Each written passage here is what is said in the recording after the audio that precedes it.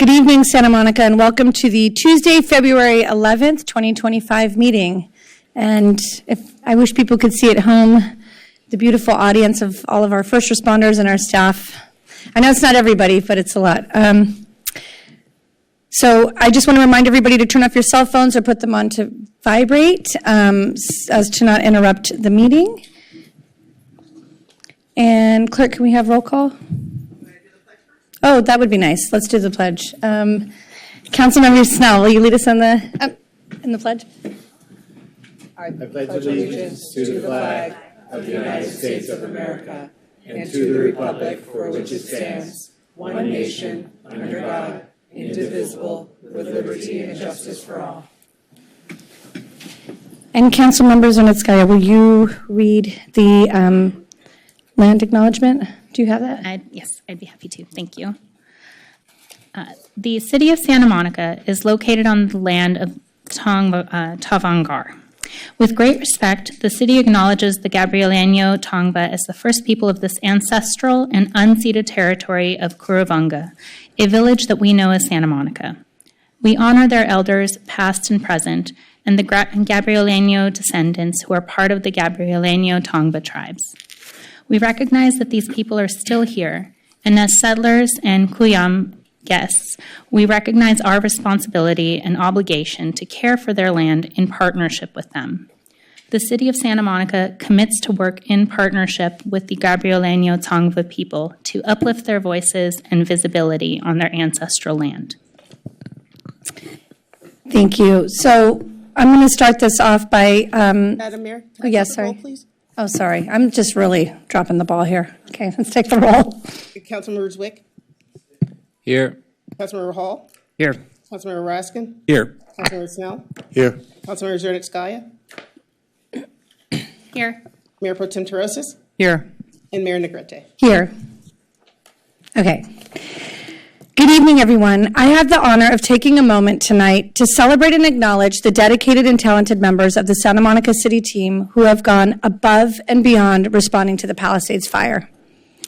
Both during the height of the emergency and in the weeks following, as we've shifted toward regional recovery, our city team has stepped up to serve Santa Monica residents, business owners, workers, and visitors, as well as offering support to our northern neighbors who were so hard hit by the flames. Every department responded to the emergency to support our community. Our first responders were and are our heroes on the front lines fighting the fire and ensuring residents were safe and their homes secure. But our city's response went far beyond public safety and included employees from all city departments, cleaning up our streets and parks, shuttling displaced residents to shelters, sharing time-sensitive information around the clock, and supporting our anxious businesses, nonprofits, and residents. And to compound things even more, some of those working on the fire response were at the same moment worrying about their own homes, pets, and families in the fire area. Many of those hardworking, dedicated employees are here tonight, so let's start by giving them a round of applause.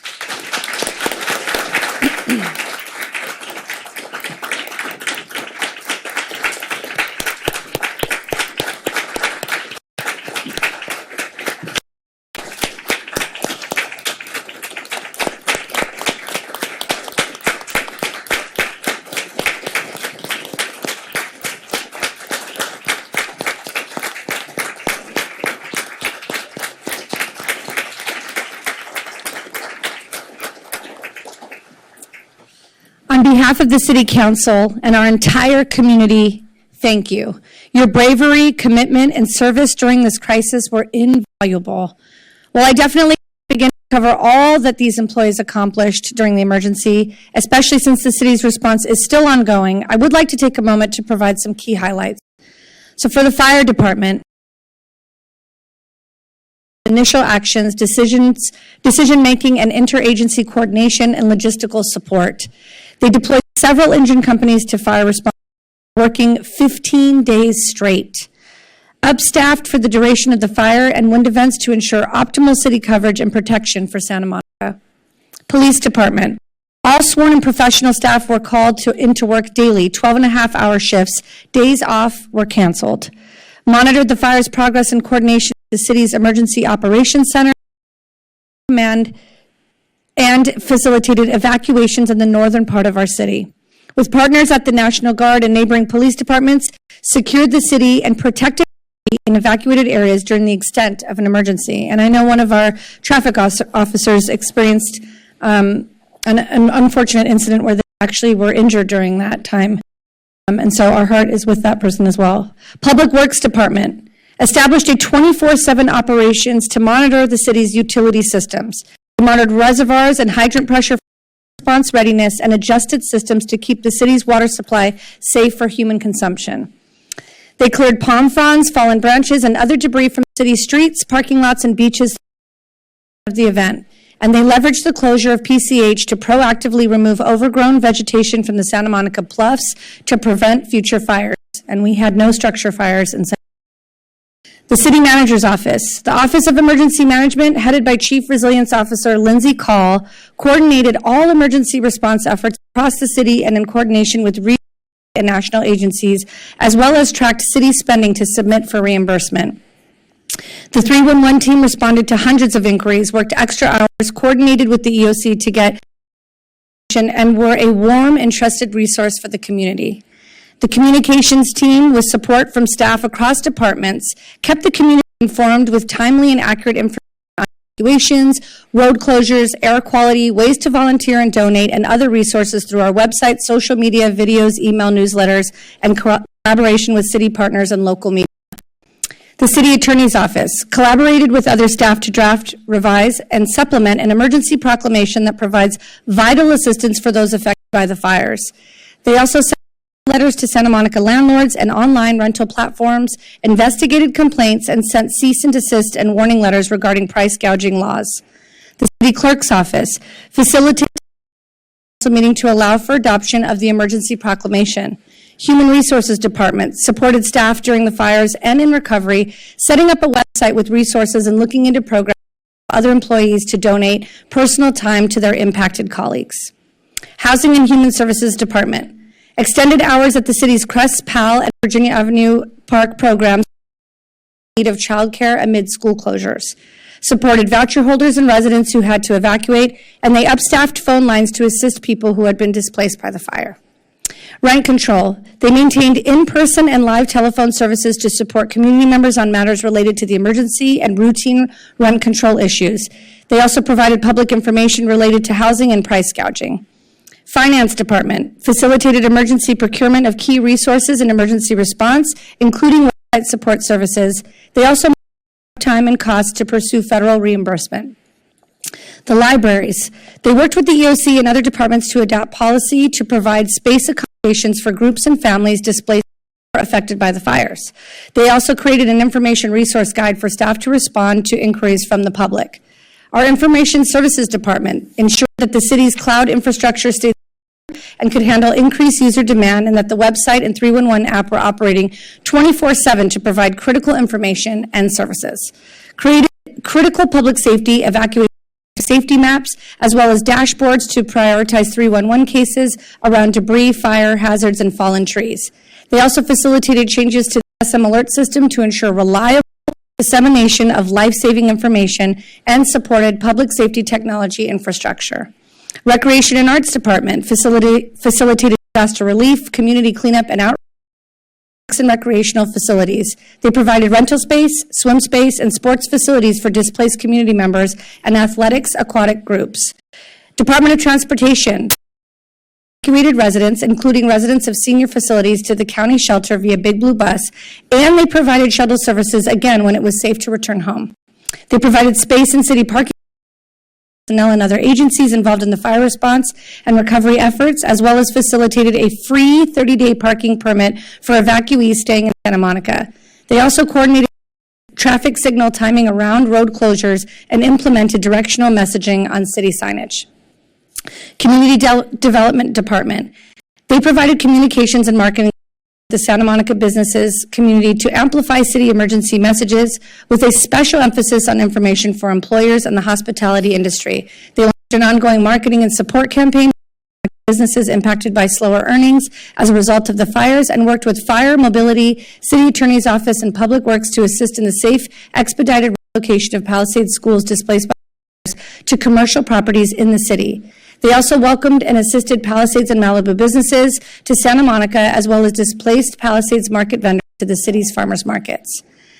Our work is not over. Putting out the fire is only the start of our recovery. Our teams are still working to support displaced schools, businesses, and residents, and we are still working to support our who have lost their homes here in Santa Monica. Yep. And you guys are always on call. And we must do the important work of telling the world Santa Monica is open for business and ready to welcome everyone in our town. Thank you again to everyone who works so hard and continues to dedicate their time to help our region recover from these horrific fires. Now I'd like to ask all employees in attendance to join me with the council members in the well for a photo. Thank you.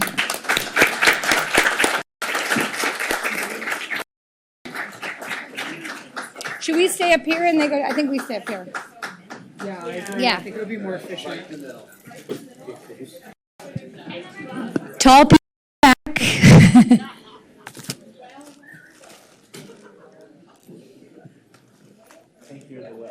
Don't we want first responders too? Clarify my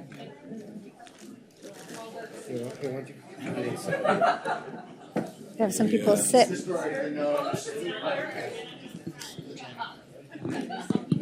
We can move these flowers.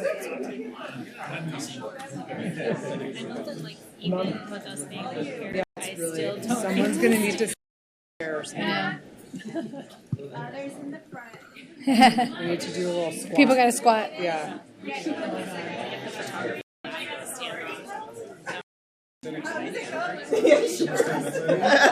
You won't be in the picture though.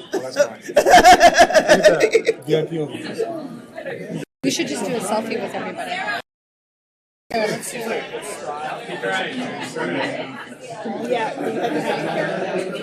it's outside the stage. Jesse, lean over my shoulder.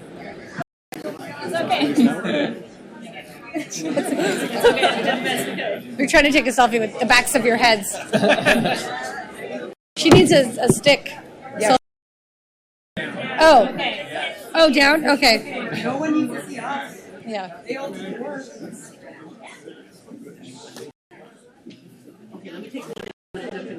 You want to stand up and get in it? I'm good. People see too much of me.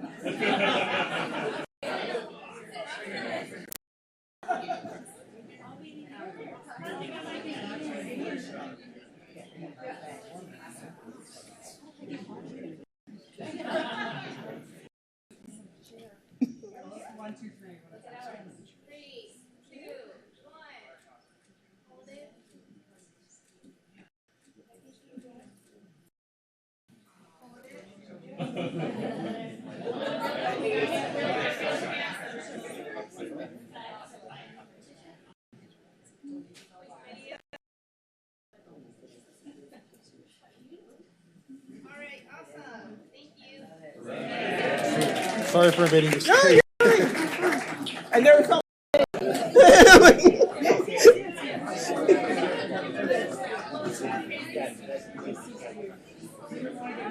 I'm good.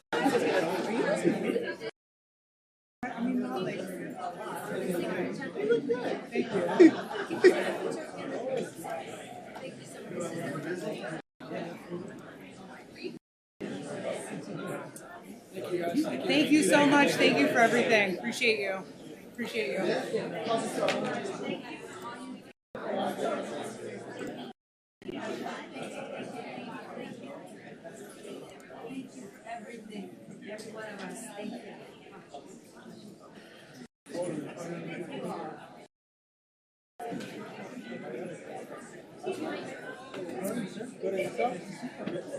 Everything going good? Yes, it is. Excellent.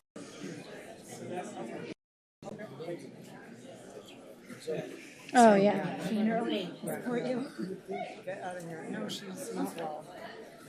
You got to be careful. Oh, I know. I know. That's okay. We're going to start. And Now I'd like to ask any council members if you'll be recusing yourself from any items on the agenda pursuant to the Levine Act. did you guys hear that? Yeah. No. Okay.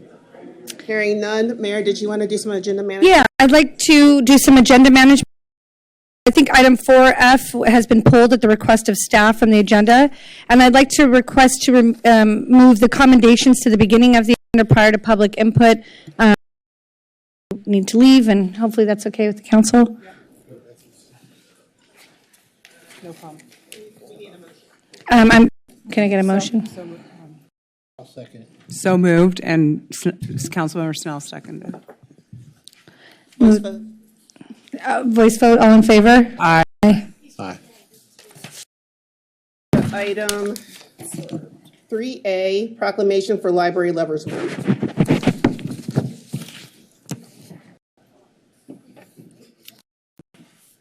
Okay, we're doing that first.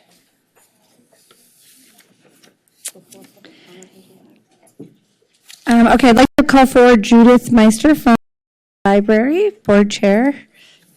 Sorry, this is like so much. A lot happening over here, sorry. Hi, Judith. I'm going to read this Oh, wonderful. proclamation from here, and then I'll come down there. So this is for the library, whereas this public library is a sanctuary where all are welcome, a space that inspires the community to read, connect, relax, and learn. Whereas the Santa Monica Public Library is not just a collection of books, but an integral part of the fabric of the city, dedicated to fostering literacy, lifelong learning, civic engagement, and cultural awareness. And whereas the Santa Monica Public Library is championing the principles of free and open access to information, inclusivity, and the transformative power of knowledge. And whereas we recognize the profound impact in events, from story times that spark young imaginations to workshops that teach essential skills and book groups that unite readers through shared passions. And whereas we celebrate the librarians, library staff, and volunteers who dedicate their lives to enhancing the quality of life for the residents of Santa Monica, regardless of background. And now, therefore, I, Lana Negrete, of the City of Santa Monica, on behalf of the members of the City Council, do hereby proclaim the month of February 2025 as Library Lovers Month in the City of Santa Monica, and invite all members of the community to honor and support the library as an anchor of learning, culture, and connection in our lives. Together, let us celebrate and sustain this treasured institution for generations to come.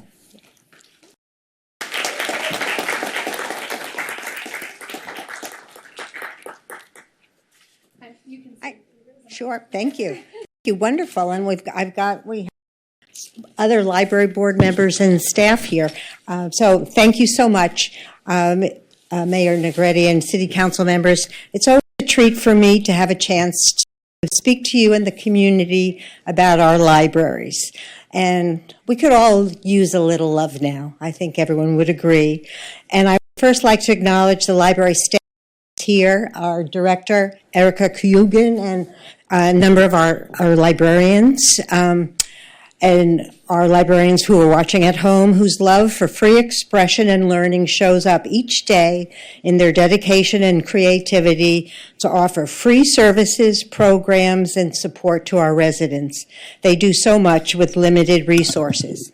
I want to also thank our residents for their continued support and involvement in our libraries.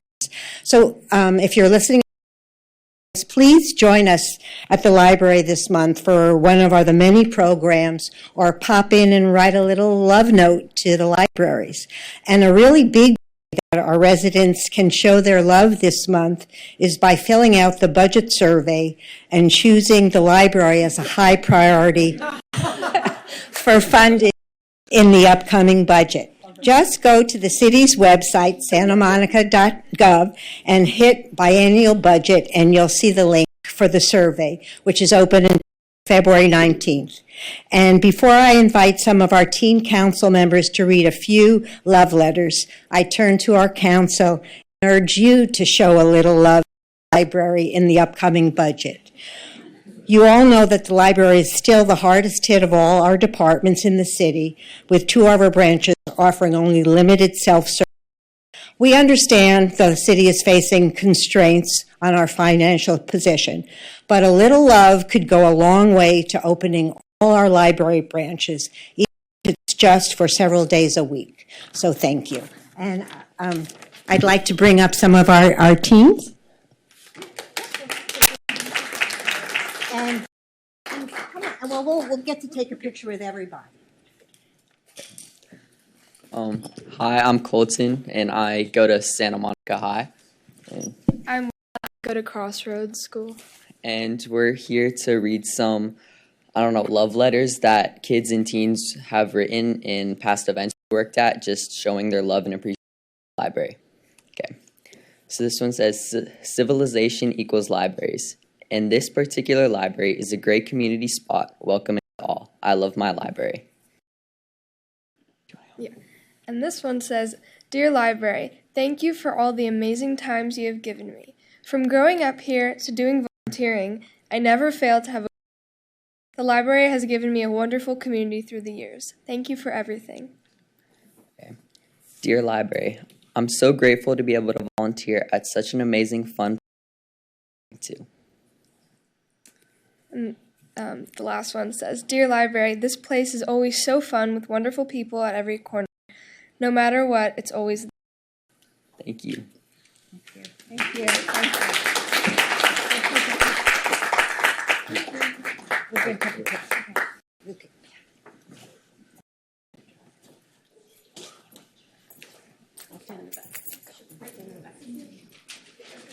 Bessie, you want to go talk to your Crossroads peeps over there?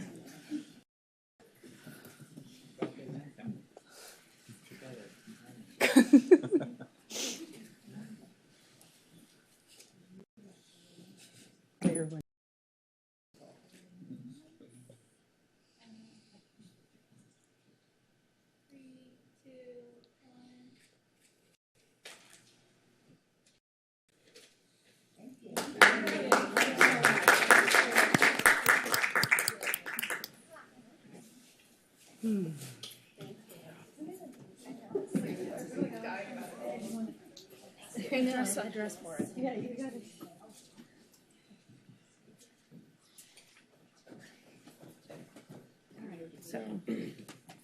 Item 3B, commendation for David White. Dun, dun, dun, dun. The big one. Okay. Well, as you know, David White is moving on soon, so this commendation is for our city manager.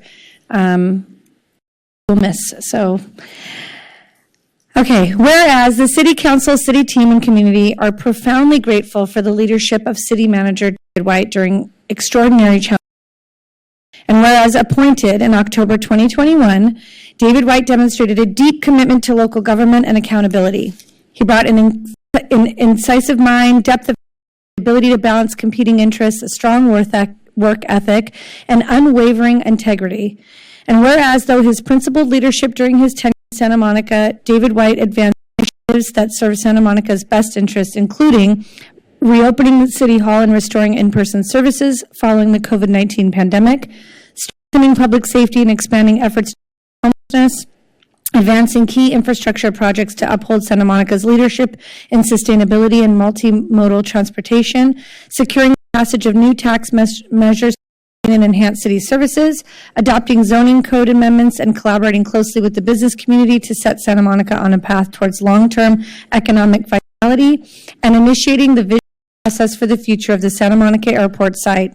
And whereas David White led with dedication, collaboration, and vision, whether working late into the night at council meetings or arriving early the next morning, usually jogging or biking here, with the same energy and focus, he remained accessible, responsive, and engaged, and has earned the trust and respect of residents, community partners, and business community. And whereas David White has been a steadfast advocate for the health and well-being of the community, both as a city leader and as a resident, his commitment to sustainability is reflected in his bike rides, rain or shine, and his plant-based lifestyle embodying environmental responsibility. And whereas, whether sharing his latest music journey or letting a great track fuel his music is woven into David's daily life, and wife, maybe. As one of his favorite bands, LCD Sound Systems, puts it, change is what you want. Change is what you're doing. A sentiment that perfectly reflects David's leadership. With vision and determination, he has championed progress, embraced innovation, empowered city staff, fostered a culture of excellence, and helped shape a Santa Monica that moves forward together. Now, therefore, I, Lana Negrete, the mayor of Santa Monica, on behalf of the city council, do hereby take great pleasure in commending David White during commitment to the city of Santa Monica and extend our very best wishes for a happy and rewarding future in public service, cultivating thriving communities wherever he may be.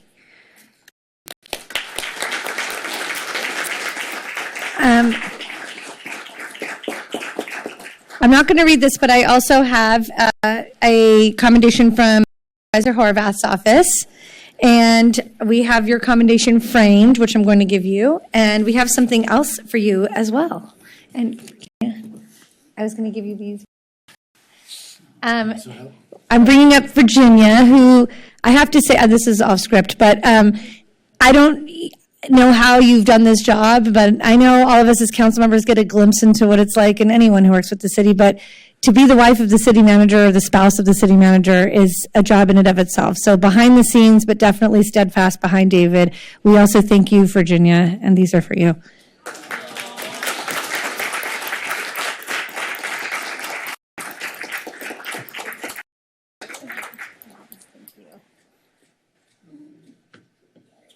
I don't get flowers for Valentine's Day now, right? Yeah, Absolutely. Definitely need to get her flowers. this is do you guys want to help give this one over? This is the one. You want to hold it up?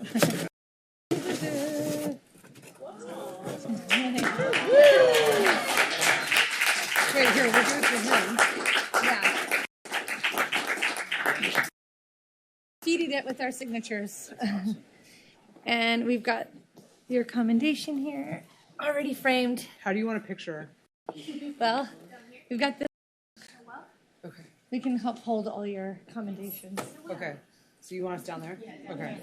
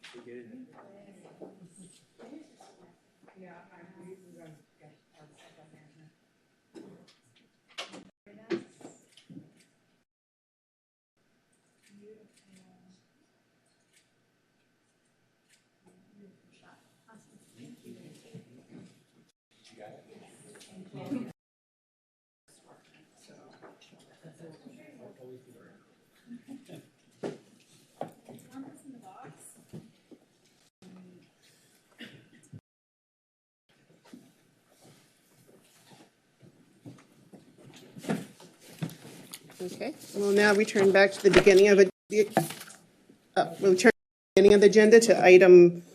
Nikki, I'll jump in for. Oh, I'm sorry. It's okay. We're done with you. So,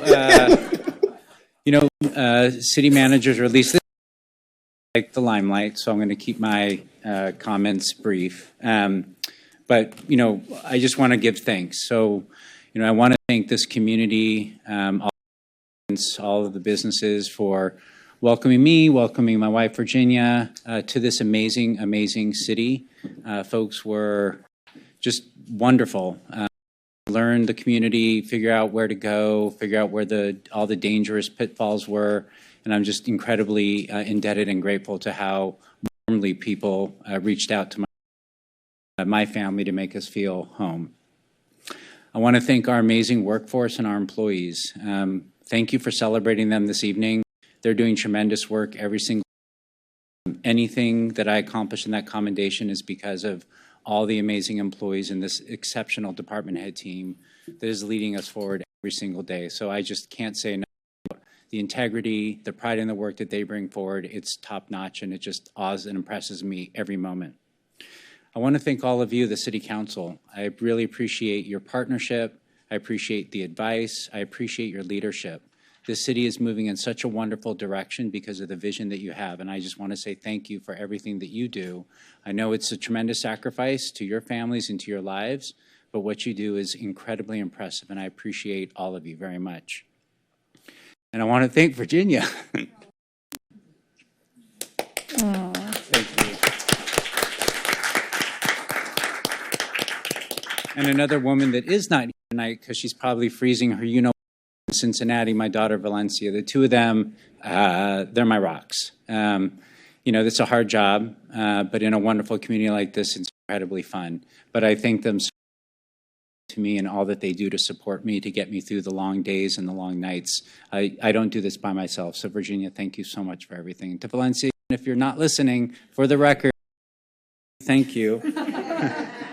And then I do, Santa Monica is iconic. Santa Monica is inspirational. Santa Monica is a leader. So I do leave with a quote of some inspiration, and it comes from the most amazing boxer in the world, Muhammad Ali, during Black History Month. And what he said was, impossible is just a big run around by small men who find it easier to live in the world they've been given than to explore the power they have to change it. Impossible is not a fact. It's an opinion. A declaration. It's a dare. Impossible is potential. Impossible is temporary. Impossible is nothing. So my hope for this council is you to break through the impossible. You've got the vision, you've got the energy, you've got the focus. Just keep doing what you're doing, and nothing will be impossible. Thank you. Oh, thank you.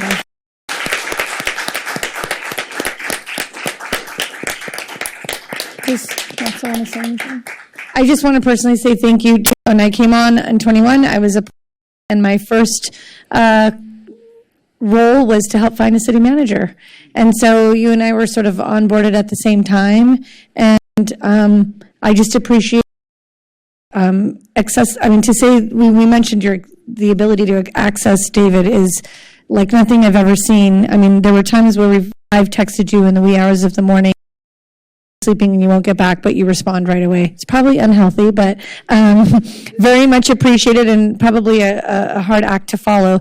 I just want to thank you for your advice, your guidance, and for just being David, just sort of saying, if I'm here to do the work of the council and support you guys, and so I appreciate that. And I will be sending you playlists, and so don't change your number. Does anyone else want to say anything? Okay, we're going to have comments. We don't want to take up the time, but thank you. Apologies again for that. We'll now move to the beginning of the agenda for public input. Public comments only on items not on the agenda that are within the subject matter jurisdiction of the city. State law prohibits the city council from taking any action on items not listed on the agenda, including issues raised on. And it looks like we have 14 speakers on this item. Okay, so I'm going to call up the first few speakers, and if you'll line up, I have Jeff McMullen, Thomas Sullivan, Jerry Rubin, Goli Basma, and Denise Barton. And then Jeff McMullen, when you're ready.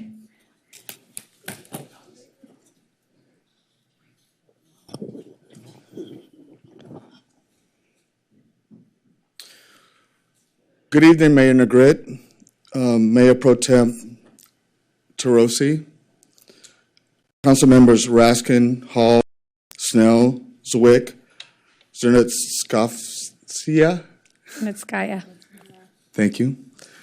Greetings, City Manager White, Assistant City Manager Klein, City Attorney Sloan, Assistant City Attorney Cola, City Clerk Newsom, and other fine staff members of the Santa Monica. Greetings to the fearless first responders who bravely responded to the wildfires that recently devastated our beloved County of Los Angeles. Your courageous effort at responding to our community just reminds us of our shared humanity and our need for a compassionate community Bravo Zulu on a job well done. I am Jeff McMullen, a grateful resident of the city of West Hollywood, United States Navy. I am a multifamily asset manager, Juris Doctor, and queer American. I'm here to tell you about an election that's happening right now. It's the California Democratic Party's Assembly District delegates, and what that is rank and file Assembly party members so that they could be a part of the party leadership and provide from a low level the perspective of the average vote.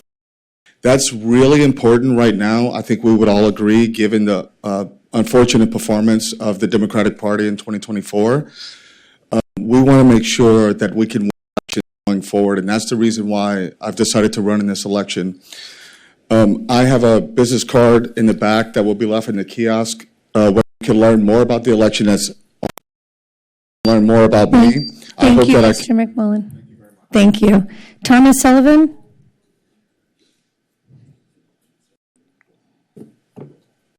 Everyone. My name is Thomas Sullivan, and I'm the new director of the Caton Children's Museum, located just down the street on the top floor of Santa Monica Place. Thank you very much for this opportunity to speak briefly with you this evening. For those unfamiliar, the Children's Museum is a 22,000 square foot educational nonprofit space serving 155,000 members, visitors, and field trip participants every year. And I'm grateful for the opportunity to share new programming that the Children's Museum has launched in response to the devastating natural disasters that we have faced as a city and broader region. Shortly after the fires began, the museum launched the Wildfire Affected Community Access Initiatives to create free access to the Children's Museum's Playful Learning Space, our innovative public and school program, and educational hands-on exhibits for families affected by the wildfires. The program offers free admission to families from affected zip codes, a partnership with the Teddy Bear Project to distribute free stuffed and teddy bears to little ones, aid in discussing this heavy and challenging topic with young children, and finally, community gatherings, which creates free group visits for schools, places of worship, and community centers that are lost in the fire or are now deemed inaccessible, offering the Children's Museum space for them to meet and connect with their families. We are so grateful for how many families and organizations have already utilized this offering, and we are ready with our open doors, arms, and hearts to welcome many, many more. Families can find out more on our website, catonmuseum.org/community-relief. Thank you very much for your time this evening, and I hope to see you all in to come and play soon. Thank you. Thank you, guys. Thank you, Mr. Sullivan. Jerry Rubin? Thank you very, very much, Mayor Negretti, Mayor Pro Tem Terosis, honorable council members, city manager, city attorney, city clerk, honorable police officers, and fellow Santa Monicans. With Valentine's Day coming up, what can I say? I love Santa Monica. And I sent you all a kind of a Valentine's card promoting love, peace, gratitude, kindness, and let me add character, that we continue, as David White said, quoting Muhammad Ali, and when the going gets tough, the tough get going. So let's all work together. I wanted to announce a special event. Westside Recovers, community resource and information exchange at the Martin Luther King Auditorium at the Main Library this Saturday at 10. The Westside Democratic headquarters, including our Santa Monica Democratic Club and other clubs, are sponsoring it. Let's get a big turnout, and let's continue all this and honor all the people that have helped after this devastating fire. Thank you all so much. I love Santa Monica. Thank you, Jerry. Basima? Good evening, Madam Mayor and council members and police officers, fire department, and Santa Monica fellow residents. I'm here to thank you all for doing such a wonderful job with Santa Monica, taking the time to care about everyone here and to give us so much love. I also wanted to, I said on the agenda, but hate has no place in Santa Monica. The city opposes abusive or threatening hate speech, intolerance, or dehumanization and supports basic civil respect and human decency. I want to emphasize on that, and I want to ask all council members to please, as well as our God bless them, thank you so much first for helping them. Please, also, if we don't have, I'm sure we do have, can you please do something about the people that we have, not just of the public that we've voted in or we've hired. I'm talking about the elders of our community. We need to have somebody monitor the of the buildings. It seems that they're, I'm not talking about personal experience, but if there's elder abuse, no one will ever know about it until we investigate. I suppose I was a LAUSD voted in by acclamation by all parents, teachers, and administrators to be their voice, ears, and eyes. And I'm a Santa Monica resident, and I have been as long as I can. And I'm asking from everyone, voicing up from everyone, can you guys please do something where you can kind of monitor people to make sure, they're not involuntarily abusive or neglecting anyone.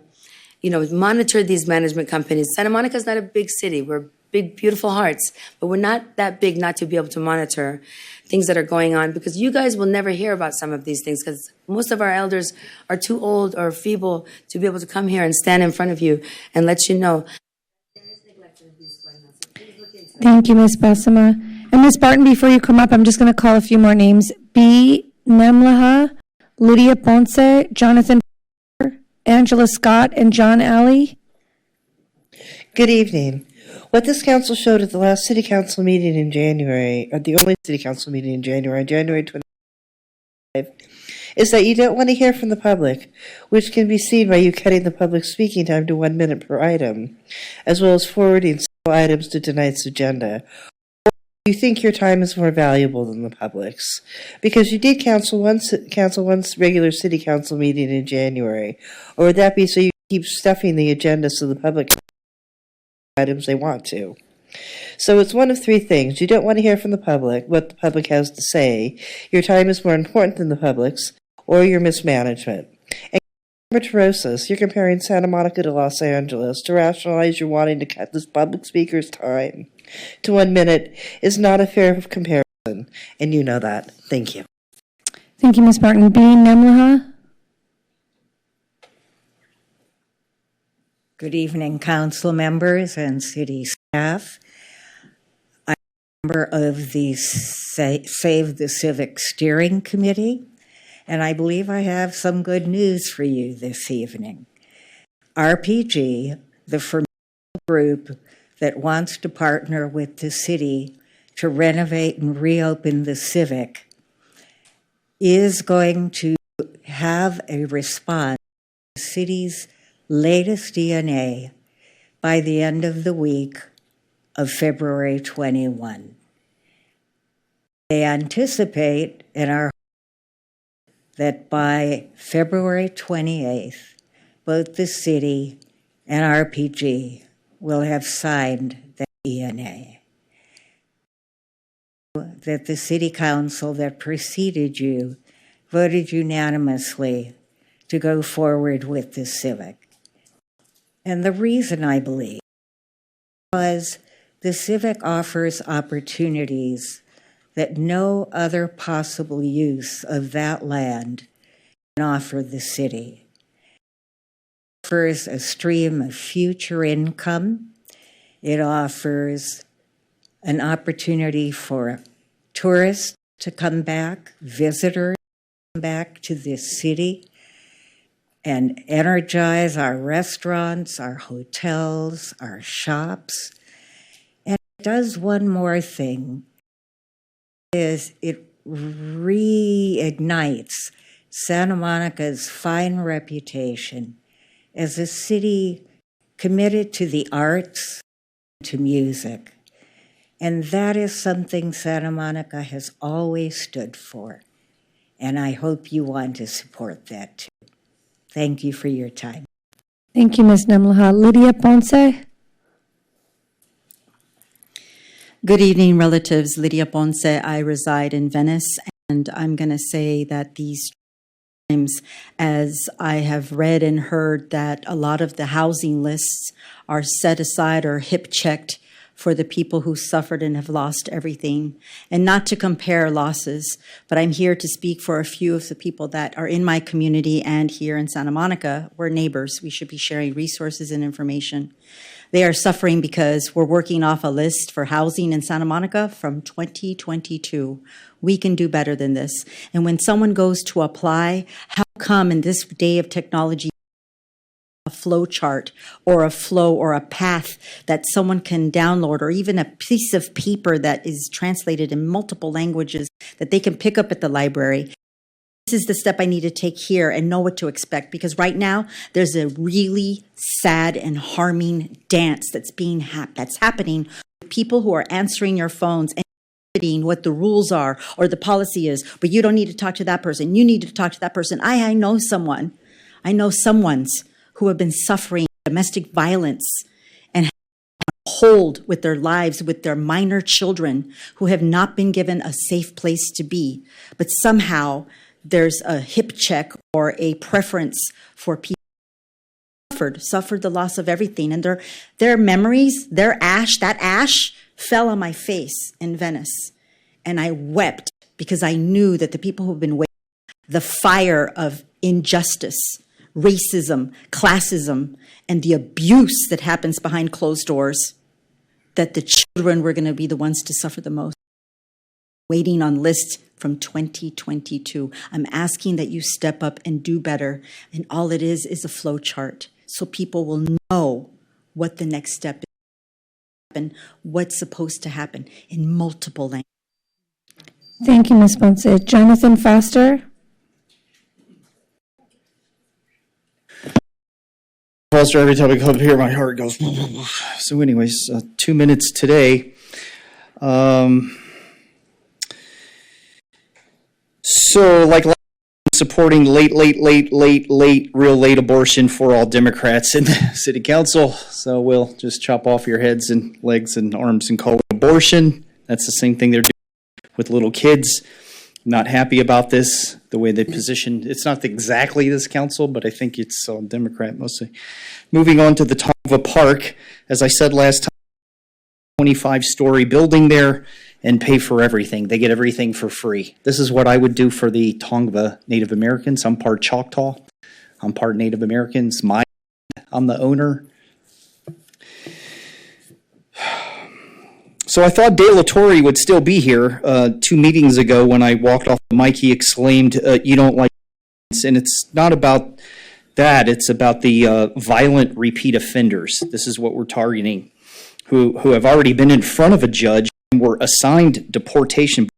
That's who it's really targeted at. And there's money going to illegals, but, every country deports illegal aliens. There's not a country that you can name for me that aliens. So it's crazy to think that we can't do this.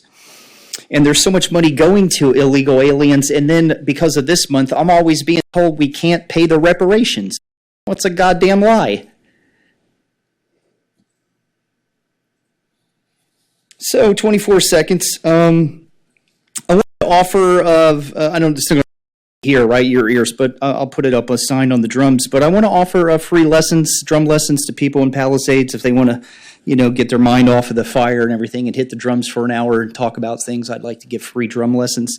Done that for 24 years out there anyway, so you can have free lessons. God bless the mayor, and we'll. David White, were you in the? Oh, sorry. Ms. Scott. Sorry, it just showed up.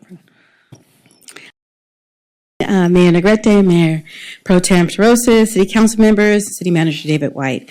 On behalf of Santa Monica High A House Principal, myself, we would like to extend our sincerest thanks to City Manager David White and the City Equity Plan for sponsoring our first College Expo at Santa Monica High School, featuring 35 colleges, Hispanic serving institutions, as well as HBCUs, which are historically Black It was a transformative time for more than 300 students that came in there and explored, many of them first-time college, as well as those who, through extenuating circumstances, could not even imagine or envision themselves stepping on a college campus.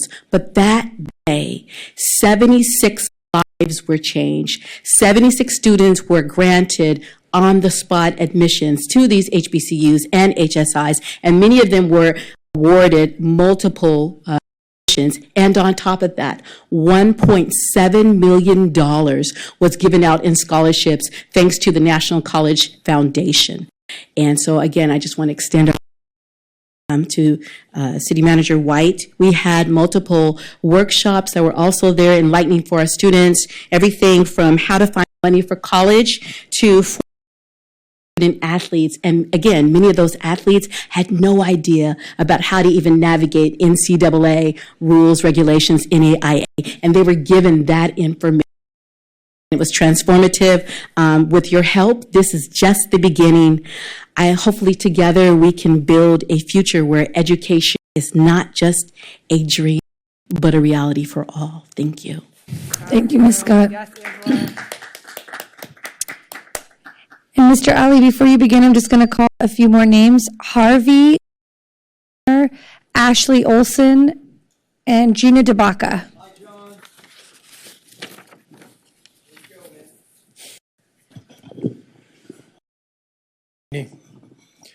Questions regarding the selection of Elaine Polachek as interim city manager. Explain publicly your involvement through in meetings regarding the Elizabeth Riel case and the settling of her lawsuit in 2014 for $710,000. 2, departure from Pasadena and your demand that your assistant follow you to Santa Monica. 3, why you are deserving more salary and perks administration and cabinet members. 4, is it because you're keeping secrets? 5, your involvement in financial incentives received from the Orange Barrel Media digital billboard deal with Big Outdoor Advertising. Explain, or you'll follow former city manager Rod Gould and disgrace current city manager David White in resigning. David White, notably not by any vote of the last city council, but by public pressure from the Santa Monica Coalition and public regarding his illegal activities in Fairfield, California, which he never disclosed in applying for the job here in Santa Monica. Thank you. Harvey. Good evening. My name is Harvey Eder. I'm speaking for myself and for this Step Up Tenants Association. We want to buy a building. Litigation going on. They say it's abusing $100 million. Bontas suing them, and this I forget the name of the place. Anyway, it puts a cloud. The last 5 years have been $50 billion in homeless money. A lot of us have been homeless and whatnot, and then they just $1 billion for 10 years. Yeah, so it's really messed up. Okay. Thanks for 2 minutes. I want to incorporate by reference Special Prosecutor Jack Smith of Justice, 140-page report, and he released it last month and stepped down, and now all Musk and Trump, they're going after justice, they're going to this Project 25. It's the writing's on the wall. We got a crisis. We got to respond to it. They said they couldn't go after him, Trump, to keep him off the ballot, a violation of the 14th Amendment of the Constitution, Section 3. I was formed after the Civil War. 13th freed the slave. 14th was to stop the KKK. They didn't go after it. I didn't hear Harris say anything. She's a prosecutor about going after it.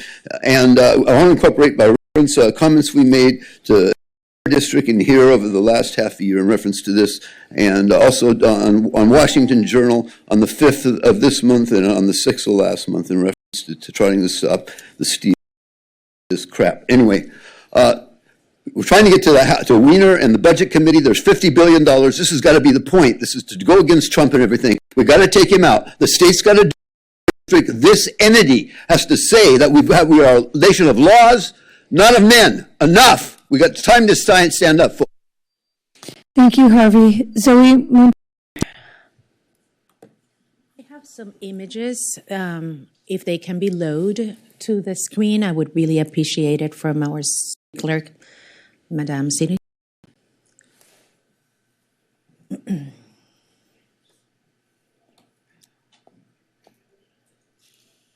In the meantime, I'm wearing voted that I always keep an extra one because when I come here, I want to let people know that voting does not happen only on November.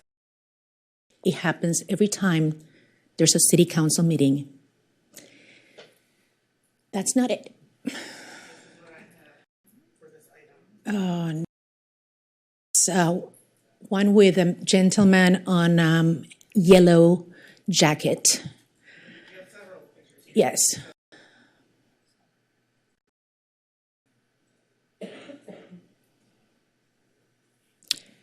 You can leave then the Thelma Terry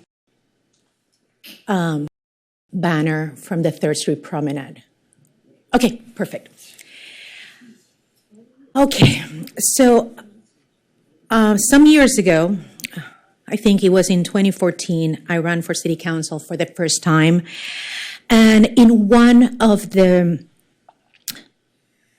panels that we had, sponsored by the Santa Monica Daily Press, I spoke of the concept of tikkun olam, who some of you are familiar because some of you are Jewish.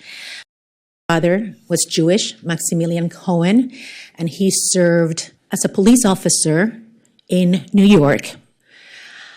He was a Sephardic Jew, and he me teaching me about tikkun olam.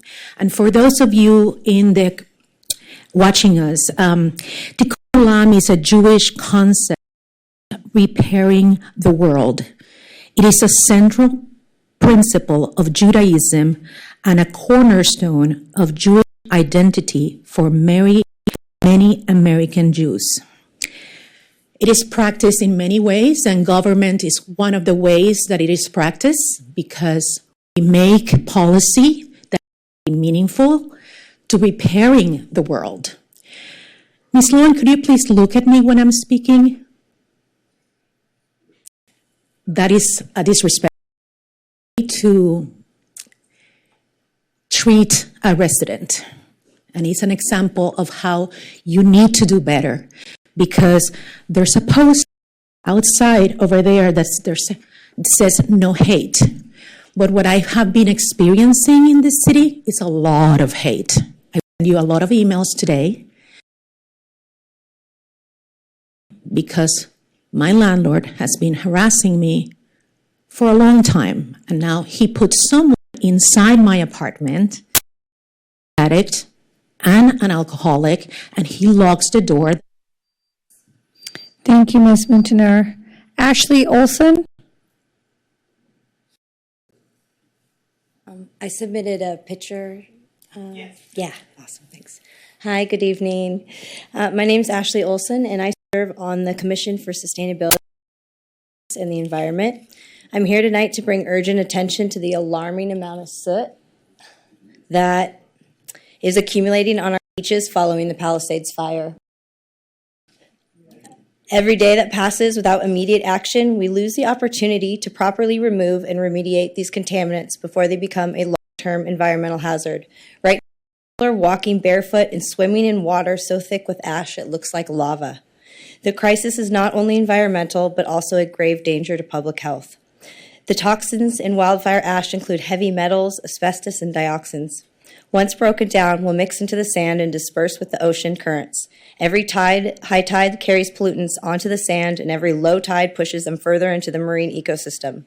Santa Monica takes pride in being a leader in environmental responsibility, and yet we're standing by as toxic debris spreads in our waters.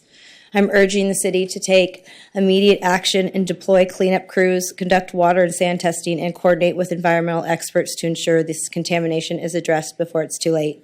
LA County is not acting on it. And if you think they are, please walk down to the Channel Road and look at the storm drain at Will Rogers. The conditions are inexcusable. The window to act is rapidly closing with every wave and every tide and every footstep. So I ask this council to prioritize this emergency remediation efforts before the pollution becomes an irreversible part of our coastline. And I also ask you to stand with Tracy Parks in opposition to the Will Rogers parking lot. I realize it's not within our jurisdiction, but is definitely going to impact our city dramatically. So thank you. Have a good evening. Thank you, Ms. Olson. Gina DeBaca. Good evening, everyone. Gina Tabaka. I am a lifetime resident. My family is from here, from Santa Monica. In fact, my family names are on the wall downstairs. I come here as a Native woman, as a Latina, as a community member, and a community activist. I've advocated for people here in our community for years. And one of the big issues is housing. And we're always talking about housing for people that work here, workforce housing. We're always talking about affordable housing. But when it comes to housing, our actual residents, our actual Santa Monica residents, our natives, that's not happening. That's not happening. And I know of quite a few people right now that are dealing with the Santa Monica Housing Department, and they're not being housed. And I'm actually one of them. I pay 90% of my income to rent. And now the owner of the house that I rent is moving back in. That's their right, so I need to leave. What did I do? I went to Santa Monica Housing Department back in December. I'm supposed to be out by March 1st. That's not going to happen. So I don't want to be homeless with my daughters, and I don't want to be homeless with my 4 grandchildren that were placed with me through DCFS. So I'm asking the city council, please, somebody, do something with the housing department so that we can be housed, especially as Santa Monica residents, us natives. We've been here. Can we please come first? We're the ones that paid into this system. We've created a lot of these systems, these nonprofit organizations, but yet we don't get served by them. So we need to be placed first, please. And also, just another little addition, I actually run a small business here in Santa Monica. Thank you, Ms. DeBaca. Happy hands, people.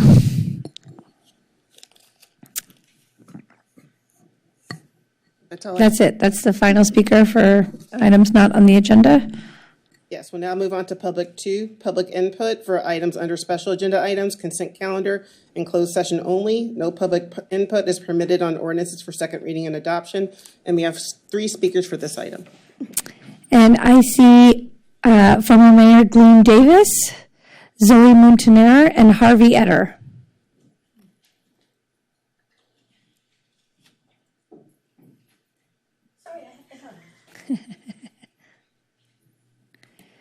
Mayor Davis, welcome back. When you called the roll earlier and you said all those in favor, I said aye. Old habits die hard. At the risk of being a little anticlimactic, I just wanted to come here and publicly thank David White for his service to this city. When David arrived, we were at the middle of the COVID crisis. The city was facing unprecedented financial challenges, and frankly, we had a dysfunctional council. And he stepped in a very difficult situation and acted, as you've noted, with integrity, with good spirits most of the time. And I think most importantly, really made an effort to try and be fair to everybody in the community. I do want to apologize to him because not everybody in the community was fair to him. There were miscreant council members and members of this community who treated him abominably. And although I don't think that's why he's leaving, I think he is owed an apology from all of us for that. I do want to, though, end on a high note that working with him, both as a mayor and council member, was just a joy. He was always fun to work with, always had a good outlook on things. He was always encouraging to me as a council member and mayor to try and do better, reach farther, see the possibilities within the city. And that is really all you can ask of a council member. It's a thankless job. It's 24/7. He becomes the lightning rod for everything that everyone disagrees with. He has to be the liaison between council dreams and staff realities sometimes. But the fact of the matter is that David had the utmost respect for the council, the utmost respect for the staff, and I think really was an example to be followed when you pick the new city manager. So I just wanted to come and publicly give my heartfelt thanks to David. I want to wish him, Virginia, and Valencia all the best. They really became integrated into this community. As you noted, David ran, biked, walked through this community, and in a relatively brief time got to know it well. What more can you ask? So thank you, Mayor Davis. Zoe Montaner. Hi. You can load the images now of the big blue bus because I'm going to be speaking on item 4E and 4G, the Department of Transportation, and the big blue bus swiftly. First, I want to ditto Councilmember Davis in her speech, because even though I never met with David White as a manager, I've always considered that he was a very respectful and dignified man. And this is indeed a thankless job, and I know how much heat you took from the community. That you endured 2 years is, it is a testament, because it's a very hard city to manage. There's so many private interests and public interests that collide. So I have the utmost respect for you, even though we never got to speak one-on-one together. But I appreciate you, and I just want to say that. I'm going to speak about the big blue bus because last Saturday I had an incident, and as you know, I enter into activism and advocacy because of an incident at the big blue bus back in October of 2010 when I got in the bus in Westwood to Santa Monica, and one of the bus drivers didn't like the fact that I called him out for speeding at 5 o'clock. And he called the police, and they arrested me, and they took me to the hospital, and I had a panic attack. And it was one of the most traumatic events in my life, because during that process, especially the driver at that day said, look what is going to happen to her. And this is recorded, and it was part of the evidence when we went to court, because they wanted to prosecute me at the time. It was not Douglas Lohan, it was a former city attorney. So this day, I was on my way to church. This driver treated me so bad. And I was going to St. Monica. My scooter was stolen. So now I have to take the bus and walk. And this driver saw me carrying bags, and he said, you have to pay. Thank you, Ms. Montaner. Harvey Etter. Hello again. My name's Harvey Etter. I'm speaking for myself and for the Public Solar Power Coalition. I thought this is supposed to be special session on not 4. I wanted to talk about stuff on 4, but I thought that was coming up later. So under special session number 7, it says reparations study session. I want to incorporate by reference the show that Ken Bird's put on about a show of the Holocaust about 1.5 years ago. We just had the 80-year commemoration of the freeing of Auschwitz. They say 1.5 million people were murdered there. 500,000 Hungarian Jews. My family, half of them was from Austria. A lot of people of us were murdered there. Yeah, I'm sorry, Mr. Etter, I'm trying to figure out what... This is about reparations in Santa Monica. I'm saying we want reparations. I understand, but you can speak on agenda items, consent calendar, closed session only. We're not... I misunderstood. I thought this was...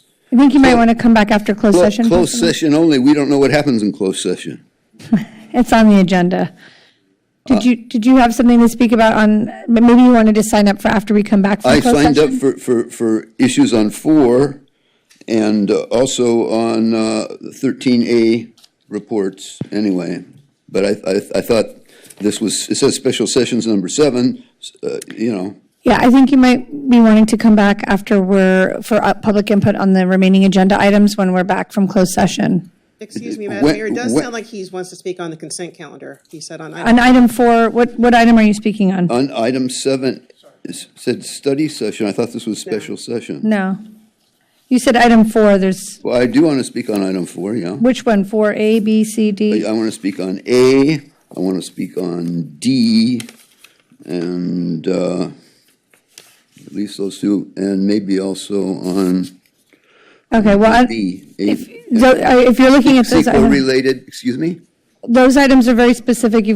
I don't want to waste too much Can I time. speak on them now? Or Sure, yeah. So this is, I will not get time later then. Well, you could sign up to speak when we come back from closed session. I've already signed up. I'll be Okay. able to, I get 2 minutes Yeah, then, right? yeah. Because I thought I got 2 in the beginning, 2 now, and 2 for 4, but not now. Oh, are you, okay. Thank you, Mr. Etter. So that concludes public comment for item 2. Yes, we'll now move on to the consent calendar. All items will be discussed and approved in one motion unless removed by a council member for discussion. In accordance with Charter Section 615, the adoption of all ordinances and resolutions shall be by reading of title only unless a council member present dissents. No public discussion is permitted on ordinances for second reading and adoption. Council, would you like to combine the city council and the redevelopment successor agency items? Yes. Okay. Can you announce, clerk, the respective payment for meetings as the following and to conduct the roll call, please? Yes, so the respective payment for this meeting, or for council meeting as the redevelopment successor agency is $0. I'll now call the roll. Agency member Zwick. Here.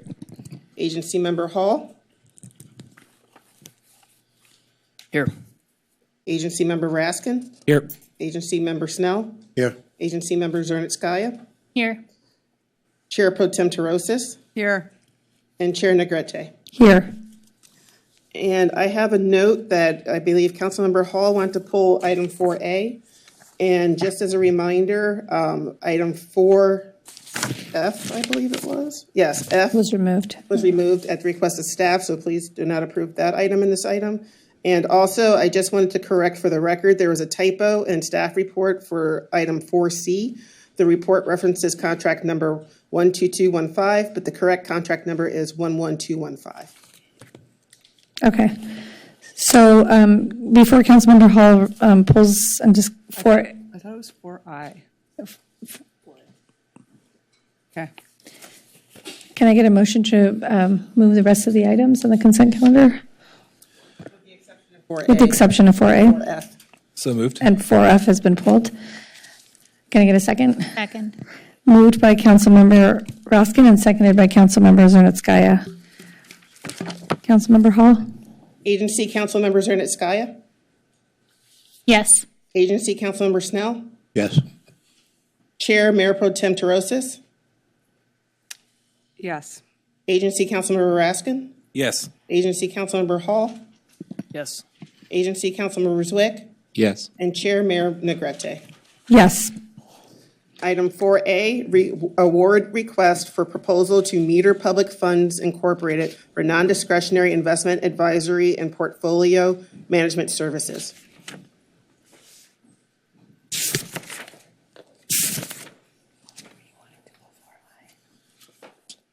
Mayor, I'm willing to waive the staff report. I just have several questions. Okay. Great, thank you. So I'm curious, what constitutes a quorum of the investment committee? So there's nothing specified in our investment policy about the quorum. So there's nothing specific to it.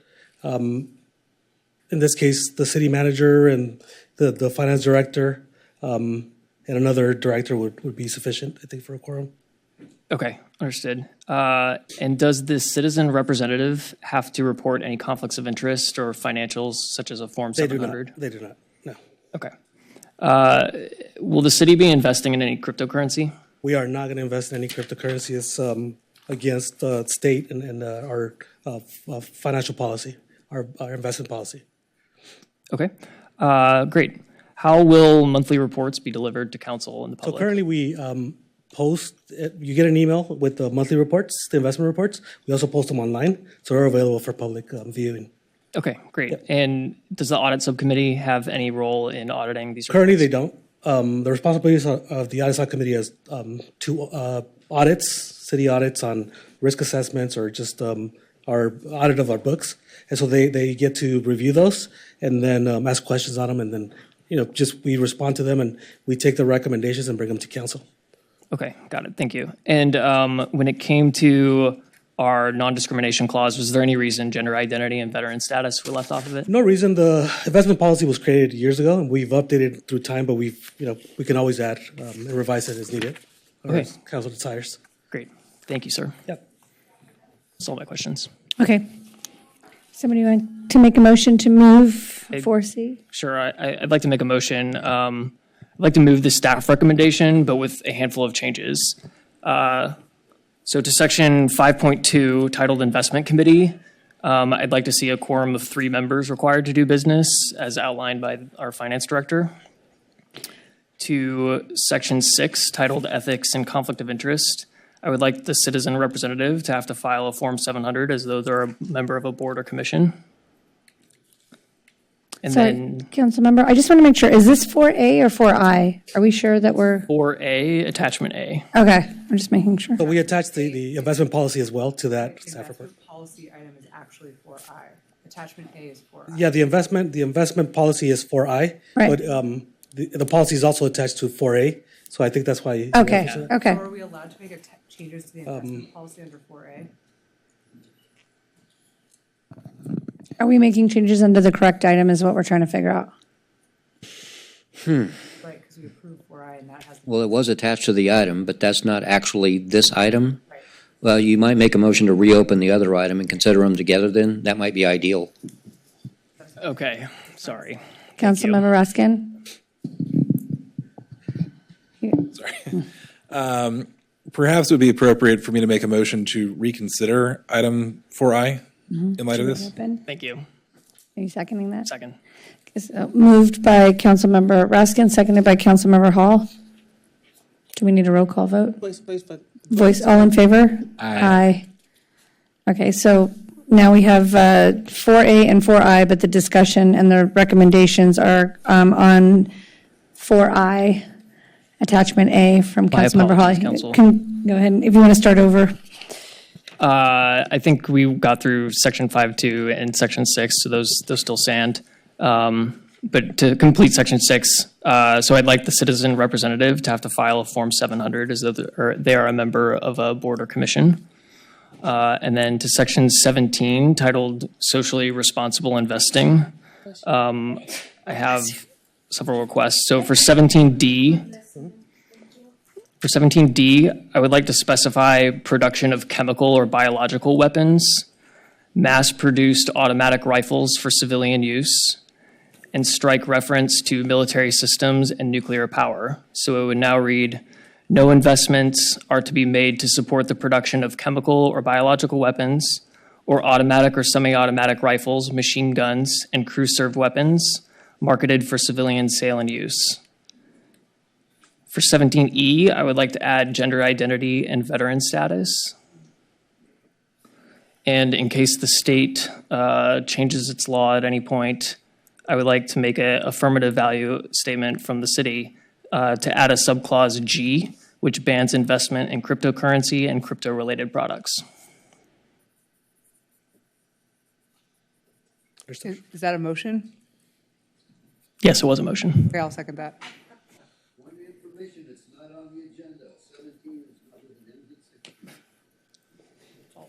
So I'm sorry, the maker was Councilmember Hall, and the second was from Mayor Perosis? Yes. Pro Tem Perosis, I'm sorry. Okay, and so this is for items 4A and 4I. Councilmember Zwick?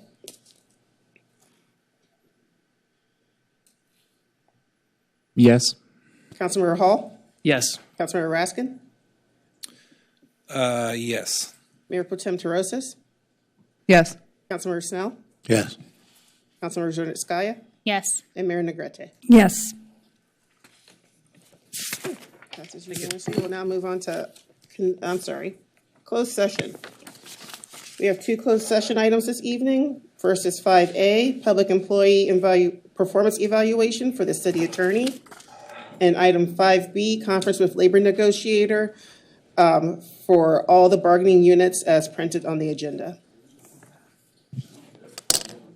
Okay, City Attorney, when do you expect we'll be back? I think we can do 1 hour, so 7:50. I'm sorry? Timed agenda had us at 50 minutes. Okay. Okay. 7:45. We'll compromise. All right, so we won't be back before 7:45. All right. See you in about 45 minutes. Thank you.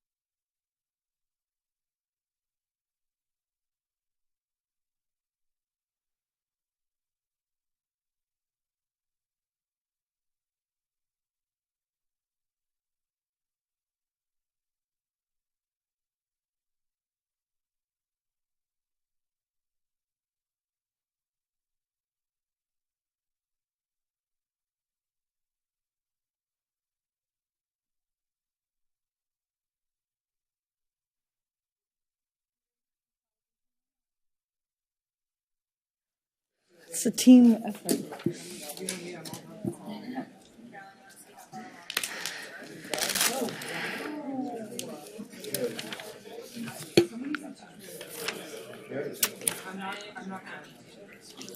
Council, are you guys ready to get going?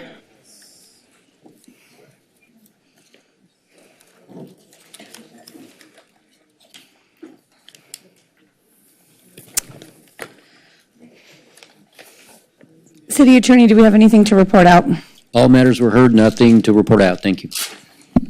Great.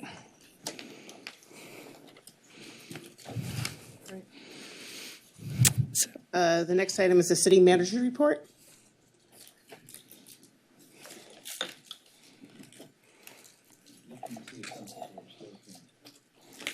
All right. Good evening, Mayor, Mayor Pro Tem, and City Council. So I did want to introduce a couple of folks to you, but I'm not sure that they're here at this late hour. But I know that you've seen their faces already. So first is our new Community Development Director, Armine Chaparyan. She joined us on February. Oh, is she there? Oh, she's here. Okay, thank God. I was all nervous. I was like, all right, thank you. Armine's here. She joined us on February 3rd as our new Community Development Director. Armine comes to us from the city of South Pasadena, where she most recently served as city manager. She has more than 2 decades of experience in local government and a wealth of knowledge, and we're excited for her to join the city team, and we're especially delighted of her expertise in economic development. So welcome, Armine, to the team. Hi. And I'm not sure she is still here, but I also just want to inform the council, remind you, and reintroduce Elaine Polachek, who will take over as interim city manager beginning February 20th. As many of you know, Elaine previously served the city of Santa Monica for nearly 2 decades, including as assistant city manager. She came on board last week and is here part-time until taking over on the 20th, and we're working closely together to ensure a smooth transition. And a few other updates. Voting is now open for the annual Santa Monica Most Loved contest. Shout out to your most favorite restaurant, retailer, spa, gym, coffee shop, or other go-to spot with a vote through March 14th, and you can find more information at santamonica.gov. And obviously, we're just a few days away from Valentine's Day, so I encourage everyone to take advantage of our incredible restaurants and retailers for the best gifts and places to celebrate with your loved ones. Many local spots are really hurting from reduced business due to the fires, and you can help by enjoying a meal, grabbing some takeout, or buying a gift card at one of them. To that end, I'm pleased to report that the city has waived outdoor dining fees for our community's restaurants for the month of February 2025, and we do hope this provides a little bit of relief. And our Economic Development Manager, Jennifer Taylor, and Chief Resilience Officer, Lindsay Call, met with representatives from FEMA and the Small Business Administration last week and want to spread the word that owners of Santa Monica businesses that were evacuated or suffered lost revenue as a result of the wildfires may be eligible for FEMA assistance even though their business was not physically damaged. And you can go to disasterassistance.gov to see if you're eligible. The deadline to apply for individual assistance is March 10th, so do it soon. And please help us get the word out to others who may qualify. And just a couple of final things. There's a blog on santamonica.gov highlighting all the wonderful events happening for Black History Month, including the annual Black History Greens Festival on February 22nd at Virginia Avenue Park, a performance and discussion at the Annenberg on February 27th, and a career and community resource fair at the Miles Memorial Playhouse on February 28th. Yes, that is the Miles Memorial Playhouse is reopening. So please check them out. The city is seeking public input for the planning and development of the fiscal year 2025-2027 operating budget, and I do want to thank Christopher Smith and Oscar Santiago for all that work in putting this engagement together. And we are encouraging everyone to please take the survey at santamonica.gov. Our goal is to get past 1,000 surveys, so I hope everyone will hop online now and attend a virtual community meeting this Thursday, February 13th, or attend an in-person meeting on February 18th at Virginia Avenue Park. Finally, we are thrilled to welcome Freeze Los Angeles back to Santa Monica Airport from February 20th to 23rd. It is always an honor to host this incredible event celebrating art and artists in our city. As you heard about if you attended the art unveiling with Gary Tyler just prior to today's meeting, the city has been able to work with Freeze to procure a piece of art by a local artist for our art bank the past 2 years. One is in our city council chambers, and one is now on the second floor of City Hall. And we will continue that tradition again this year, and more details to come. Thank you very much. Thank you. I will now ask if any council members have anything to report on travel since our last meeting. Councilmember Zernitskaya. I attended the new mayors and council members academy with Cal Cities in, oh my goodness, my brain is on. Yeah, it's like an hour south of here. It was very informative, and I learned a lot and made some great connections.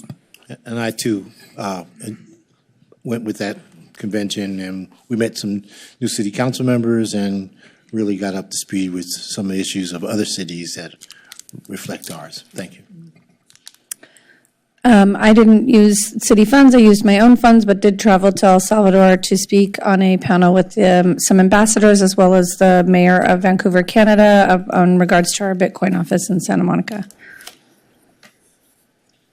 Okay, we'll now move on to public input on remaining agenda items only. Public comments permitted on ordinances for introduction and first reading. No public discussion is permitted on ordinances for second reading and adoption. Public input for 12 items will be heard at the time when the public hearing is called. It looks like we have approximately 30 speakers in the queue. Okay. I just want to remind everybody to state your name and the item that you're speaking on when you come up. I'm going to call 5 names. If you could line up against the wall in the order that I call them. Jeff McMullen, Thomas Sullivan, Jerry Rubin, Goli Bassama, and Denise Barton. Lana, that's the Sorry. list from this morning, or from early, Oh, I need this to morning. scroll. Sorry, scratch that. Just try that again. Jerry Rubin, I have people down twice. Denise Barton, Lydia Ponce, Angela Scott, and Mike Lemos Kiz. What? Quiche Nation. Jerry Rubin? Oh, Jerry Rubin left. Okay, Denise Barton? Mm-hmm. Yeah, I'm setting it now.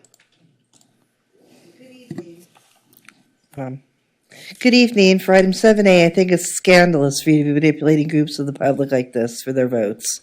Because in case you missed it, DEI left with Joe Biden. I've said it before, you need to close the DEI department because city services are not yet where they were before the pandemic. And city council continues inviting criminals to the city by your actions, significantly increasing crime in addition to not having enough police. As it would seem that you want the residents, property owners, and businesses to pay for the reparations through their tax dollars. To buy or finance property for your special interest groups is not why anyone pays taxes. Just like residents shouldn't be paying for city employees to have racial cliques, which is what DEI is, as well as making it easier for you and management to use the divide and conquer strategy on them. If I were you, I would be more concerned about the money the city has to pay back to the restricted funds for the pandemic and the Palisades lawsuit. Next, on item 14A regarding council members receiving gifts. Here, what I found the most interesting is the resolution claims to be California Fair Political Practices Commission compliant, but yet it was incomplete, making the city attorney look as dirty as the city council and city management. So the part that's missing is this, that for lobbyists you may not accept a gift or gifts totaling more than $10 a month. Why did the city attorney not think that this was an important part? Or did he want to leave his council members at risk of violating California's Fair Political Practices Commission? Or was it the council that had you leave this part out? Here it would appear that the section about gifts from lobbyists needs to be included as gifts or gifts the council can receive. Finally, item 16L, self-certification of your ADU's residential and commercial improvements. Here I have to ask if this would be anything like was done during the pandemic.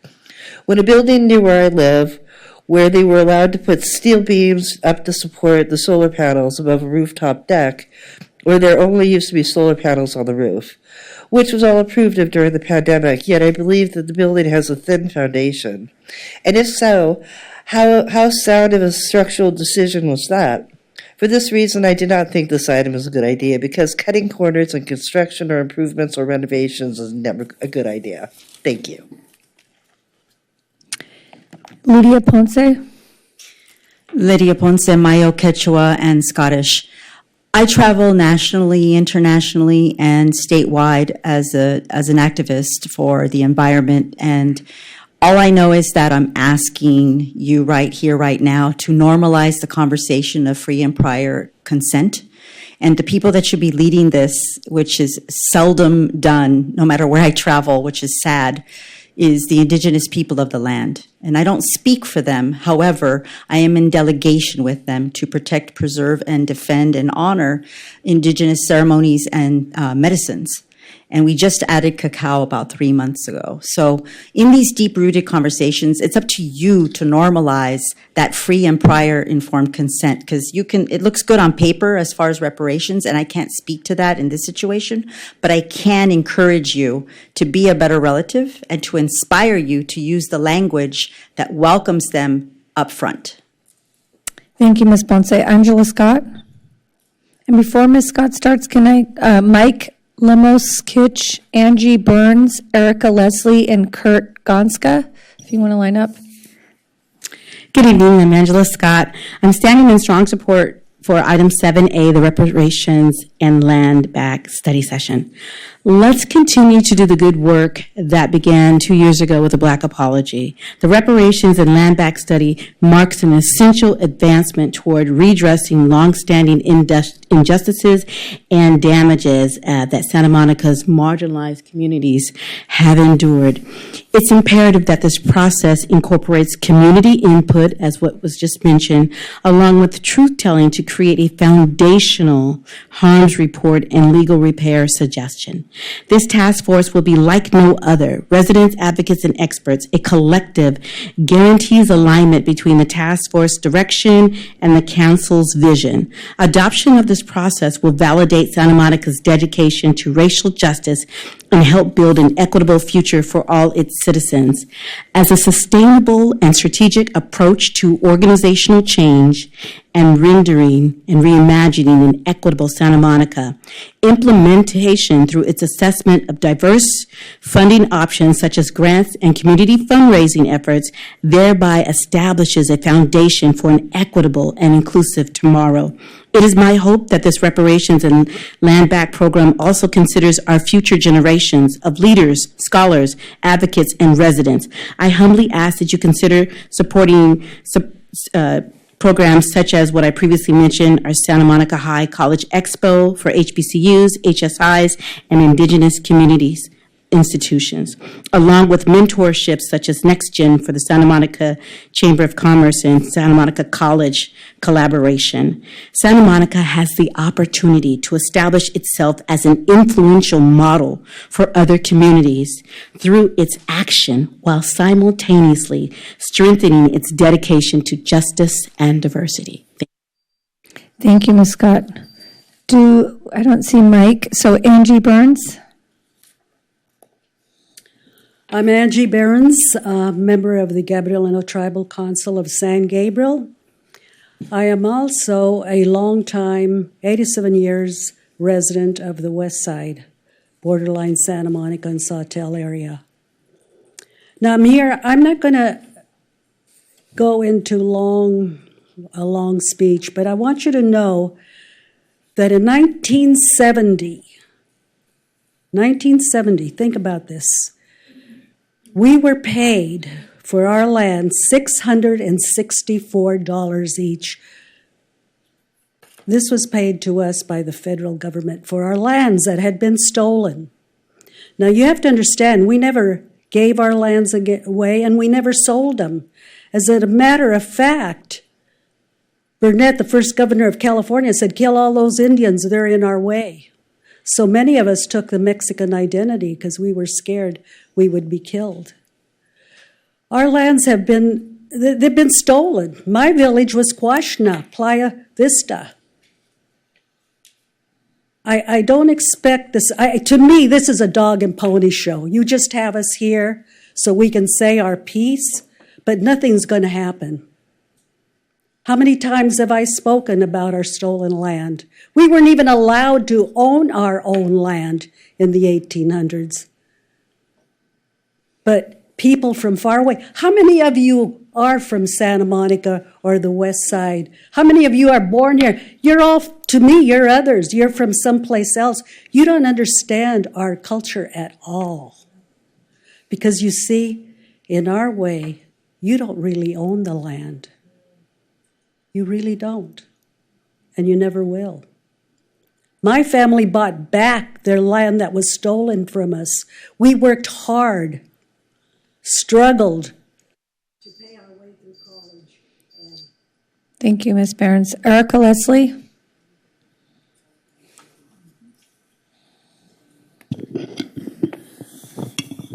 You guys still haven't gotten this big mic for tall people. So I'm always looking hunched over. Okay. I'm here to speak in support of 7A.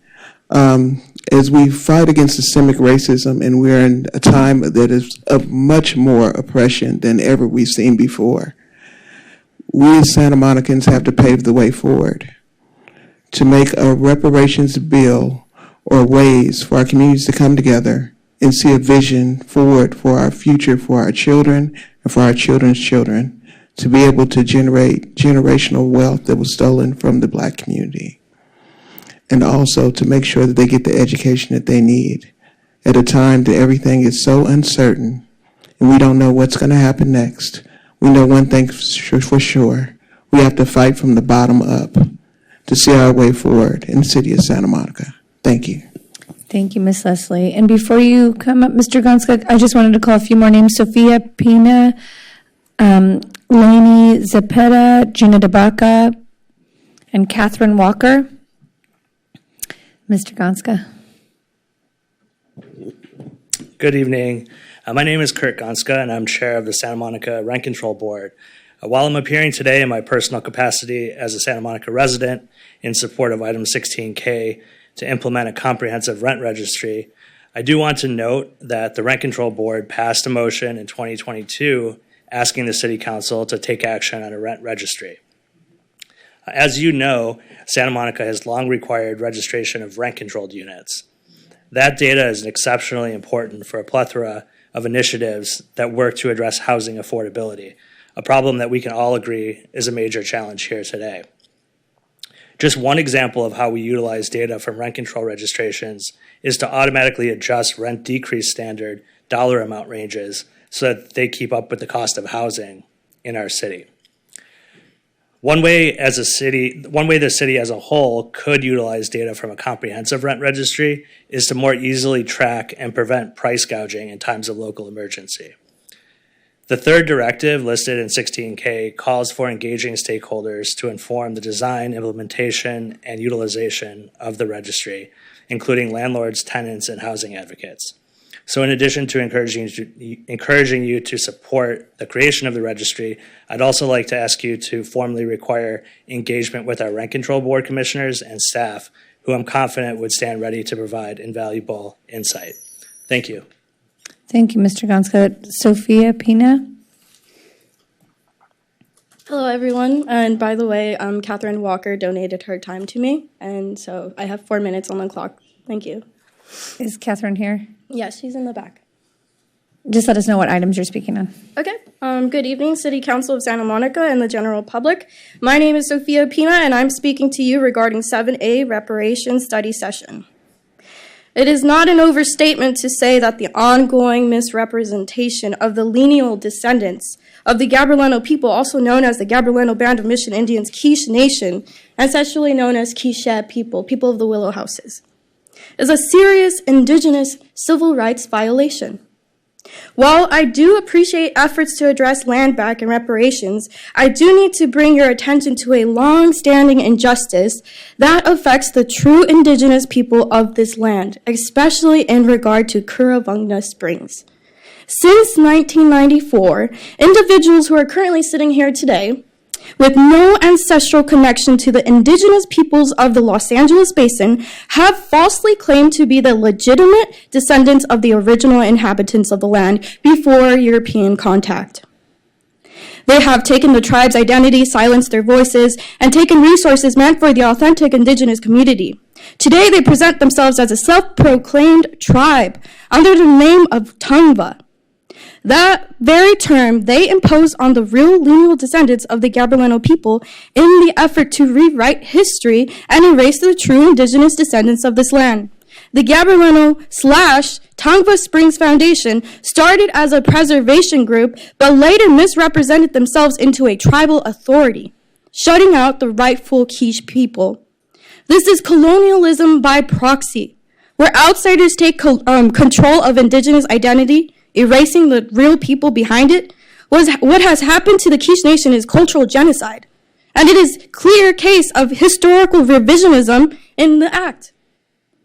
And epistemic violence. The fraudulent groups, as mentioned earlier, that are currently sitting here, are benefiting from identity fraud on a cultural scale, also known as cultural appropriation and identity commodification. Receiving funding and land rights that should belong to the true Gabrielino people. The Native American Heritage Commission has failed to fix this issue, allowing these false groups to remain on the tribal consultation list despite clear evidence of fraud.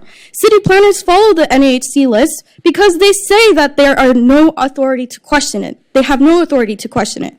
This bureaucratic failure continues the systemic violation of civil rights against the Quiche people. The fraudulent groups pushing this false narrative want the public to believe this is simply a dispute between tribes, telling people to stay out of it. This is a deliberate silencing tactic designed to prevent the public and decision makers from hearing the truth. They do not want the voices of Quiche Nation to be heard because acknowledging the truth would expose their deception. The City Council must meet with Quiche Nation in a private setting, free from the interference of those who seek to erase their identity. The rightful tribal representatives deserve to be heard directly as the only legitimate lineal descendants with genealogical proof, irrefutable proof. They are the only tribe with genealogical proof of the ancestral lineage, a distinction that cannot be challenged. The tribe holds the only oral traditional knowledge that has been consistently passed down generation after generation, proving time and time again that they are who they say they are. Knowing this, the question remains, what will the City Council and the public do about it? Will they stand for the truth or will they allow continued deception and erasure? This initiative is a great step forward, don't get me wrong, but land back must mean what it actually says, returning the land to the rightful owners. It is not about political maneuvering or giving land to groups that have no ancestral ties. If the commitment to justice is just, then the City Council must act with integrity. Thank you, Ms. Pina. Lainey Zepeda. Good evening. My name is Lainey Zepeda. My maiden last name is Morales. I am native to Santa Monica regardless of official tribe affiliation, and I have the documentation to prove I've had family born here since the late 1700s. I'm also a member of a family that was one of the founding Latino families in the Pico neighborhood and owned quite a bit of land on Virginia Avenue that I believe we lost because of the freeway, but I have no access to public records to see if that is the case. I also have a native great-grandmother whose grave with her husband of French ancestry were covered on the corner of Pico and 14th Street when they widened the freeway. My great-grandmother died in 1981 fighting with the city of Santa Monica to have her mother and father's graves resurrected. So this is the first time hearing of this reparations study. I don't follow the politics close enough to know that this is something that's gone on. I've seen the links as to who you've spoken to, and I would just request that moving forward, that you really cast a wide net of all of the people that have been affected by these type of activities that have taken place, and that you give everybody a chance to come to the table because the results are tangible. Because for me, tangible is let's find my great-grandmother's graves and get those restored to where they should be. And I know that it wasn't just my great-grandmother's mother and father. And so there's just a lot of people here in the city of Santa Monica still that can bring valuable input to what the history is. And we can right the wrongs and do it in a meaningful way for everybody that has been affected. So thank you. Thank you, Ms. Zepeda. And before Mr. Baca speaks, I'm going to call up Catherine Walker, Samantha M.J. Yongo, Samuel Lopez, Amanda Seward, and Mike Bravo. Mr. Baca. Hi, Gina Tabaka, again, Native woman, Latina woman, Santa Monica resident. I've been here, my family's been here. I'm just here to say that I am in support of 7A, and also what's already been said, that we do really need to have the Tongva people, the tribe here of Santa Monica, we need to have them leading the way for us. This is their land. We should be supporting them and their voices. So thank you so much, again, in support. Thank you. Thank you, Ms. Tabacas. Catherine Walker? Catherine Walker. Samantha M.J. Yango? Yang, sorry. Oh, it says Yang 6, I'm sorry. Meha. Netwanyane Samantha Morales Johnson Yang. I am the Cultural Affairs Officer for the Gabrielino Tongva San Gabriel Band of Mission Indians. My ancestors are Artha and Petra Morales. My family is from the village of Jiyubit. I have a bachelor's in science from Cal State Long Beach, and I have a long-time relationship with traditional ecological knowledge from growing up within the Tongva community. I am here tonight because our elders have tirelessly worked for generations alongside leaders like you, striving to create actionable change and to address the enduring legacy of erasure our ancestors have faced. Specifically, the San Gabriel Band of Mission Indians directly contributed to significant projects within the city, from redesigning the mural on City Hall to the renaming of Tongva Park, and to our community's pivotal role on preserving Cutavangna Springs. We are proud of the tangible steps towards visibility and recognition we have taken both inside and outside of Santa Monica. However, these actions are important. There are still more that we can do together. In today's world, it is vital to reflect on past collaborations. Unfortunately, some people seek to claim ownership of our efforts, often speaking on confusing doublespeak that claims credit for our work while denying our credibility at the same time. We urge you to think critically before believing people at face value. San Gabriel Band of Mission Indians has been formally meeting since the early 1900s and has been state recognized since 1995. Please consider the longevity and work we have created in this government-to-government relations and state recognized as a state recognized tribal band. We must go beyond surface level discussions and recognize the deeper historical truths if we are to move forward in a good way. It is my professional opinion at this time of devastating climate change that Western and Indigenous science must work together to save our communities from further harm. Santa Monica has served as an international beacon of influence for a very long time, and we appreciate it. But through mutual respect, we can create lasting change that not only benefits us and future generations, but also serves as an example for how other places on Turtle Island can make sustainable and healthy changes in land stewardship. We appreciate and value this influence, and we still seek to build a future together. Thank you, Ms. Yang. Samuel Lopez.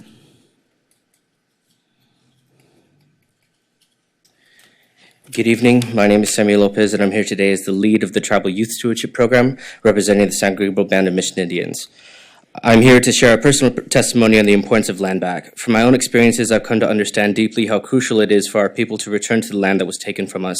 I've had the opportunity to work with a land back initiative, and I can speak firsthand on how transformative and healing that experience has been, not only for me, but my entire tribe and community. Through this process, I've grown closer to my ancestors and to my relatives, understanding in ways I never did before the power of place and the responsibility that we carry as stewards of the land. Working to reclaim our ancestral lands has connected me to traditional ecological knowledge. Knowledge has been passed down for generations and was once nearly lost to colonial forces. Learning these practices has strengthened my bond with the earth and reaffirmed the profound relationship we as Indigenous peoples have with the land. This connection to our traditional ways of caring for the land not only honors my ancestors, but it also provides a sense of grounding and identity for our community. It teaches us how to live in balance with the world around us, how to sustain it, and how to pass this wisdom down to future generations. Land back is not just about returning property. It is about returning to a way of life that is rooted in respect, reciprocity, and stewardship. For me, it has been a way to rediscover who we are as a people, and it has deepened my connection to my tribe, my culture, and my community. The Gabrielino Tongva San Gabriel Band of Mission Indians is committed to educating and expanding our native science expertise to work harmoniously with local governments and Western science. I'm grateful for the opportunity to share this, and I hope that others will recognize the immense value of land back in healing our communities and restoring our connection to the land and our ancestors. Thank you. Thank you, Mr. Lopez. Amanda Seward.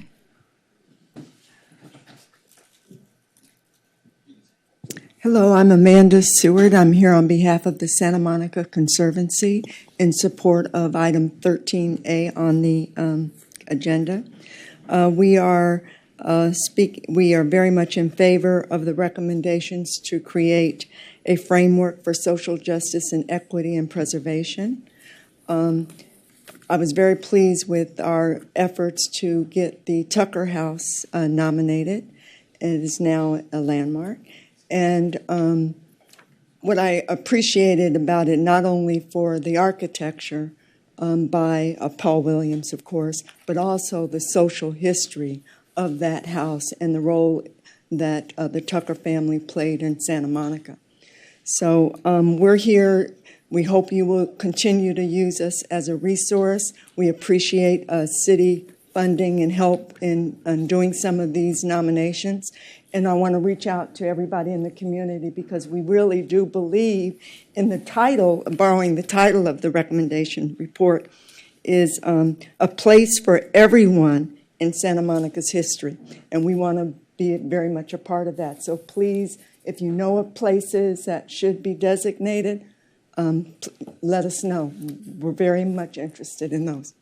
Thank you very much. Thank you, Ms. Seward. Mike Bravo. And then before Mr. Bravo begins, I have Hajar, Bob Ramirez, Tom Ford, Quali, and Robbie Jones. Mr. Bravo. Thank you. Mike Bravo, fifth generation West Sider. I want to express my strong support for motion 17. I appreciate this motion that expands the conversation on reparations beyond the typical black and white binary to also recognize indigenous communities. This is an important step toward a more inclusive and holistic approach to justice. As this process moves forward, I hope we also take time to critically reflect on the systems, mindsets, and ideologies that created and continue to perpetuate displacement and disparities. Addressing harm isn't just about acknowledgement, it's about ensuring meaningful change that prevents future injustice. I also hope that in that spirit, the city considers how this work can help protect Spanish-speaking indigenous families who are also increasingly under threat from the harmful policies of the new U.S. administration. Thank you. Thank you. Mr. Bravo. Hajar. Sorry, I was saying thank you. Hi, I'm Hajar.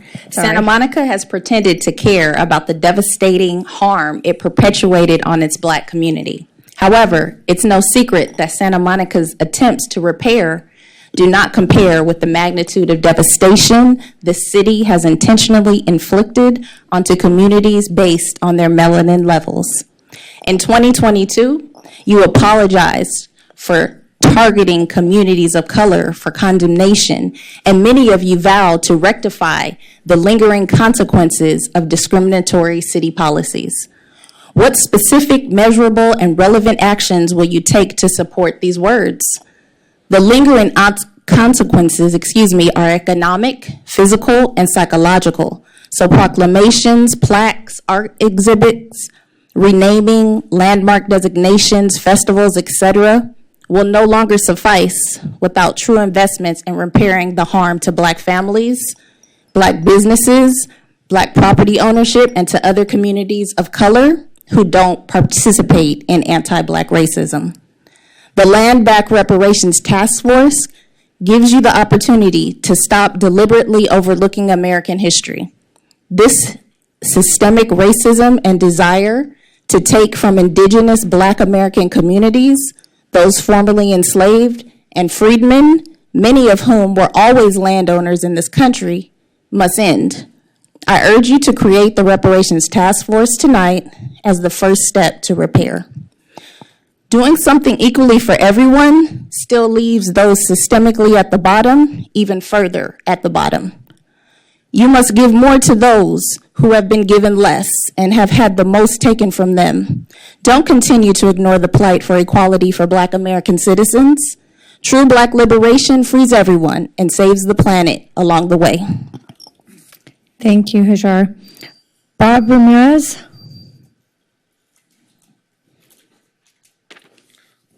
I'm Bob Ramirez. I'm the current president of the Gabrielino Tongva Springs Foundation.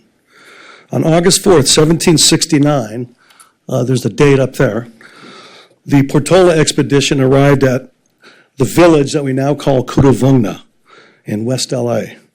The natives were taken away to build a mission at San Gabriel, and survivors became known as Gabrieleños. Many of the descendants used Tongva to refer to the indigenous inhabitants of what is now Los Angeles. This land that was claimed by Spain became the Republic of Mexico until it was conquered by the United States in 1848. In 1875, another date up there, the city of Santa Monica used the water from the springs as their water supply, and they took the name of the springs that were given by the Spanish for the name of the city. So we have a connection. In 1900, the Los Angeles Board of Education purchased 26 acres of land, and in 1924, Uni High was built on the site of this ancient village. Today, the site is on 2 acres of land on the school campus. It is now a state historical landmark, registered as a sacred site by the Native American Heritage Commission. The Gabuleno Tongva Springs Foundation was created in 1992 in order to preserve and protect this last remnant of Tovangar, the land we now call Los Angeles.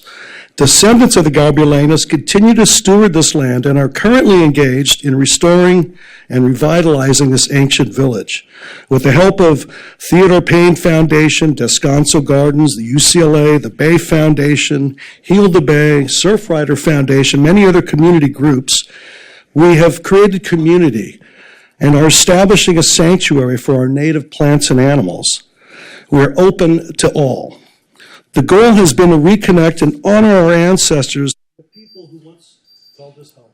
Thank you, Mr. Ramirez. Tom Ford.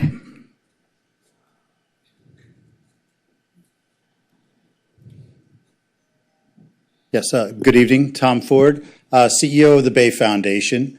Our organization works broadly here in the coastal region of Los Angeles to revitalize, enhance, bring nature back so that those ecosystem services that nature provides us, as well as some of that spiritual healing that time and nature provides to us as persons, is realized. So it's kelp forests, abalone, eelgrass, sand dunes, and most recently, a commitment through our foundation of state funds to help support ongoing programming at the Curravanga Springs. For those of you that have never been to this site, I would encourage you to make some opportunities to do so. There's programming every first Saturday, I believe, of the month. A great opportunity to go and experience what's going on there. I think in this case, I'm speaking from my personal interests or commitment in the matter, that the legacy and the ancestry and our connection to this planet and our responsibility to act as stewards is something that we're trying to help foster and promote with our investment and our time spent at the Curravanga Springs. Thank you. Thank you, Mr. Ford. Kuali?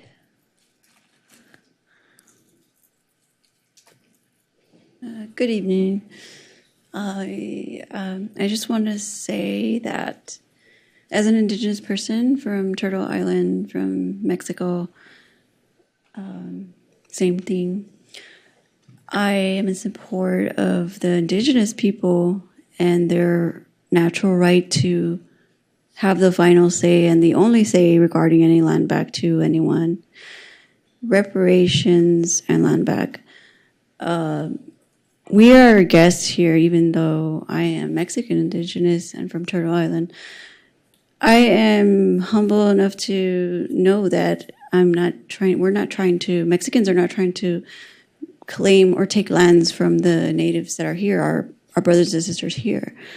We are respectful in that.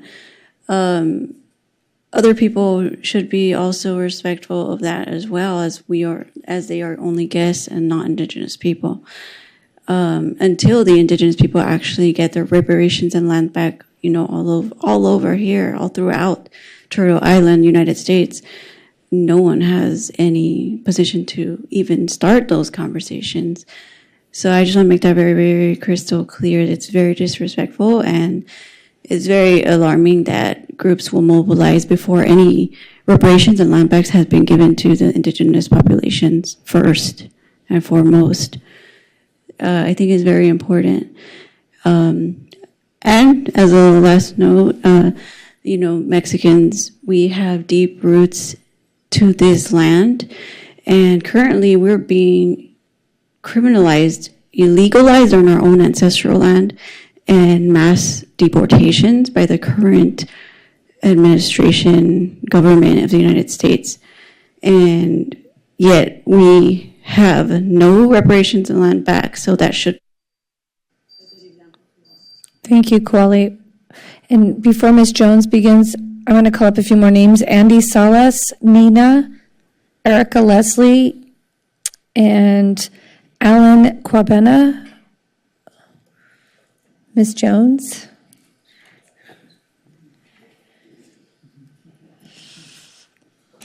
You know, I did really have something written. Good evening, everybody. But after what I heard tonight, I just want to say a couple of things.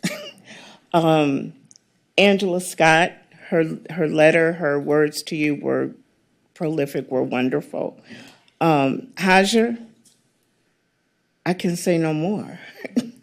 You guys know, most of you, the younger ones rather, every city council, I've been here over 65 years, so every city council has been the same thing. I've been telling this story all the time, same story.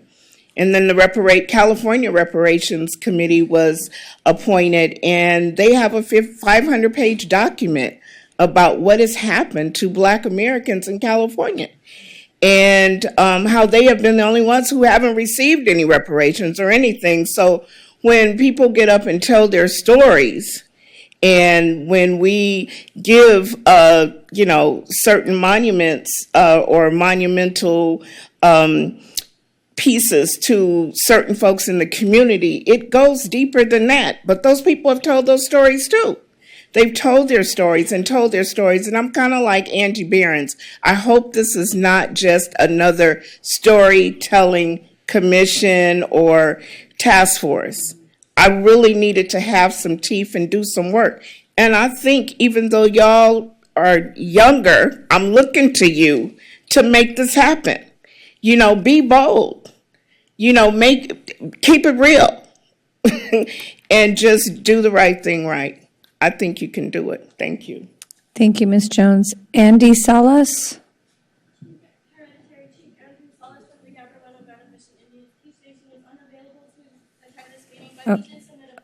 Okay. Nina.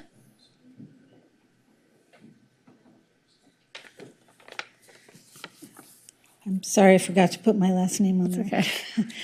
Okay.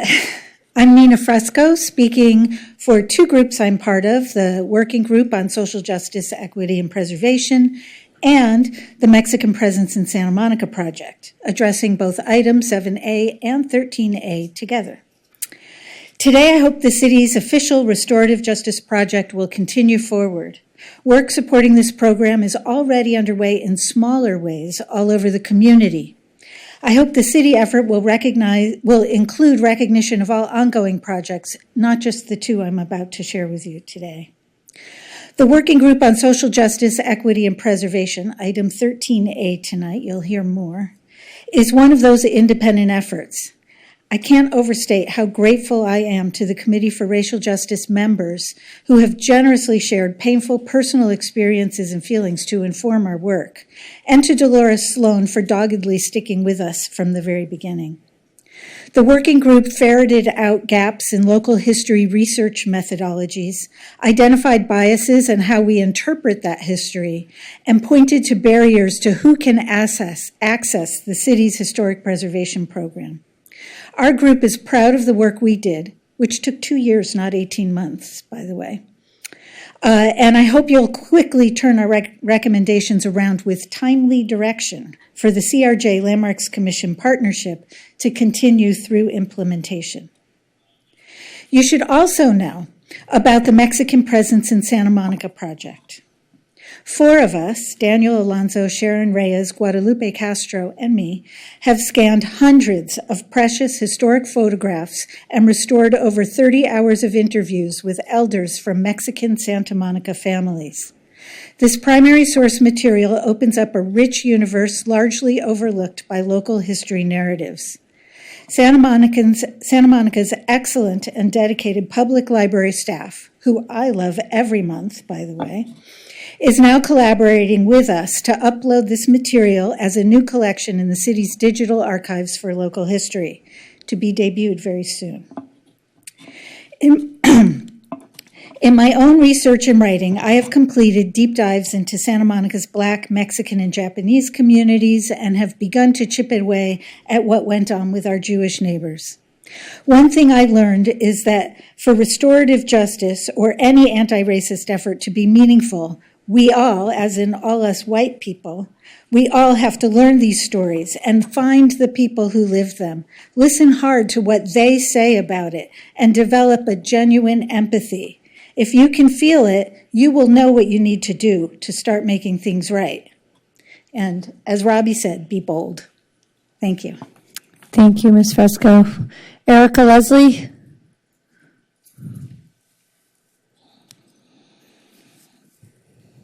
I don't know about 4 minutes, but I got a quick one.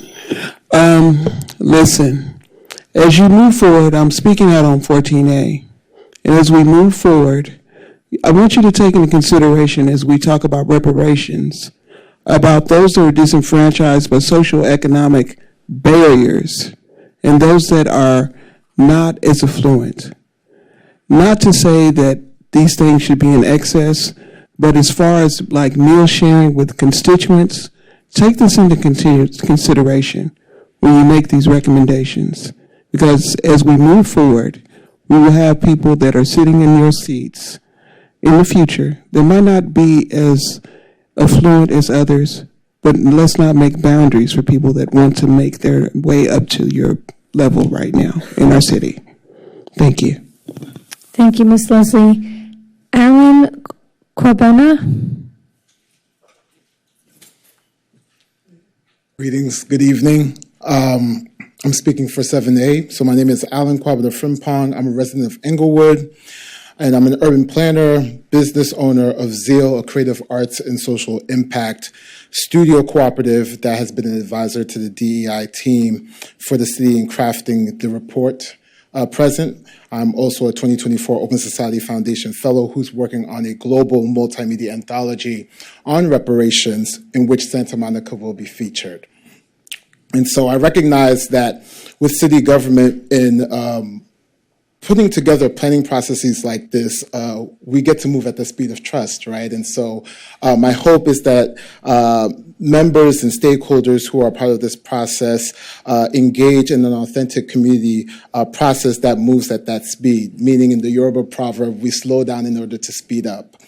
With that said, we know that there are intracommunal tensions among many of the communities that are primarily impacted in the Reparations and Land Back program. And given that history with those intracommunal tensions, we hope that there are transitional justice processes that include practices for healing, as well as considerations for also remedial actions from the colonial violence and racial tensions that have been experienced from the stolen land, housing displacement, labor exploitation, all of the harms that disproportionately impact those Black and Indigenous communities. And in working with reparations commissioners in the state of California, San Francisco, Providence, Asheville, to name a few, we recognize that Santa Monica is joining the ranks nationally of a growing number of municipalities that are taking on this effort to explore not only a study, but to look at how implementation can be put forward in this political process. So with that, I thank you. Thank you, sir. And that concludes all our speakers. That's correct. Okay. Yeah, do we want to? Yeah, we accidentally skipped the mayor's moment, so we're going to move that. And I'm just asking you to indulge me because the students that are in this know that it's being played. It'll be quick. My goal is to highlight some 3 questions, and so here are some students that happen to be ASB members and also the founding students of our up-and-coming student council.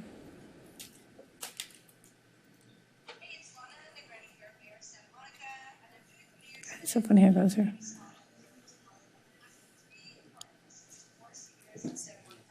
No, she's fixing it.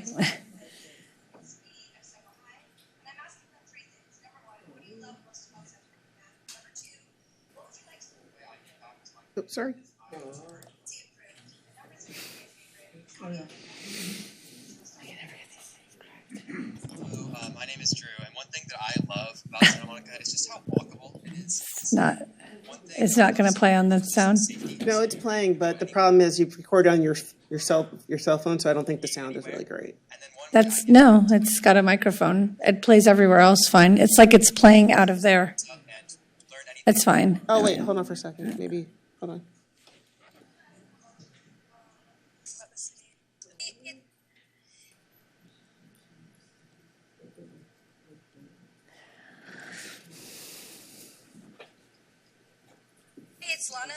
All right. Well, I think if we should just play it when we can play it properly. It's okay. We'll figure it out. Let's skip that for this time. Sorry, kids.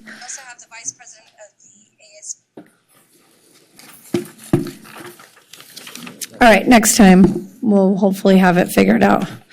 Item 7A, the reparations study session.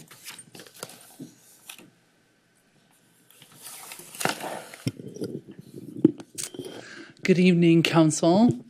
My name is David Gardinier, and I am a proud member of the city's DEI team.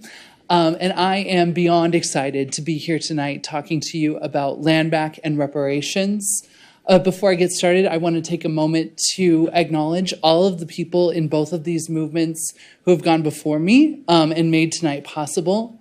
I want to thank the incredible community partners that have worked with me to co-create this proposal that we're going over tonight, many of whom are here and we heard from. And I also want to take a moment to thank my boss, Lisa Parson, who unfortunately isn't here tonight due to a health issue. But Lisa is always encouraging me to be bold in this work, and so I want to give her a shout out. Lisa, I know you're listening. We love you. Thank you so much. So let's dive in and start with reparations. So I had the opportunity last May to speak to some of you about this topic already. But what's important is that when designing a good reparations program, it needs to be guided by the UN principles of remedy and repatriation. One of those principles is financial restitution, and this can look a couple of different ways, one being compensation to individuals for specific historic harms that they endured. And another way is to focus on communal projects that can benefit a whole community. Currently, reparations is happening at the state and municipal levels all across the country. Most notably and recently is Palm Springs, which designated several $1 million for their reparations program. And the state of Illinois recently joined California and New York in beginning their reparations process. California really has been a leader in this issue, and the proposal we're going through tonight is largely based on California's program, which is already enacting reparations legislation. In terms of land back, the most complete form of land back is, of course, the total transfer of land to the indigenous peoples who originally stewarded it. But land back can look also several different ways, one being co-management of land with indigenous communities. Another form is ecological restoration, so restoring land to native plants the way it was before colonial contact. And of course, in all land back efforts, it needs to be addressed the violence that's happened against indigenous peoples for centuries now. Land back is happening, again, mostly in California at the federal, state, and local levels of government. And in Santa Monica, just like our recently adopted Statement of Accountability says, our accountability is to the Tongva peoples. Tongva communities have requested land back both within the city of Santa Monica and in land that the city is tied to. As we heard from Curavugna Springs, the city's had ties to this sacred Tongva site since its inception, and it's where the city first got, it was our first water source. And now to tell you all about how the legal frameworks for how reparations and land back can work, I'm turning it over to my colleague, Denise. Good evening. I'm Denise McGranahan from the City Attorney's Office, and I researched and analyzed a legal framework for reparations that the city can think about when it's developing a program.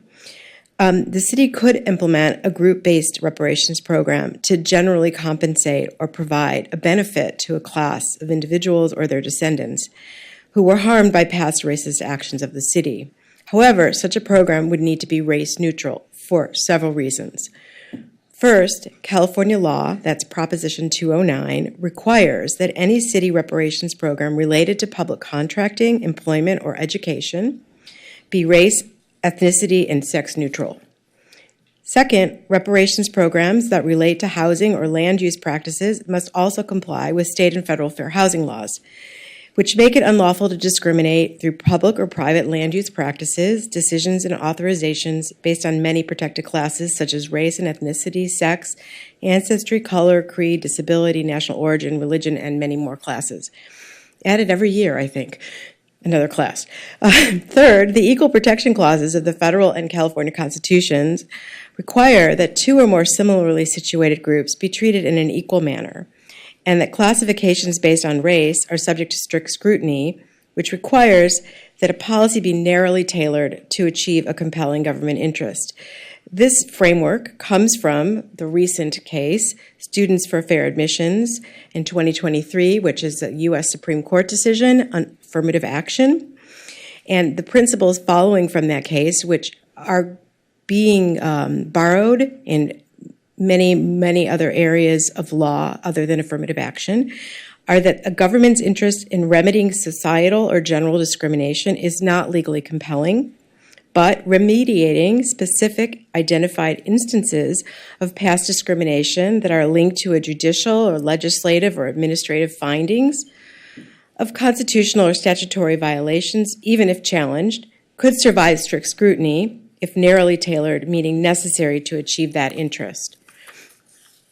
To be narrowly tailored, the policy must be tied to an exact injury suffered by a specific individual or group of individuals who experience a particular violation. It must also be time limited. Because of the race-neutral requirement, a city could not have a program that only compensates African American residents or businesses displaced through historic condemnation of a particular neighborhood without also compensating residents of other races or ethnicities who were similarly situated, also displaced from that neighborhood through condemnation. For example, 5 years ago, Evanston, Illinois became the first municipality to enact a reparations program. The city allocated $25,000 in housing grants and direct cash payments to address systemic historical discrimination in housing, paying out approximately $5 million to date. To qualify, a participant had to be Black or African American persons having origins in any of the Black racial or ethnic groups of Africa and who still reside in Evanston. Then, in May 2024, Judicial Watch, on behalf of a very conservative group, on behalf of 6 people whose parents or grandparents lived in Evanston during that 50-year period, but who do not identify as Black or African American and do not live there, filed a class action case against the city claiming, I quote, Evanston's reparations scheme rejects a colorblind constitution and unconstitutionally discriminates against anyone who does not identify as Black or African American. And as of December of 2024, the city of Evanston's motion to dismiss remains pending in federal court. So we have to have that in our mind when we think about what we're doing here. A second example, a better example, I think, is Palm Springs. There, the descendants of residents whose homes in an area called Section 14 were demolished and burned to make room for commercial development in the 1960s. The city recently entered into a settlement of claims from those residents and descendants, paying $5.6 million in reparations, or agreeing to pay that. The city also created broader restorative justice programs, including a $10 million first-time homebuyer assistance program, a $10 million community land trust, and the construction of a monument to commemorate the history of the Section 14 neighborhood. Accordingly, extending compensation to a beneficiary class of victims or their descendants based on a common factor other than race, such as ancestry and or geography, would likely comply with the Supreme Court's more stringent interpretation of equal protection law. And this is actually something that Chemerinsky has stated at the state level when he was involved in looking at the reparations program. And I really admire Chemerinsky, so if he says it, it's true. In addition to being race neutral, any expenditure of public money, including through a reparations program, must also be legitimate for a legitimate public purpose. There is unlikely to be a legal liability for historical racist policies due to statutes of limitations and the inexistence of civil rights statutes prior to the early or mid-1960s. So the rationale for reparations payments is more likely to be based on policy choice, a desire on the part of the city to rectify historic injustices that occurred in Santa Monica. Reparations can also include amending or enacting race-neutral laws or policies to address contemporary practices that have the effect of perpetuating wrongdoing and persecuting oppressed communities. And we intend in the City Attorney's Office to work closely with the DEI group to make sure any program that is developed will meet these guidelines. And they aren't guidelines that we're choosing. Essentially, they're guidelines that are there in the law that we have to be cognizant of in order to avoid legal liability. And that also depends on the risk that the council wants to take in that regard. Some Evanston's still paying out reparations to this moment, despite the legal claim. But it's important for the council and the city to know what those risks are. Thank you. If you have any questions, please let me know. Anybody have a question? Any questions? Do you want to put your... Councilmember Zwick? In the case of Evanston, I assume the city would make reference to discriminatory housing policies against specific groups in the justification, not necessarily, specific policy as opposed to just being a racial preference in terms of people who are specifically harmed by that policy? Yes, they have. And I think the truth is that literally any program that anyone develops is likely to be challenged by Judicial Watch. I'm not saying that. I just think that if you spell it out and say this program is for this particular group, you're more likely to get sued. But I don't think that those lawsuits are going to be limited. Anyway. But they do specifically in their staff memo say what I read to you, and so it's better to not spell it out in that way. But in the end, it's really the people who are going to benefit from it are going to be the people that you're really targeting to benefit from it.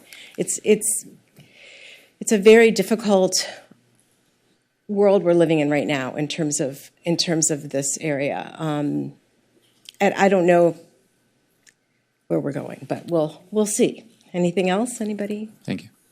Okay. Councilmember Snell? I want to thank you for this report. I just want to make a statement, and then we can go into more discussion. I think it was very well done. The success of this report will be how we see the individuals that are affected the most by it in this room. Because those individuals tonight that we've heard speak are individuals that we've heard many times before come before us in other capacity. But this community, for this to be successful, we're going to have to be tough with the individuals that have been most beneficial by these racist acts over the years. And we will see that as a city council, but you will also see as a group in these different constituencies will come up against this. So when you say to me, race neutral requirement really limits what we're able to do on a local level. And we need to make sure that if this commission is going to be successful, that we push hard against those individuals and those groups that have benefited from these race-neutral requirements. And so I make that statement because you heard from some of the speakers tonight that they've come before us many times before with seeing plaques, seeing items that are recognizing what was injustice for these different groups. But the reality of it as a community and as a council, we're going to have to make the tough decisions to say to those individuals that we're not taking anything back. We're just equalizing the playing field for those that have been affected by these racial misjustices. Yeah, I agree with that, and I think it's we're living in a very with almost like in a cage. Like, you can't go here, you can't go here, you have to stay in the middle. And it's very difficult to really do what you want when you have these types of constraints in the law. And I hate to say it, but I think it's just going to get worse, and we have to work. We can work against it. I mean, the council can choose to do that. That is totally But to be effective, I think we have to work against it. Right? That's a given for those individuals out here. I totally understand. I can't wait to see the individuals that feel they're being affected the most by the changes that we're about to make sit here and come before us. That's what I'm looking forward to. Okay. Thank you. Thank you. Councilmember Zernitskaya, or did you want to answer? There's more slides. Oh, yeah, we're going to have more questions. Did you guys need to ask your? Are these illegal questions? Yeah. Just legal. So just to make sure I'm understanding the legal framework correctly, hypothetically speaking, a repair for a past harm would have to be narrowly tailored to a specific harm or specific harm suffered by families, individuals, et cetera, but not necessarily an entire like racial group or something like that? Yeah, it's very hard to Yeah, so, I know. So there's if it's not subject to strict scrutiny, that if it's just a rational basis test, then you don't have to prove there's a compelling government interest. So that's like one of the issues. But I think you just have to make if you live in a geographic area during this period of time, or your family members live there, then you can apply for whatever compensation. Okay. What Evanston is, I wouldn't say did wrong, but sort of highlighted in a way, was that it was for Black people as opposed to anybody who could have lived there, so that equal protection would apply where there could have been white people living there, it could have been Asian people living there could have been Latino people living there, but they said only Black people. I mean, probably that's true, but if you design it so that anybody who is equally situated could apply, you're going to pass muster. And yes, if someone made a specific claim, and there was legal liability there for some harm, yes, you can pay that out. But this is many years ago, and right now we don't have any state laws that allow us to go back that far and compensate people. I suppose the state could pass a law, and then you could do that. So it's not likely to come through that process. So it's more likely going to be some kind of policy choice, some program. And we have also these limitations like Prop 209, like we can't do certain things, and we haven't been able to do it for a long time.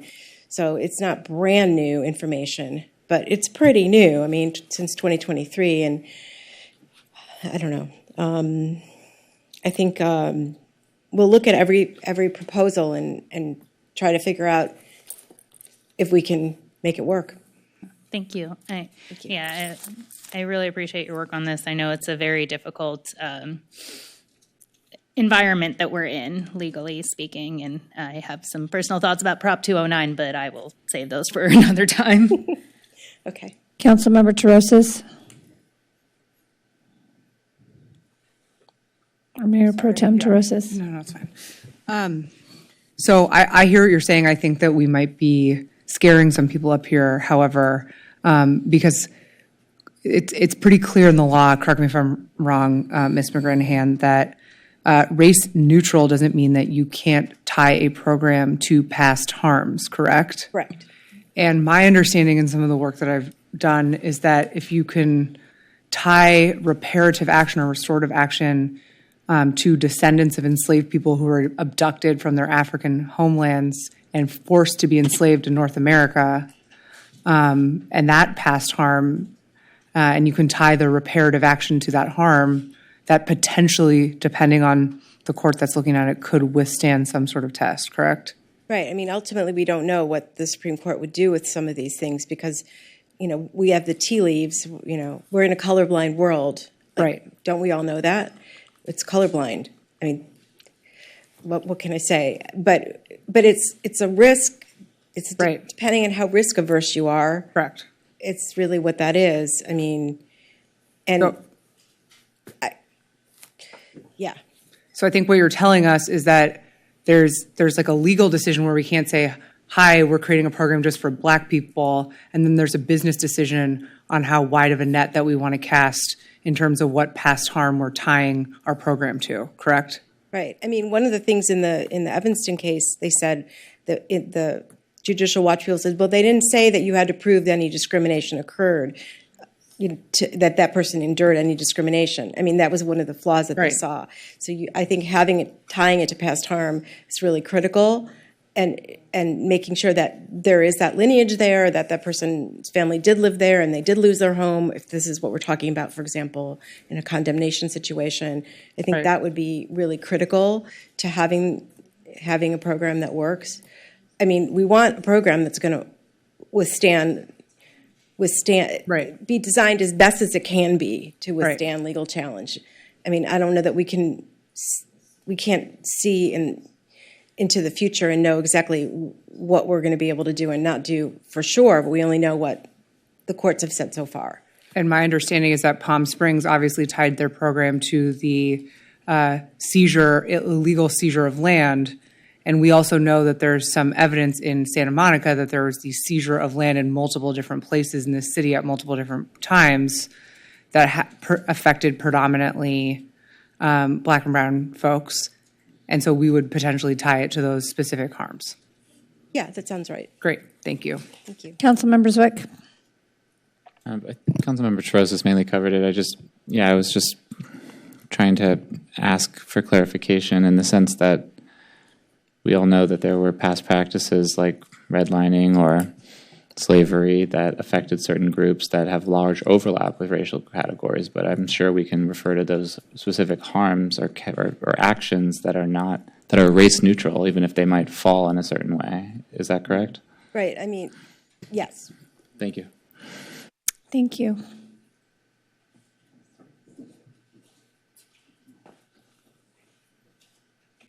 All right, so now I want to talk about a few key ingredients of this proposal that we believe will make it successful, starting with identifying the harms that need to be addressed. And just like you all were sort of getting at, there are specific historical events that happened in Santa Monica that we can tie our repair efforts to that would be race neutral.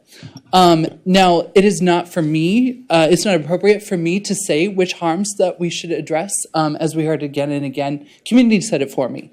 But there are a couple of, because we are in relationship with community, there are a few harms that we anticipate could come out of this process. Of course, anything we take up will be tied to the legacy of colonization, discrimination, and systemic exclusion that has existed throughout the city's history. Another thing that could come up is the City Hall mural, the historic event of the taking of the Belmar Triangle, red light as it relates to the Pico neighborhood, red lighting, and construction of the 10 freeway. And other harms that are little known or unknown to us as modern city staff, but even we heard about tonight in the public comment. These are all things that will likely come out during the truth-telling process that we'll get into later. The next ingredient is meaningful repair.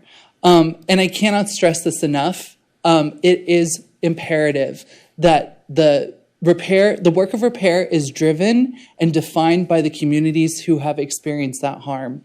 I had a few examples ready to share tonight of times the city has made mistakes in this area, but again, we heard many of them tonight already, so I think we get the point, but you can ask me if you really want to know. So also, as part of meaningful repair, that's going to need to include a recognition of the harm and an apology for that harm, like the city did in 2022 with a Black apology. Meaningful repair must include financial restitution, and it needs to include a commitment to do better. And this is intuitive, right? When you apologize to someone, the behavior that you're apologizing for needs to stop. And so as a city, that's going to look like looking at the policies that we have that are creating disparate and discriminatory outcomes, And all of those policies will need to be looked at and reevaluated during this process. And of course, once the repairs have been identified, we're going to need to be able to finance that repair work. And so staff recommends that council makes a large investment in this restorative justice process at the outset of it, because as we've heard from community, there's a lot of skepticism about the city really being serious about this work. And so it's going to be imperative that the city puts our money where our mouth is and makes a real commitment through a financial investment. After that is done, staff recommends that a smaller but reliable stream of revenue is identified to make this work sustainable, because real restorative justice work can't be a check-the-box, one-and-done solution. It has to be sustainable for the long run.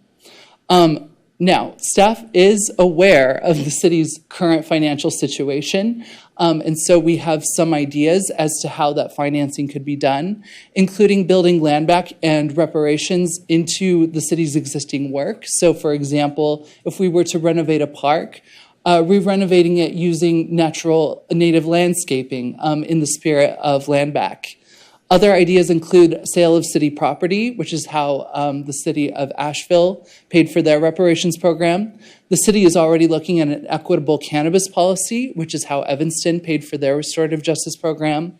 And we are already banking on the fact that community fundraising is going to need to be a part of the process of the task force will go over to subsidize the city's investment.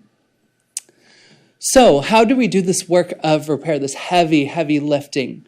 And staff recommends that this is done through the creation of a land back and reparations task force. The task force would study the harms done to Santa Monica's marginalized communities and make recommendations on how we should repair those harms.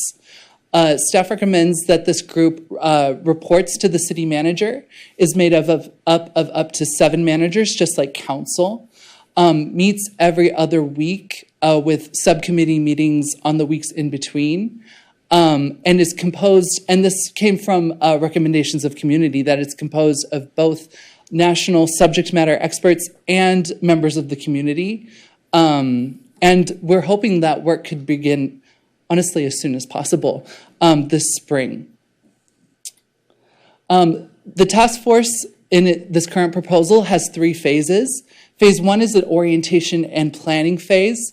And we want to be investing heavily in the members of this task force, because this is important in high stakes work, and we want to make sure that they're well resourced to do this work well.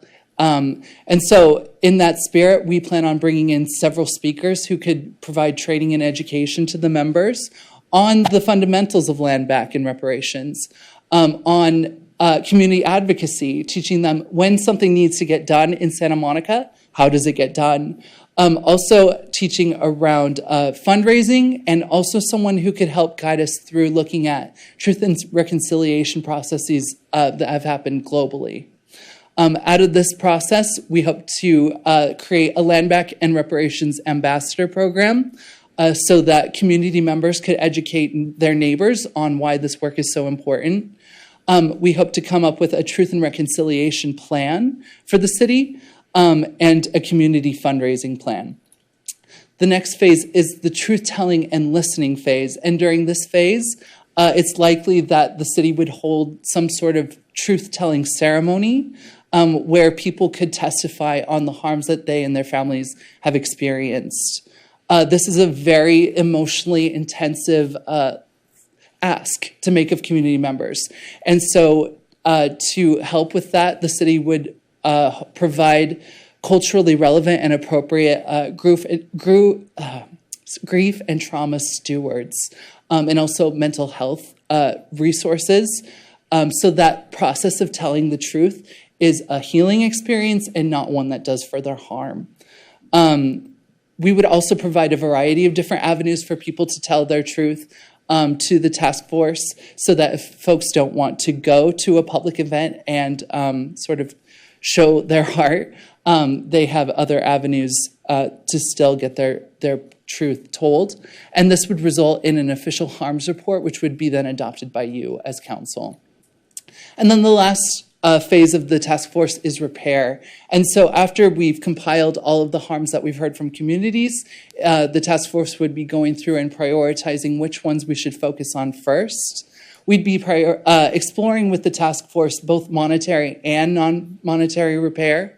We'll be revisiting wherever the city is financially at that time, and making recommendations that include costs or cost estimates, so that we can have a realistic picture of the repair work that we can do together. This will all result in a final recommendations report, which would be presented to you as council, and once adopted would become the city's official land back and reparations program. A quick timeline. We are hoping to open up applications for the task force this month, if not this week. We are really excited to get this show on the road. It's already created. We're just waiting for the go-ahead. And so, so we're hoping that applications would open in February and close in March. Next month, we would hope to be able to announce the membership of the task force.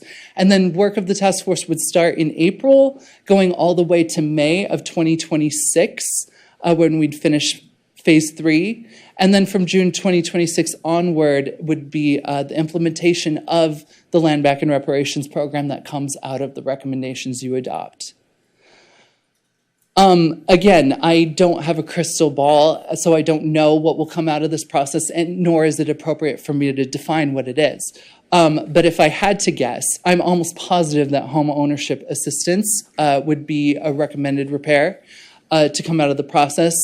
It's likely that a return or co-management of land with Indigenous Tongva people would come out of it. Mental health resources, as well as education and curriculum for the community, and perhaps even with the school district on Santa Monica's diverse communities, including this repair process that we went through together. This is just a small part of the city's broader equity work, and I want to stress that currently we are accepting applications for Community Connectors, our Community Connectors program, to connect the city with the communities that we've historically missed. And so if you are a leader in a marginalized community, we would love to work with you. Please reach out to socialjustice@santamonica.gov for more information on that. And again, the restorative justice plan is just a small part of the really broad citywide racial equity plan that we're coming to you with later this spring.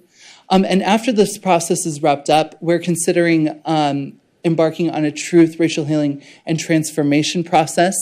This would be another body that includes members from all of Santa Monica's marginalized communities, and would ensure that our equity work, well, first of all, that our history, our future doesn't look like our past, and that it would be a body to govern what the equity work looks like moving forward. So what we need, what we're looking to you for tonight, Council, is more on your vision for what repair should be, where we should focus our efforts, and hopefully your blessing so that we can get the show on the road, because it's beyond overdue. And I do want to just close by saying that, like a great individual, a great community is one that can look introspectively at themselves, can identify when they've made a mistake and own it, and can work together with the people that they've harmed for mutual healing of both parties. I believe that Santa Monica is ready to be a great community in this way. Our 150th anniversary is the perfect time to be doing it, and I'm so excited to be doing this work with all of you. Thank you. Thank you so much. So now we're in discussion, and I see Councilmember Zernitskaya in the queue first. Are we doing questions and discussion or all at once? I feel like we can do questions and discussion to move things along a little bit. Okay, Yeah. cool. Thank you. First, thank you so much for doing this work. I know this is a heavy lift, and I'm so excited for the next steps. I wanted to ask, when we're putting together the task force, how are we ensuring that the voices of communities, families, and descendants of those harmed by these past government actions will have a meaningful role in developing the recommendations? Thank you, Council Member. That's an excellent question. And my answer is that we plan on casting a very broad net, inviting as many folks as possible to apply. In the event that folks aren't chosen to be on the task force, we would still invite them to be on one of the 3 subcommittees so that they could participate in the process. And we also plan on having members of impacted communities on the evaluation team when choosing applicants. And when we're doing the recruitment for the task force, will the outreach include kind of communications in different languages? Because I'm sure that there's folks who have been harmed by past actions who might not, English might not be their primary language of choice. Yeah, absolutely, it can. Okay, thank you. So I think you kind of covered one of my other comments in your presentation of needing to include consideration of all marginalized communities who would experience the historical harms. I'm really glad that you pointed out the 10 freeway, because as a resident of the Pico neighborhood, I know that that's been a really big issue, and I'm glad that you called attention to that. I did want to ask the council and ask you if we could, well, I think we should compensate task force members for their time. I think it's unfair to ask folks who have been harmed by past government actions to take on government work for free. So, I don't know how we could do that, but yeah. I said we should too, but I was told we can't. We can't. Council, there is a charter provision that says that board and commission members should be uncompensated except for certain ones like planning commission. So we'd have to find a creative way around that if that's the goal. So it could be something like it can be reimbursement for expenses. We know we can do that, and define what that is. Okay. But straight up compensation could be an issue. So we can't do something like a stipend or anything like that? I'm not aware of any committees or boards and commissions where we provide a stipend, other than the ones that by the charter allow for it, like planning commission. Okay. So if we wanted to compensate folks, we can't under the charter, and that would require a change to the charter. Am I understanding correctly? Potentially, or define it as something else. Okay, got it. Thank you. And that was my questions and comments. Thank you so much. I don't see anybody else in the queue. Just Council. Oh, there we go. Councilmember Hall. Thank you, Mayor. So unlike comments made by some of the public tonight, as someone whose day job is in corporate diversity, equity, and inclusion, I can assure you that the industry, the movement, the principles, and the values are absolutely not dead with the change in federal administration. So I certainly appreciate the timing of this work. I know it's been a long process, and I thank the public for being patient with the wheels of city government moving slowly. I do this work and support this work because when I was a young lieutenant, freshly out of the closet, a straight lieutenant colonel once told a homophobe to sit down, but then also spent the next 7 years lifting me up in my career as an officer and a pilot. So that's the background I come to this work from, and that's the approach that I hope we take tonight as a city. That this isn't a one and done thing, that it must have longevity to repair longstanding harms. I encourage us to look at this work through the lens of those words: diversity, equity, and inclusion. Diversity, as you said, we should be centering the voices of our communities, which our city has harmed. Equity, the city has harmed some groups deeply, and we should be looking at, within the bounds of the law, how we can address those harms to bring communities back to a state of equal opportunity. And in a sense of inclusivity, I do encourage us to look at all communities that we may have harmed, because there are many that we have harmed since our city's founding. I'll say that in this political moment, I would strongly prefer that we focus on our ability to do the work versus how we name it or speak about it. And I think the Evanston case shows why, as Ms. McGranahan spoke. Our country's and state's legal system will prevent us from doing what many wish we could, myself included, and have asked for us to do. But I do hope you hear that we want you to be bold. We want you to be precise. We want you to provide solutions that are legally defensible. And by that, I don't mean risk averse. I mean legally defensible. And then I would say just finally to the residents, especially those who came out tonight, it should come as no surprise that we have deep financial problems to solve ahead. We are required to keep our city running, our trash picked up, our streetlights on, our roads and sidewalks paved. We have deeply, deeply difficult decisions facing us this year when it comes to our budget. And I encourage our residents who believe in this work and want to see this done in a meaningful way to show up, to turn out, and support us in those very difficult decisions if we want to make this a reality with actual meaningful repair. So thank you. Thank you. Mayor Pro Tem Terosis. First, I just want to say thank you. It's been an incredible amount of work I know you've put in, and thank you to all the community engagement that you've done up to this point. I also want to thank the city attorney for their work and for making sure that this was a cohesive presentation so that we can understand the legal framework and the policy options.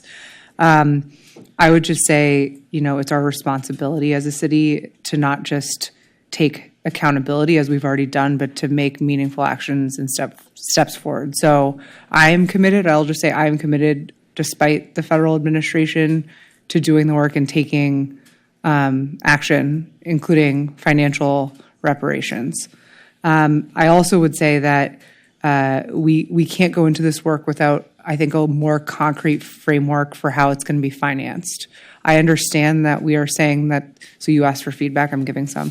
I understand that we're saying it's going to be the work of the task force to figure it out, but I think we definitely need some sort of professional facilitation and scaffolding around options.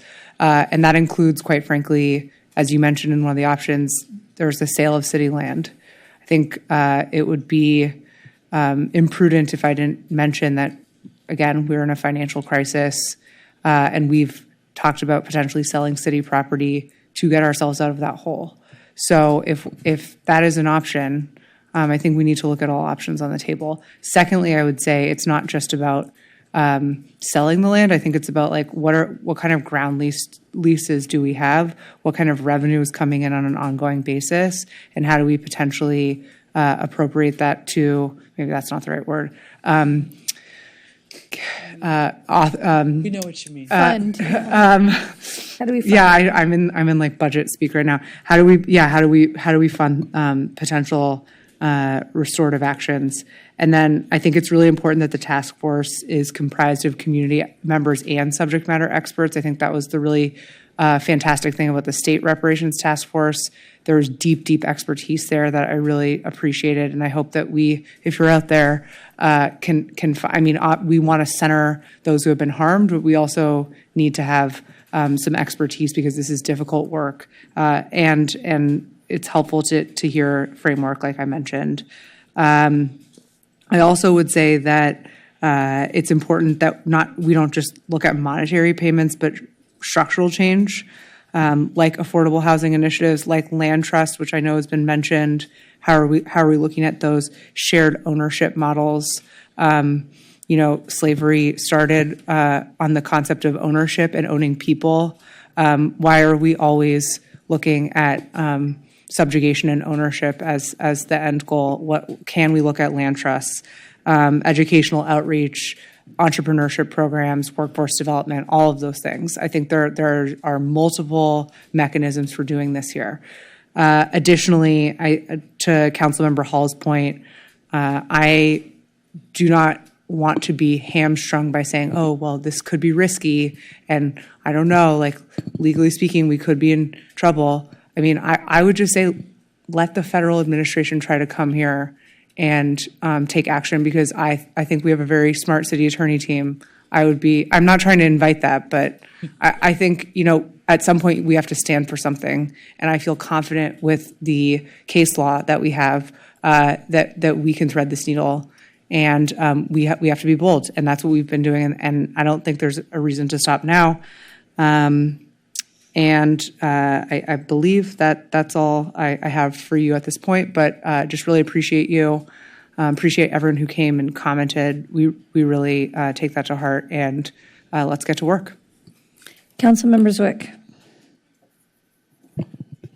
Thank you for this presentation tonight. I'm excited that you're excited to really jump into things and get going. And I'm excited personally. I'll speak briefly, build on some of the comments of my colleagues quickly. I understand the need to tailor sort of the way we talk about harm and beneficiaries and repair in a narrow context, but I agree that it shouldn't be too narrow. We've done things in the past. We had a program that we did around a right to return, which was good. But as far as I can tell, I think as last I heard, there's been one beneficiary from that program that has currently been able to take advantage of it. So I want to make sure that we don't repeat that in terms of tailoring our remedies too narrowly. I think, as was mentioned by some public commenters, there's been a lot of academic work and research around many of the harms. And as much as I want to give a forum to hear people and to be as wide a net as possible and to be inclusive, I also don't want to study this to death. I don't want this to be a multi-year process to which then we finally talk about actions. Finally, on the concept of repair, I agree. We're going to need money for some of this, and it's important, not just, I think, on this body, but also on this body of ours to figure out where that money is going to come from. Second, if we're talking about other non-monetary remedies, one thing I didn't see listed that I think would be interesting to at least consider and explore have to do with looking at traditional exclusionary forms of land use and zoning and ways that we could remedy that, which often would be a non-monetary but significant thing as well. Yeah. Thank you. Councilmember Roskin. Well, thank you so much for this really important work. I really want to thank you and the entire city team, and also all of the members of the public who have come tonight to speak about this. I understand that speaking on this subject can sometimes take courage, and really appreciate the voices and perspectives that we've heard tonight.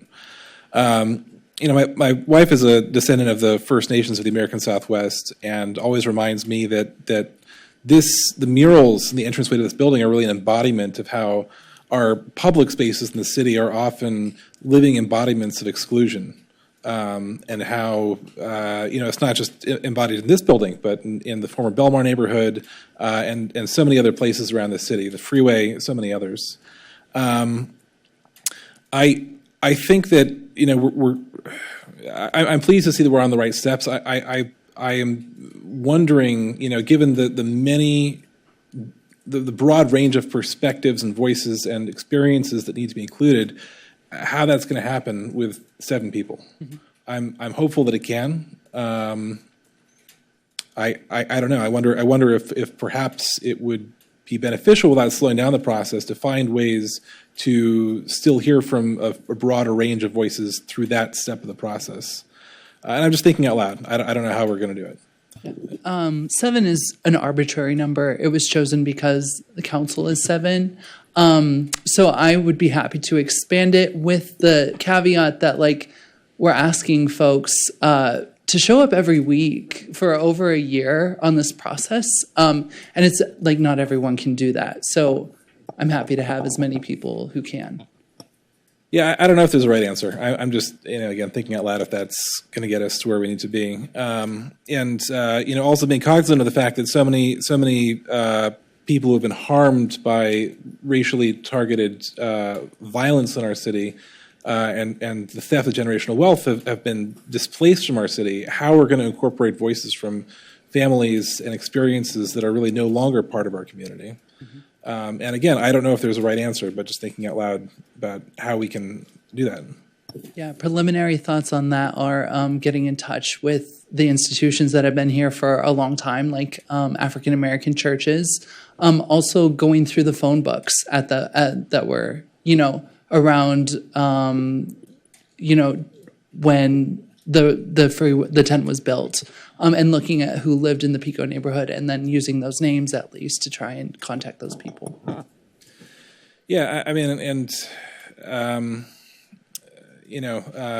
respecting the experiences of the the First Nations that spoke tonight, figuring out how to incorporate those voices as well, and obviously that's a much more complicated endeavor. I'll just end by saying that this is such important work. I mean, at a time when people are literally selling swastikas in the Super Bowl and literally rounding up people in our communities, this work is needed more than ever. Thank you. Thank you. Councilmember Snell.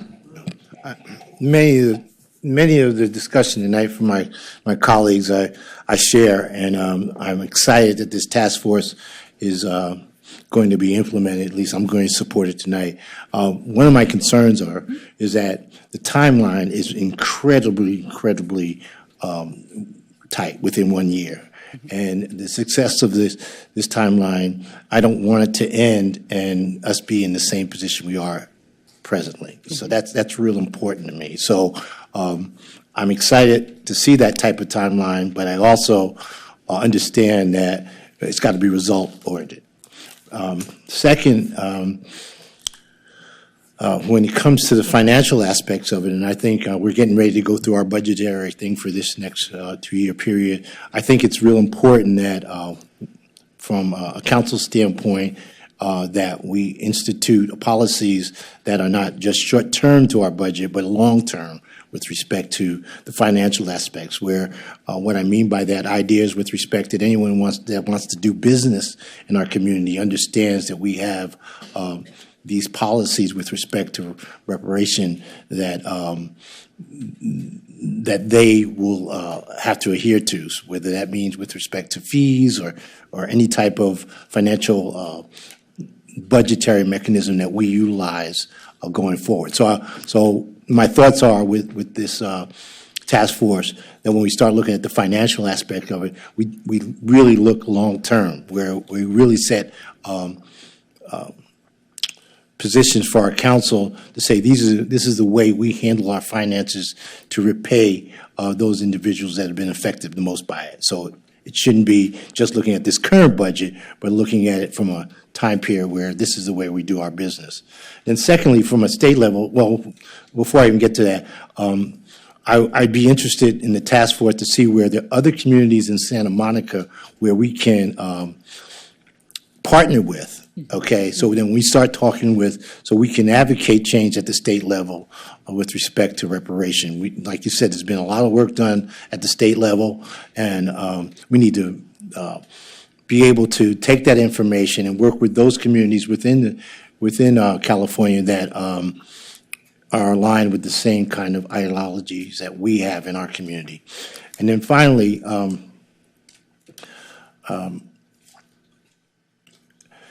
tonight we heard from a lot of passionate individuals inside our community and outside our community.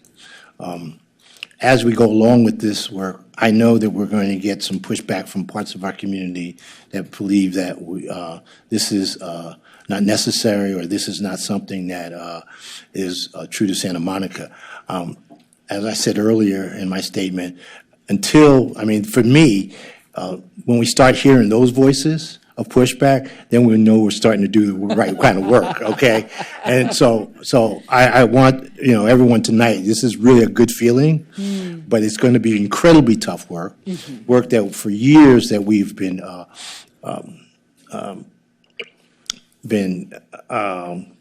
subject to, and and it's going to be a learning experience. I mean, as an African American and knowing what reparation has affected my community, listening to those individuals tonight that are from other communities, this will be a historic type of event that we'll all learn from and we'll all be compassionate with. So I want to thank you.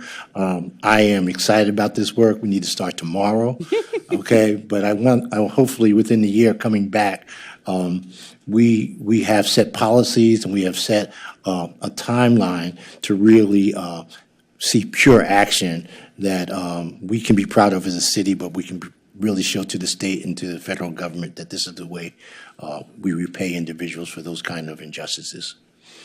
So thank you. And I don't want to belabor this. I want to echo the sentiments of my colleagues and just say thank you for putting something up that's realistic. I do want to echo that, I fear that the timeline is going to be reflective of our financial disparity, and then nothing will be done because we'll say that that's the reason why we can't really do anything really meaningful. And that's not towards you, that's just the reality of our situation. So I do hope that we do look at revenue generating projects, and that I think Mayor Pro Tem was starting to say, which is what I had put down in my notes, was any project that goes forward, like there's opportunity to carve out things to do this work in perpetuity so that it continues on far beyond when we're here. Because I don't think this is something that can be done in 4 years, 6 years, 10 years, or 30. Because the harm was done for hundreds of years. And for myself personally, I've told a story about Copeland Court and my grandfather. And so I think it's meaningful, and thank you for putting this together. And it's exciting to see that you're putting this task force together. And I do agree that considering the number of people will be relevant to the subject matter experts and balancing that with the appropriate people in the community. But I trust that you guys will be in concert with the community. I know you personally, all of you that are working on this, are very close-knit with the community. So thank you. And I think, do I hear I'd like to make a motion. a motion? I'd like to make a motion to support the task force in their going forward and with the timeline that was presented to us tonight.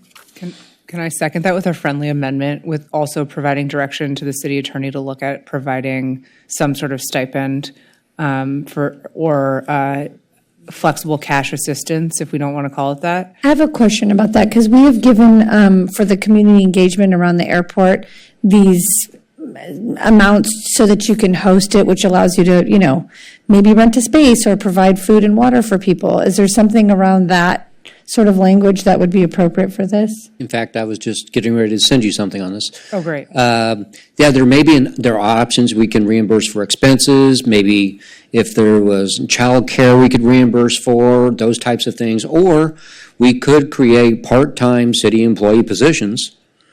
That's always an option too. I mean, the issue is that if you're going to ask someone to meet every week, and these communities, especially the Black community, has done uncompensated work their entire life, it is perpetuating harm to not compensate people for their time, period. Yeah. So I feel very strongly about this. Maybe the part-time positions would be a way to go. Well, I have a question, because onboarding people in part-time positions, yeah, well, I can see that won't happen ever. What about setting an amount? Since we've done this before, can you do, like where we've said childcare and this and that, or in lieu of, so it's just an amount, whether you use that for childcare to reimburse for other services or not? I don't know if that's applicable. If we're reasonable in what we're articulating there, we probably can do that. So there's options. Great. So we within the will framework. hear direction back from the city attorney, but we want to support your Right. recommendation to immediately start opening up task force positions. I accept that amendment. Okay, maker is Councilmember Snell, seconded by Mayor Pro Tem Terosis. Councilmember Zwick? Yes. Councilmember Hall? Yes. Councilmember Raskin? Yes. Mayor Pro Tem Terosis? Yes. Councilmember Snell? Yes. Councilmember Zernitskaya? Yes. And Mayor Negrete? Yes. Thank you so much. Thank you. And thank you for the community members that came out and spoke tonight. Thank you. Item 12A, adoption of amended safety element of city's general plan, introduction and first reading of ordinances to require environmental site assessments for multiple unit dwellings and non-residential zoning districts, and to designate City Hall East as an essential facility for consistency of the amended safety element. And just a reminder, this is a public hearing.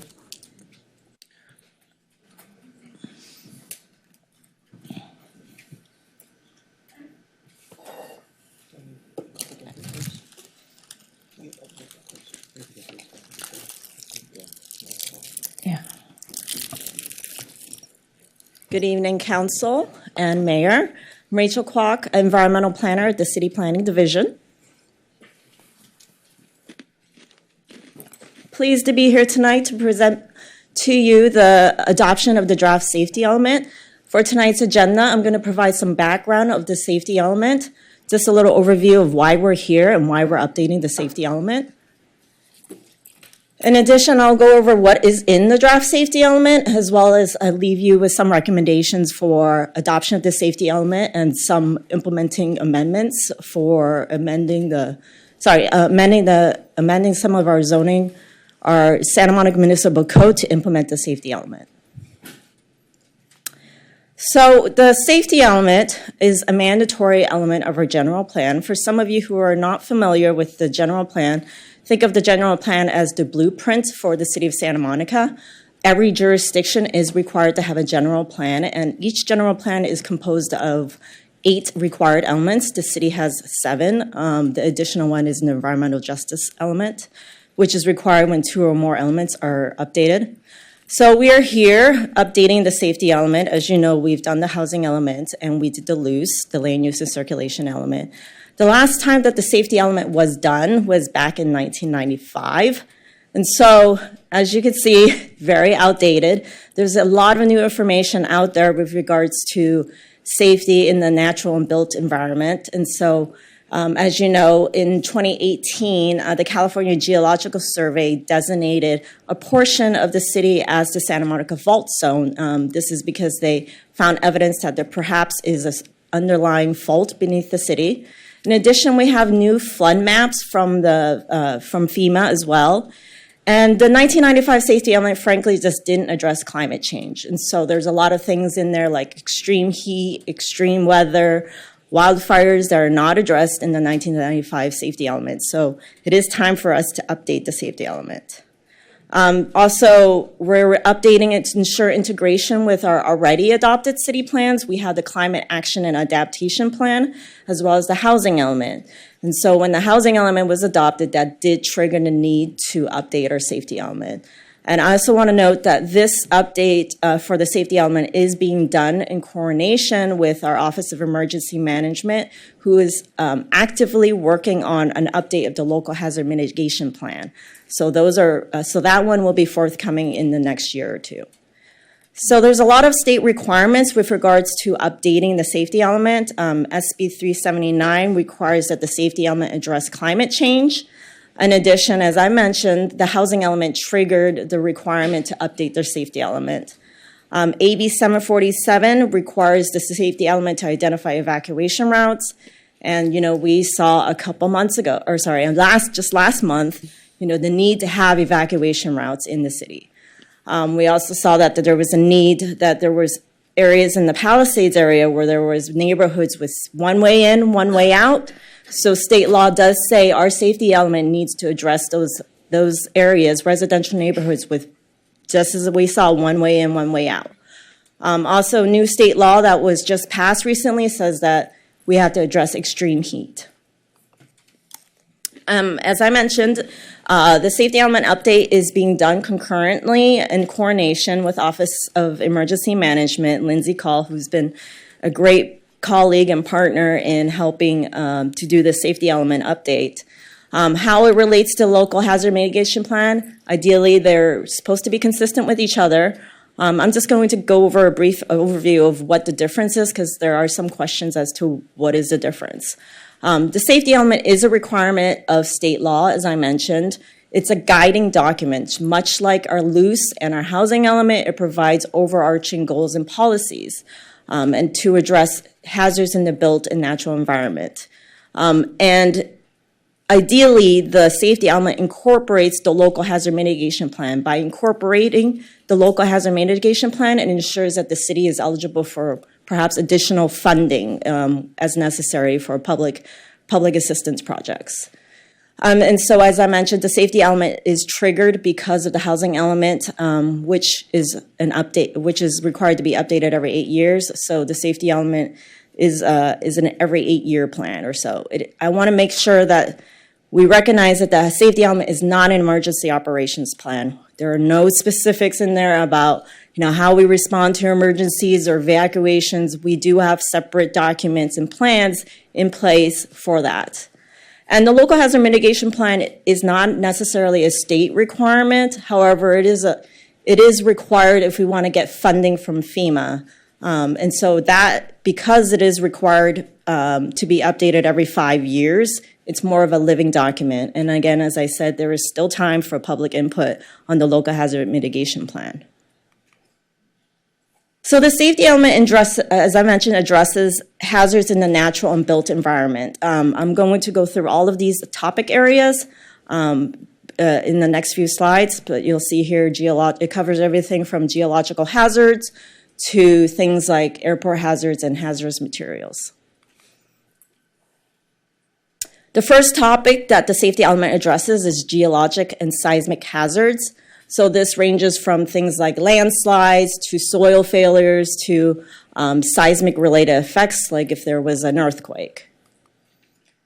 So in terms of landslides, areas susceptible to landslides, the safety element looked at areas that have steep slopes and which are vulnerable to landslides or soil failure. So it identifies areas such as the Palisades Bluffs, as well as the slope sides along the 10 freeway and the hillside residential areas in the north. Some of the highlighted actions in the safety element is ensuring that there's regular monitoring of the bluffs, which Public Works already does. However, because the bluffs is constantly susceptible to rain and precipitation, we do recommend that there's continued stabilization measures to be implemented. There have been reports done that identify things like retaining structures, chemical treatment to ensure continued stability of the bluffs. And this picture here was from last year where we had to do an emergency work to ensure that there was a portion of the bluffs that was not going to fail and fall into the PCH. Another action of the safety element is ensuring that the city's geotechnical guidelines is updated every 8 years. So if you don't know already, new projects that pull a building permits have to do a geotech report. And so they have to follow the guidelines of this geotech report. Those guidelines haven't been updated since 2010, and so we are overdue for update. They are in process. However, the safety elements commits the city to updating these guidelines at least every 8 years to ensure that buildings are being built up to the most modern standards. Also, the safety elements continues prohibiting infiltration of runoff in the bluffs areas to ensure that the bluffs does not get susceptible to too much precipitation. The Santa Monica Fault Zone, as I mentioned, was designated in 2018. So any project that goes within that fault zone is required to do a fault rupture study. To date, there's been about 30 or 20 or more fault studies that have been done. None of them have yet found evidence of an active fault. That being said, if a fault study does find that, let's say, a project does cross over a fault, there needs to be some mitigation done. Like perhaps there's a buffer that is set up so that it's not being developed across the trace of a fault.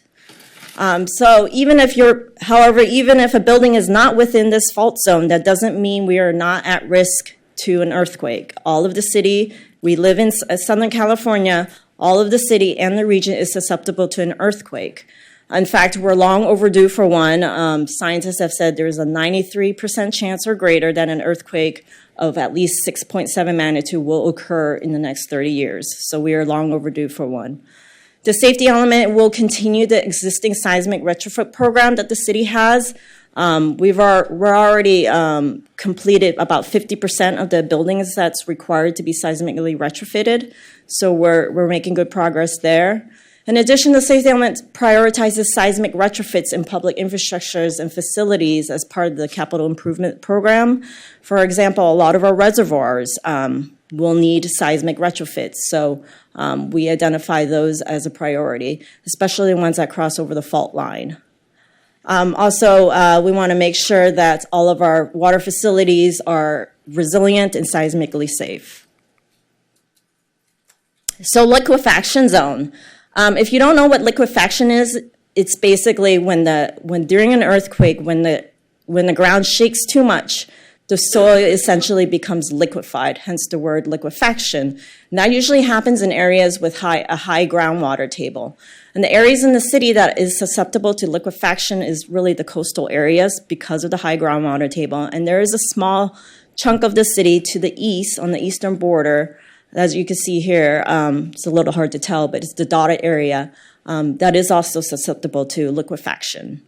However, liquefaction is mitigable. We would continue to require geotech reports for new projects. Adherence to the geotechnical guidelines and standards would mitigate most of the issues, associated with liquefaction. The safety element also addresses flooding from inland coastal flooding to inland flooding from storms as well as tsunamis. So for FEMA flood zones, the FEMA identifies flood zones in Santa Monica, and so this area is mostly isolated to the coastal area. The flood zone, a 100-year flood zone is basically any property that has a 1% chance of flooding in any given year. That equates to a 26% risk of flooding over the course of a 30-year mortgage, so if you don't know that. Approximately 132 parcels are located in this flood zone. We do implement FEMA requirements within our municipal code. That's specifically Chapter 7.68. So if you are located in the flood zone, you have to purchase flood insurance. So the safety element identifies a highlighted safety element action is that we would continue to require flood insurance within the flood zones, as well as identify areas of the city that's more prone to flooding and prioritize maintenance and upgrades to the city's stormwater system. Tsunamis. So because we're a coastal city, we are subject to tsunamis. The city's tsunami hazard zone extends about 700 to 1,500 feet inland from the coast. There's about 228 parcels located in this zone. The city has to worry about really kind of three types of tsunamis. The local tsunami is one where we have less than an hour before we get notified that there's a tsunami. A regional tsunami is one where there's 1 to 3 hours, and then a distant one is where we have more than 3 hours of advance notice. And so you'll see in our coastal zone, we do have tsunami signs. You'll see it along, for example, Main Street in the coastal areas where it will say tsunami evacuation route. So we have those in place. However, we don't have a warning siren system in place, and so the safety element would encourage installation of a warning siren system to facilitate evacuation should a tsunami happen.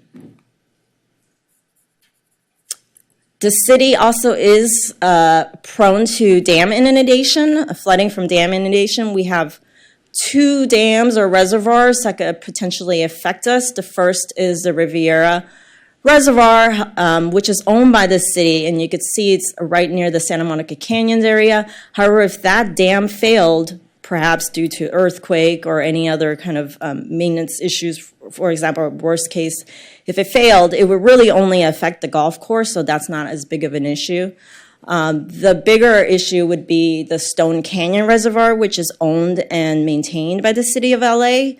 So depending on the level of failure, the severity of failure, the eastern portion of the city could see flooding of between 1 to 10 feet. And so you could see the area in pink that shows the level of the areas anticipated for flooding.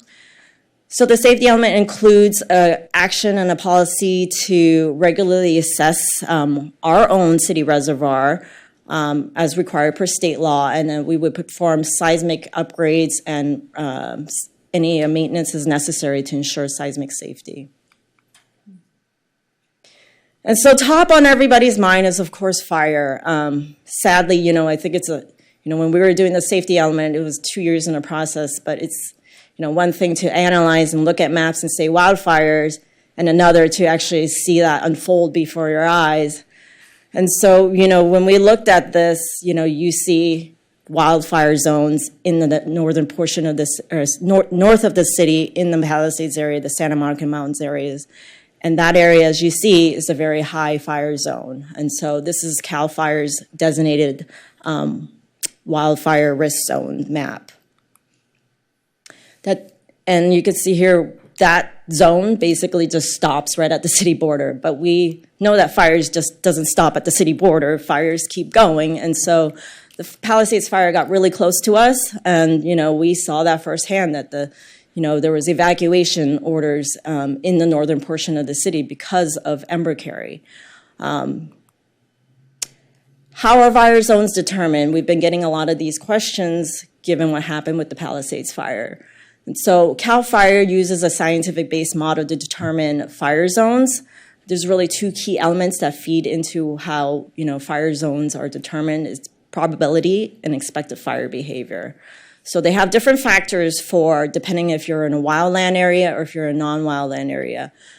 Factors considered for determining whether or not a fire zone, if it's a high fire zone, include fire history, the flame length, terrain, and potential fuel over a 50-year period. Whereas if you're in an urban area, like a non-wildland area, there's things that are considered like urban vegetation, the proximity of the wildlands, as well as fire history of that area. So there's a whole host of factors that are used to determine whether or not an area is in a fire zone. But as we saw, fire zone or not, fires will go where they go. And so, especially if there's high winds and ember carry. And so we saw our northern portion of the city go under evacuation orders and evacuation warnings during the Palisades fire. And this whole entire city experienced citywide smoke and ash effects. There was health alerts. What we originally had and what continues to be in the safety element is planning for a potential new fire station in the northern portion of the city. That has always been in the fire department's standards of cover study. There's lack of coverage in that northern portion of the city, so that was indicated in the fire department's standards of cover study. As well as another action that is in the safety element is encouraging those residents living in proximity to a wildfire zone to implement safe fire practices like debris clearance, defensible space.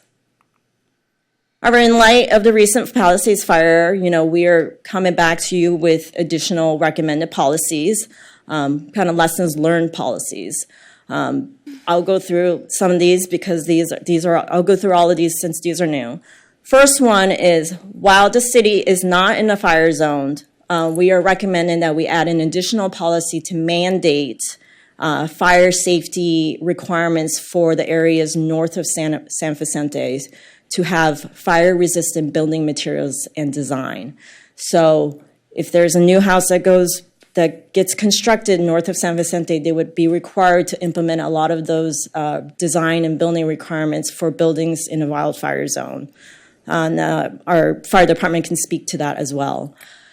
Secondly, another new policies is, actually this was an existing policy that I already talked about, which is encouraging residents within a proximity of a fire zone to implement safe fire practices like defensible space, which I talked about. And then the other one is declaring no burn warnings, leaf blower bans, any kind of high-powered machinery and open flame bans during red flag fire weather warnings. And so we had to do that during the Palisades fire to make sure that there was no additional fires that gets ignited. Additionally, we would add in a new policy that would institute active vegetation and debris management before and during high wind events to prevent any potential for fire ignition. Also, a new policy would be collaborate with Caltrans to address debris and vegetation management along PCH as well as I-10. Another is, and we saw this happen in the Palisades area where, there was basically a clogging of streets, during the evacuation days. And so another policy would be implementing parking restrictions in the northern portion of the city, especially in areas that only have that one way in, one way out during red flag days. Also, two other new policies and related specifically to fires would be identifying water connections for use of reclaimed water for firefighting purposes.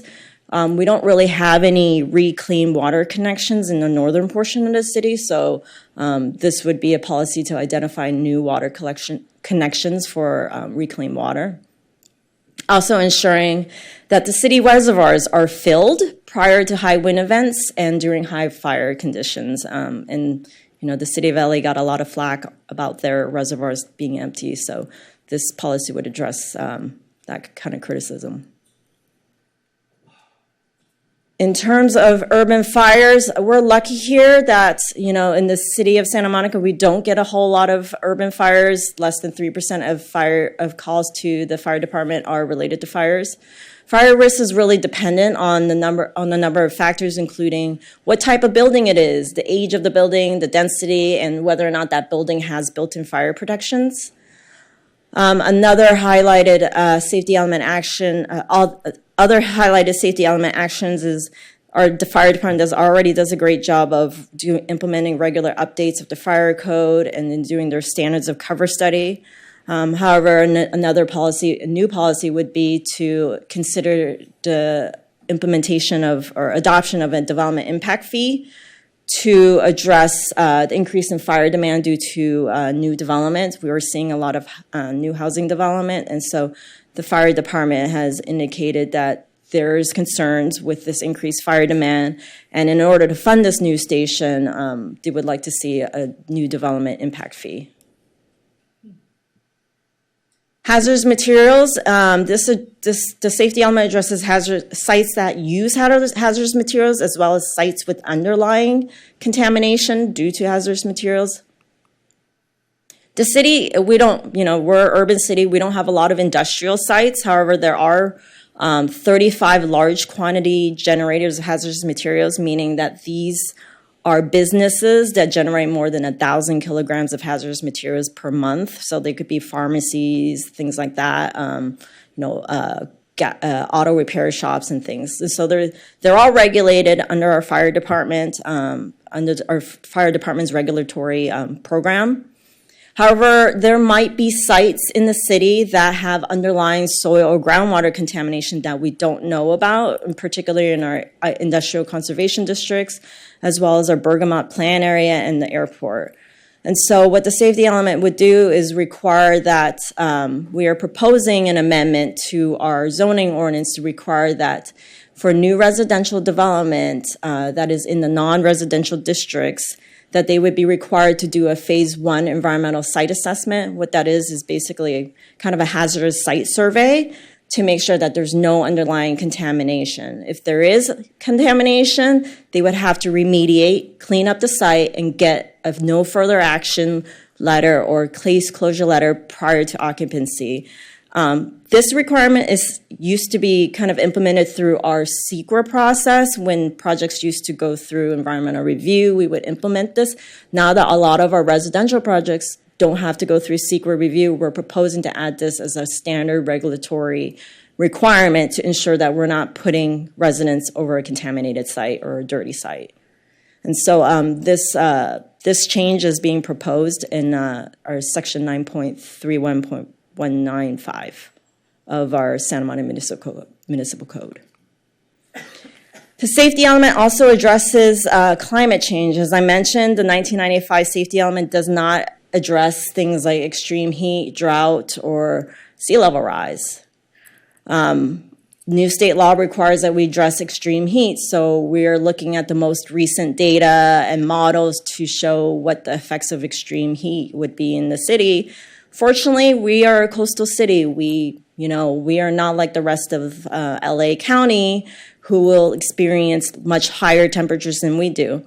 However, that being said, because we are coastal, many of our households do not have AC, especially our older rent-controlled households do not have air conditioning or access to cooling.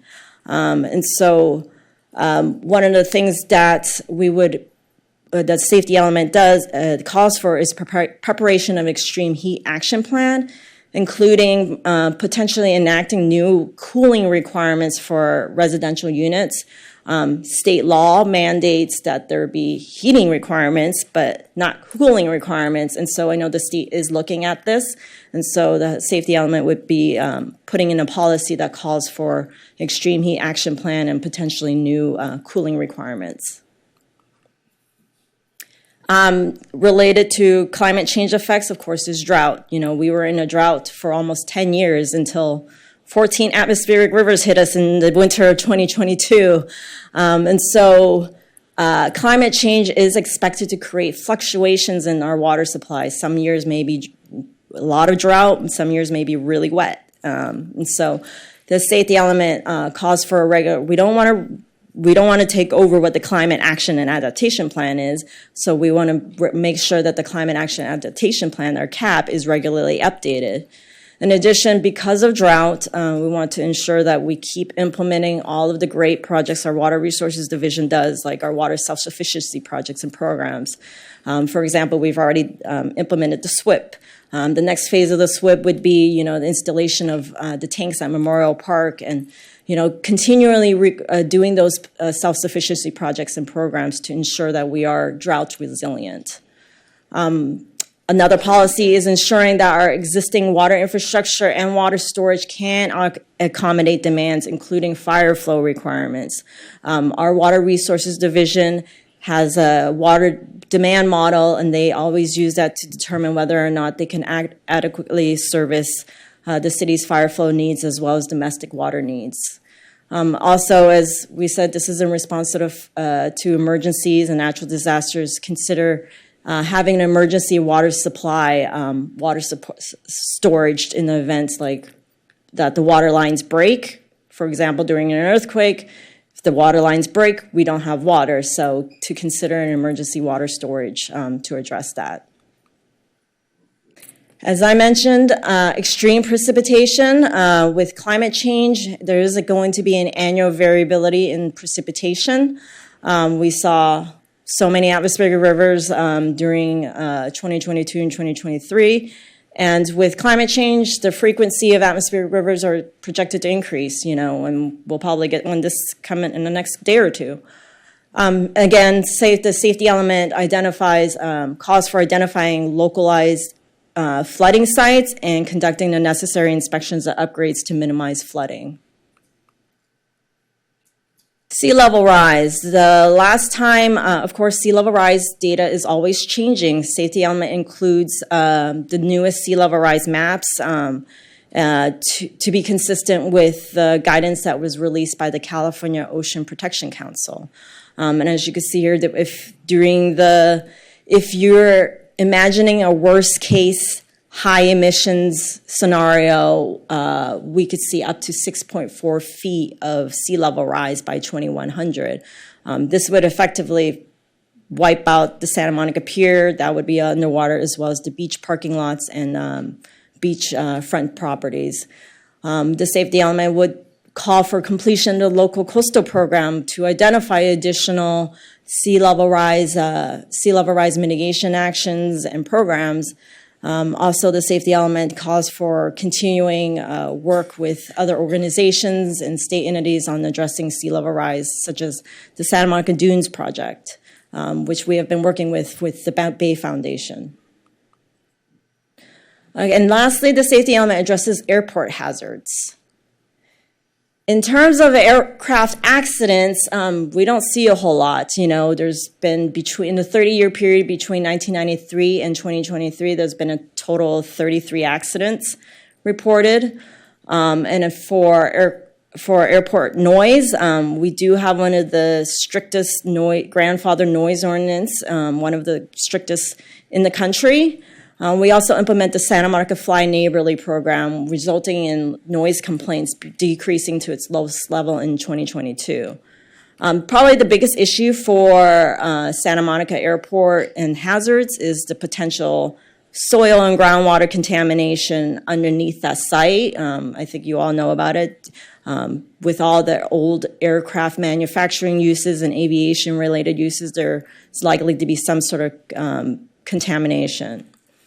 There were recent revisions in the draft safety element, and since the December draft of the safety element, those recent revisions were made to reflect the January 28th council direction for the airport conversion project, which was to study 3 scenarios. I want to emphasize that the revised language neither precludes nor commits the city to a great park or any other particular land uses. Those changes were done to make sure we are legally compliant with CEQA, that we are not presupposing any specific project. Again, the airport conversion project is still undergoing a very public process with significant involvement with the community to determine the preferred scenario to study for CEQA. So we are not saying we are developing or not developing any particular uses, including a great park. So I just want to assure the community we are still moving on with the process of community engagement. And so the most important thing to get from the airport hazards chapter of the safety element is that we would require comprehensive environmental site assessments on the airport property to address potential contamination before any use gets put on there. And so that would be done as part of the secret process as well.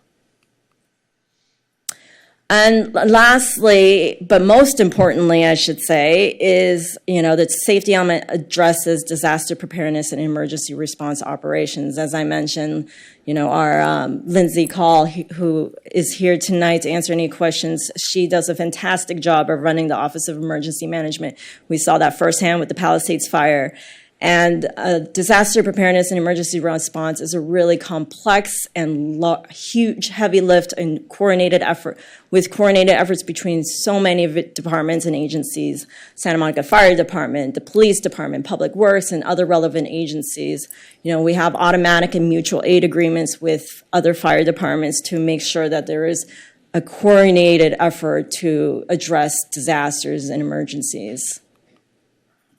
And I feel like it's silly talking about this because we all went through all of this with the Palisades fire, but we saw that emergency information is distributed by OEM through a number of ways: social media, texts, websites, outreach events. And so OEM does do their best to try to reach out to the community whenever there is an emergency happening through various medias. And, recently, digital kiosks were used to announce emergency information. And, with the new digital signage on the promenade, too, we do allow for emergency notifications to be utilized on those digital signage if necessary.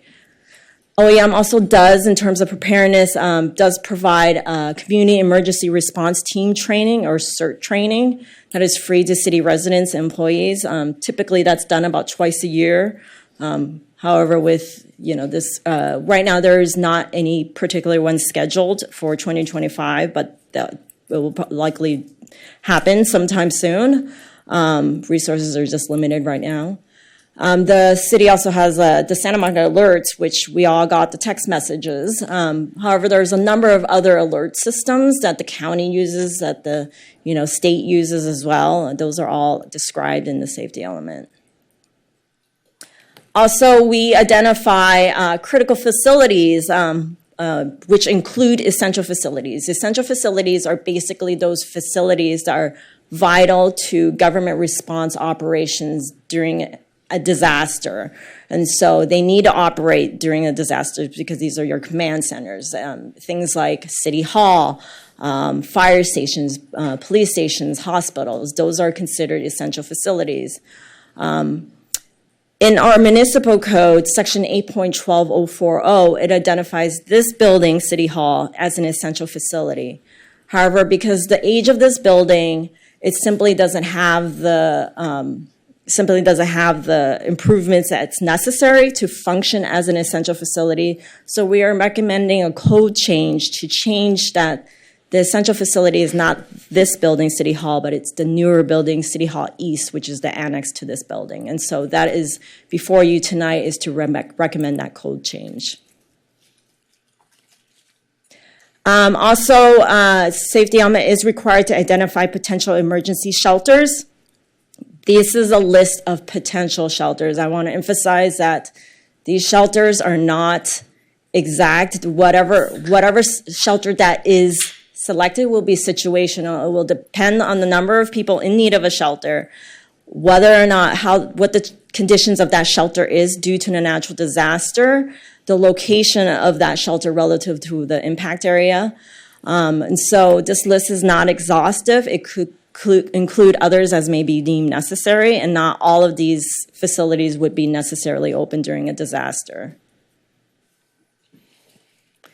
So in terms of evacuation routes, we also worked with our Department of Transportation, police, to identify evacuation routes. You'll see here on this colored map evacuation routes. For example, the wildfire evacuation routes, we try to tell people basically to get away from the fires, so we identify routes that is more conducive to the flow of traffic during these emergencies. So there's evacuations routes identified for wildfire, dam inundation, and tsunamis in the safety element. Also, the highlighted actions in terms of emergency response and operations is the safety element identifies policies to continue to have emergency notification systems through all sorts of media, not just text, internet, but other forms of media, as I mentioned. Also, implementing parking restrictions, as I mentioned, during red flag weather days, and prioritizing the connection of traffic signals along evacuation routes and debris management to speed evacuation.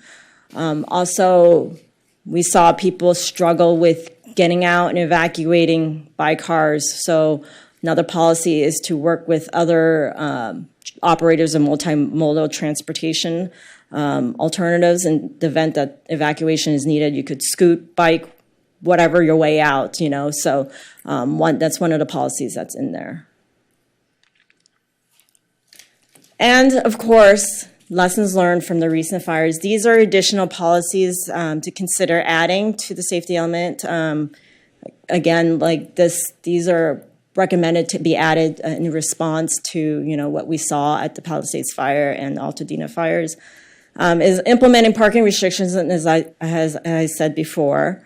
Also, establishing and maintaining alcohol agreements and contracts for vendors and providers that provide emergency management services. For example, Public Works might need somebody right away to clear the debris, during a high wind event, and so it would be good to have an alcohol agreement or else a contract for these type of vendors, as well as establishing emergency authority should there be an emergency that the city manager would be able to have emergency authority to initiate other kind of response services and contracts.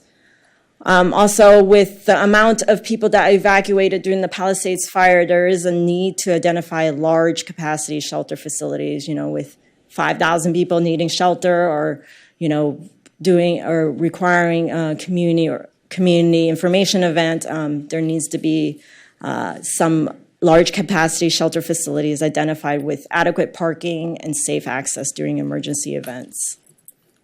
Another thing that was brought up during the fires was ensuring that we have safe water treatment supply facilities, as well as redundant backup power. Making sure that if, for example, water pipelines get compromised, that there is backup water supply. Also ensuring that there's staffing, 24-hour a day, 7-day staffing for critical water and wastewater facilities, ensure that there's continued operations during emergencies. So that's it. I leave you with the recommendations, which is to adopt the CEQA findings, as well as adopt the resolution to adopt a safety element with the additional actions, as I mentioned in the staff report, and the revisions recommended by staff, and then amend the Santa Monica Municipal Code, specifically Section 9.31195, for consisting with the amended safety element. This modification had to do with the Phase 1 environmental site assessment requirement. And then number 4 is amending the building code to designate City Hall East as the essential facility and not City Hall anymore. Happy to answer any questions, along with I want to also thank my colleagues here, Lindsay Call, Fire Department, Tanya, our consultant, everybody, and Sunny, who's from our Water Resources Department, that's been critical to putting this safety element together. Thank you. Thank you. Does anybody have any questions? Councilmember Hall. Thank you for such a comprehensive report. I certainly appreciate that this is the first time we're doing this in many, many years, so it's exciting to be a part of this. So thank you first for clarifying the reasoning regarding the removal of references to a great park in, I think it was pages 252 and 253 regarding CEQA. But just to really be very, very clear, because we received a lot of concern about this in our inboxes this week, these changes are not being made to obfuscate any nefarious attempt by those who might wish to see something other than a park on that land. Is that correct? That is correct. Yes, it is to ensure that we are compliant with CEQA, that we have not established a stable project description yet, so we don't want to commit to any particular use. We are still continuing the path that we have been continuing on, which is community engagement with study of scenarios, including a great park. Thank you. And nothing we're doing tonight changes any guidance we gave at our last meeting regarding direction on the 3 scenarios or the guiding principles. That is correct. Okay, thank you. With regards to the policy recommendations, section 2.1, which I believe was fire, I noticed there wasn't really any mention of ash or distribution of ash following a fire event, which in my opinion was probably the biggest real health hazard we faced post-fire. After acute air quality issues. And that was one of the biggest questions we faced as a city and continue to face as council members is what are we doing to ameliorate the ash that was distributed, particularly in our public places like playgrounds, the sand in our playgrounds, our beaches. We heard tonight from one of our sustainability commissioners the importance of addressing that. Are we considering any policies to address ash? So, good evening. Lindsay Call, Chief Resilience Officer for Office of Emergency Management. So traditionally, AQMD and the LA County Department of Public Health are our environmental health authorities when it comes to air quality and ash concerns. And they are really the ones setting the tone and the policy and the operational decisions and recommendations that we make as a city when it comes to wildfire ash.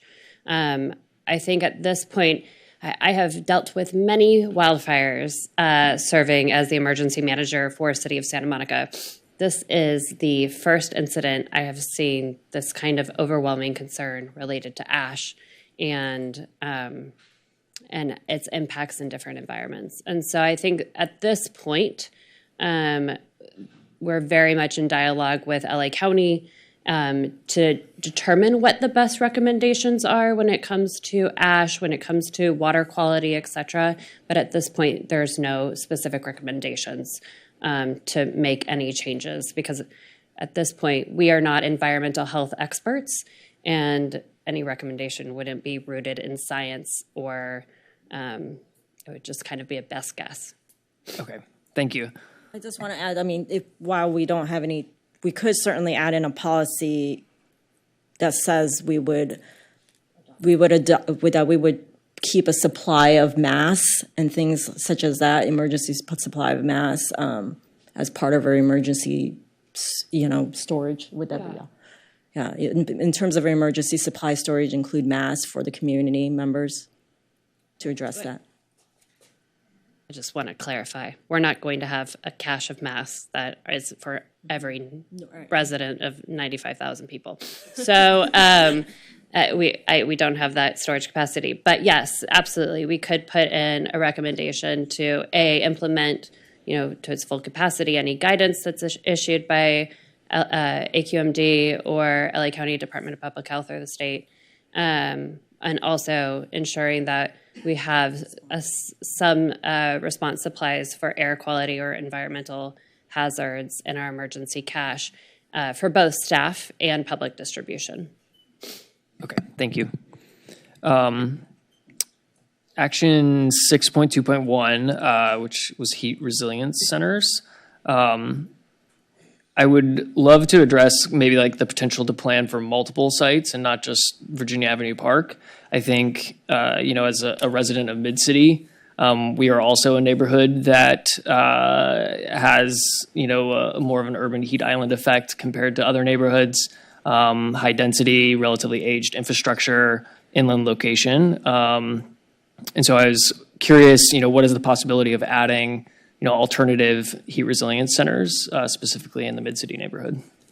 I think it's funded dependent, of course, so, we could certainly add in that policy, but yeah, I think it's whether or not how many resilience centers we could, it would be entirely up to council and our budget, but certainly we could modify that policy to say to the extent financially feasible. Okay, thank you. Councilmember Zarnitskaya. Thank you for the very detailed presentation and all of the work on updating the safety element. And I apologize in advance, I have quite a few questions. So on the part about identifying additional water sources in case of a firefighting emergency, does this include things like identifying homes that might have pools we could pull water from to fight fires? Yeah, I think our fire, we've asked our fire department that, and we certainly could. I don't know if they have the equipment. Joe, do you know? Sorry, I'm going to invite our fire department up here because they would know the answer to that.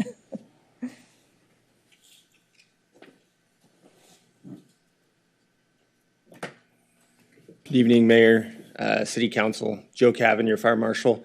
We are in discussions with that, and we are outlining on all of our maps every property that has a pool as a potential source. And our engines are capable of drafting out of pools if need be. Thank you. Okay, next thing. Can the fire resistance safety include things like a safety audit for residents upon request, or is that something that we're already doing? Can you describe what that entails? Like if somebody wanted to have maybe someone from the fire department come out and help identify what risks they should address to make their home more fire resistant or resistant to other climate change issues. Yeah, so the fire department does do fire inspections, and that's part of their regular kind of normal duties. But to do an actual audit of someone's home, I think, again, is resource dependent on, availability of fire department staff. Yeah. So if that was a program that we wanted to offer, could it potentially be something like there is a fee for that kind of service, or? There could be a potential fee. I can tell you we're already fielding questions, and we do offer information on home hardening, things that they can do in their home currently. And we do try to oblige any kind of resident who needs something when we're capable of doing it. We don't have any fees or anything like that in place now, but I can tell you as we're going through these policies and implementing things, we are going to be looking at, potential areas where we may need to inspect certain things too. We don't typically go in residence, though. Thank you. Okay, so a couple more questions. Do these plans include things like requiring battery backups for cell towers? Because as I understand it, during the Palisades fires, one of the challenges that they experienced was that the cell towers burned and the emergency alerts weren't going through, or the power was cut. And because the power was cut, then, the cell towers didn't have any power to send out the emergency alerts. The cell towers are not managed by the city, so we wouldn't have jurisdiction over that, unfortunately. We do have backup batteries for a lot of our critical facilities and essential facilities, and I think they could operate for a few hours or something, or, yeah. Mm-hmm. So typically for backup generators and underground storage fuel tanks, it's a 72-hour window for fuel capacity with the ability to extend it if you turn off lights in non-critical areas, et cetera. So, thank you. Do we have authority to require fire-resistant infrastructure? For example, if we're replacing wooden power poles with like fiberglass, or I understand there's some technology where you can wrap the like electricity poles with some sort of material that if it gets hit by fire, it hardens. Yeah, I think that would be, in terms of power poles, that would not be under our authority, but as I mentioned, with the residential areas, certainly we could impose more stringent fire-resisting building design materials, yeah. And public infrastructure as well, we could do that. I apologize if any of these are stupid questions. I'm No, they're not. not an expert in emergency services like y'all are. So on the phase one environmental condition assessments, I know that you mentioned they were usually previously done in the CEQA process. Do we have any requirements for projects to complete those phase one assessments currently? Only in the downtown area, because that was a mitigation measure in the downtown EIR. So that requirement is only in the downtown. It just was not done citywide. So the proposal here, if I'm understanding correctly, is to to require the phase one environmental condition assessments for properties just in the non-residential zones? Non-residential zones and any site that is listed on like a hazardous materials database. For example, you might have if for some reason you are listed as a dry cleaner in a residential zone and you're identified in those databases then you would be required to do one, yes. Is there a reason we don't require them in residential zones? Just because historically of past uses, those have been, our residential neighborhoods have always been residential. And so it's unlikely that they would have had past or former commercial uses that would have contaminated the site. Okay, got it. Do we currently have like a list of recognized environmental conditions, like including the historical, including controlled and historical recs? Yes, we do. That was that map I showed you. So actually, yeah, no, I didn't mention that. So you see this map has a lot of, the purples are the open sites that we know of. And the solid purple and the oranges. And so the ones that are kind of blank are the closed sites, but however, this map again doesn't show the sites that we might not know about that's dirty. Okay, got it. Sorry, I've been having to read a lot of phase one environmental condition assessments for work, so that's one thing I'm mildly familiar with. The safety element I noticed referenced human-made hazards, so does that include things like safety risks due to traffic violence? Is this something that is part of, addressing our Vision Zero goals? Or that's typically in the circulation element. Okay. So, yeah. Got it. So not in this. Thank you. Let's see, what was the other thing? So I really appreciate the attention paid to the risks from heat, just knowing that a majority of our residents tend to live in kind of older buildings that might not have air conditioning. I understand that there are likely a lot of folks who might be prohibited from installing an AC unit or a heat sink or a heat pump, any sort of cooling technologies because of their leases. Do we have authority to just allow residents to to have those types of technologies, even if it's not allowed in their lease? I believe so. I mean, I would defer to the city attorney, but I don't think that we couldn't adopt any kind of standard like that. Yeah. Okay. Mm-hmm. Mm-hmm. That might be a later, something to explore and come back. We'll look into it. Okay, thank you. You should just hold that up. Sorry, I have, like I said, lots of questions. Let's see here, making sure. Okay, actually, never mind. That is all my questions because you answered some of the other ones in your presentation. Thank you so much. I want to thank you a lot for the presentation. I don't have many questions, but just clarification for me. When I know this is the first reading, but do we, in asking to institute some of these policies, have we looked at the financial impact to our budget with respect to it, or do we come back? Or when does that come into play? I just didn't know whether that's So this is, again, general plan. Right. Element of the general plan. These are broad policy broad policy actions, and so if they do come back to you, there will need to be some any implementing ordinances or programs or projects will need to come back to you with financial implications. Okay, so when it comes back. Right. Yeah, I think the resounding theme is we've heard all day long is money. So, Right. yeah, we recognize. I was just curious for my information because there was a lot of, you've asked for direction from us, and I don't know what the financial impact would be with respect to these policies. And then second, I think this is an amazing safety element. Does population come into play when you deal with safety elements? Like, at times, we're 95,000 plus people, but we could be as much as 240,000 people at any given time. Yeah, to an extent. We already do that as part of our emergency operations. We consider daytime as well as nighttime population. Yeah. And in fact, the safety element actually does include vulnerability assessment to attach to it, which also which looks at vulnerable populations as well too. Got you. Thank you. Councilmember Zwick.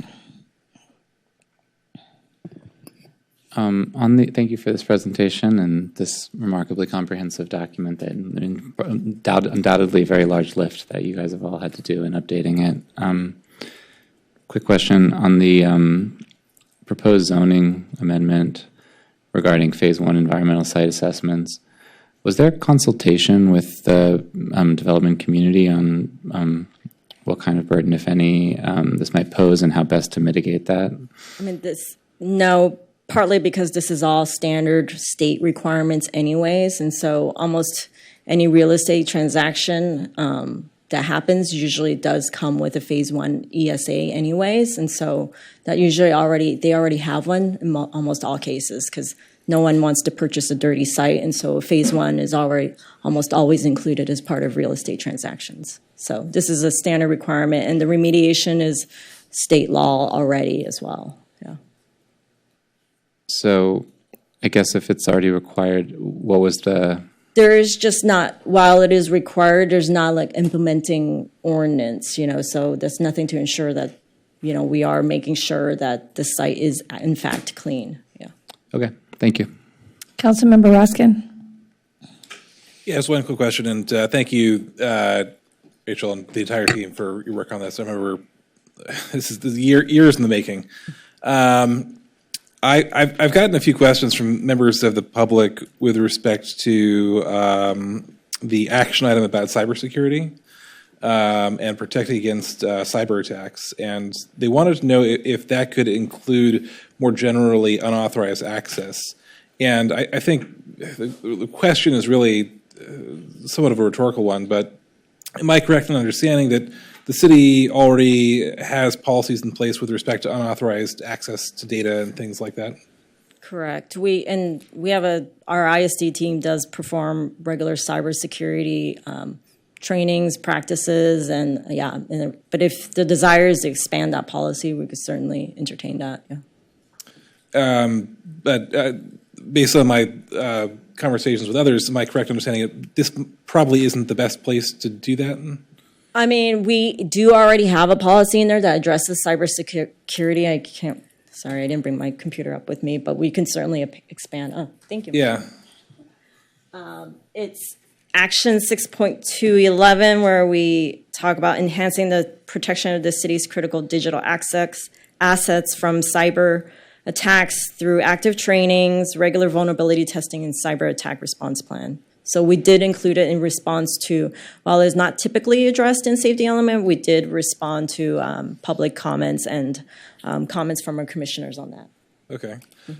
Just, again, thinking out loud here, would you and the team have any concerns with maybe saying cyber attacks and unauthorized access? That's fine, yeah. Okay, great, thanks. Councilmember, Mayor Pro Tem Terosas. That was it? Yep. Okay, I just have to ask one question. So you mentioned in this presentation, and thank you, and I think we're going to make comments or something after we hear public comments, but the safety element, obviously explicitly addresses seismic hazards, and you mentioned that there's a strong possibility of an earthquake in the next 30 years, including our surface fault ruptures and earthquakes as a key risk to Santa Monica in the element. So can you just tell us what percentage of soft story and other seismically vulnerable buildings in Santa Monica have actually completed the retrofits required by the city's earthquake retrofit ordinance? Yeah, sorry, 1 minute. Let me grab my computer. The most recent data we have is actually in the safety element. I'm sorry, I don't know that at the top of my head, but would it be fair to say that it's less than 80%? There is a phased timeline for the soft stories, and I don't think it's due yet. Thank you, Michelle. Michelle's saving my my butt here. Okay, so with the soft story, they still have some time to complete it, but it's a lot. This was a couple months ago. As of November 24th, 64% has been completed, and so. Yeah. So I think that we need to be thinking pretty strong, given that we have an aging rent-controlled housing stock, many of which are soft story, and we know that there's significant damage after the Northridge earthquake. What kind of enforcement measures are in place or incentivizing measures are in place, including financial assistance and technical assistance? And I would just ask that, I know that this is just like the plan. You know, this isn't like some sort of implementation strategy. This is just a planning process. But at the same time, I want to put that on the record. So thanks. Right. Yeah, I know that we've talked to our building and safety division before about this. They do enforcement. There's a warning first given, and then there's a fine, and then if they really don't comply, then they're referred to the city attorney's office. So there is that in place. Yep. Thanks. Okay, I just have 17 questions. No, I don't. I just have 3 quick ones. But I just wanted to say quickly to dovetail on that, if we are looking at incentives financially, we have to think about the 64% of people who already did it. So I know I live in one of those buildings, and it has been retrofitted, although it does look like it's about 1.2 earthquake from falling down. And on that note, with the older buildings, the cooling in older buildings, I was just curious. Councilmember Zernetskaya brought up people doing it independently and not being subject to landlords saying you're not allowed to within the lease guidelines. But are we actually requiring not new development, but that these older buildings do that? And in the same vein, more importantly, as it relates to fire, electrical upgrades within the wall. I say that because in our own apartment building, they're just not designed to have flat screen TVs in every room and have a blow dryer and a Ninja, put on. I can tell you from personal experience, fires within the walls of these apartment buildings are happening all the time. Yeah, I mean, I live in a rent-controlled building too, and it happens to me all the time as well. I mean, there is no requirement to require an existing building to upgrade to current codes, unfortunately. And so the cooling requirement would only be for new buildings. I think it would be, it might be overreach to expand it to existing buildings. Right. Yeah. So I knew you were going to say that, and that's why I asked that, because I wanted to say that in regards to what Councilmember Zernetskaya said, is oftentimes, and I've experienced this myself, as folks that live in these buildings try to upgrade themselves, there's pushback, and in that, if you are going to upgrade to GFI, the appropriate switches and electrical outlets, making sure that we make some sort of change here that people are allowed to do that within their leases, because it's actually upgrading for safety reasons. I had to do that myself, and I paid for it, and used, and so, because it was scary. I have kids, and so you couldn't plug in 2 things without being concerned the whole building might catch on fire inside the wall. Yeah. I don't know how we can address that, but it's something to think about. If we can't make people do that, then we should at least allow people to do it.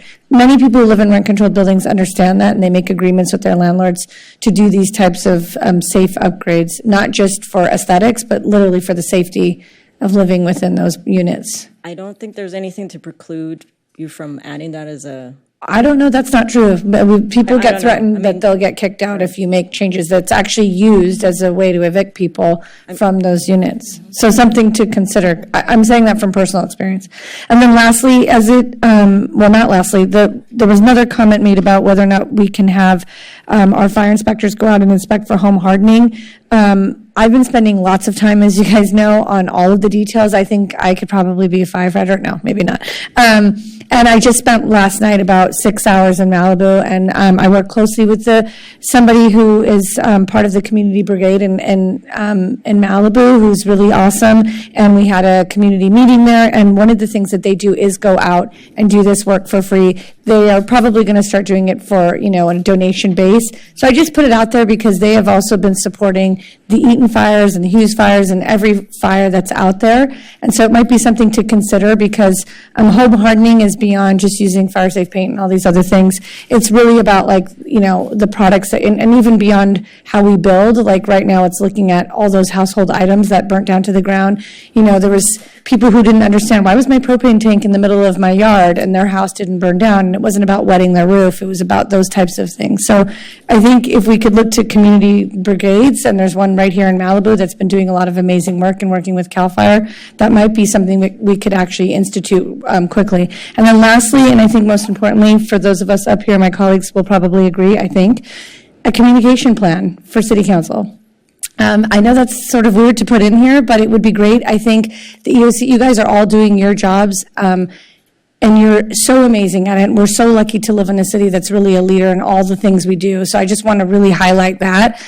But some of us up here have never dealt with this, and there was no playbook for us in terms of whether it's a tsunami or a fire or whatever it is.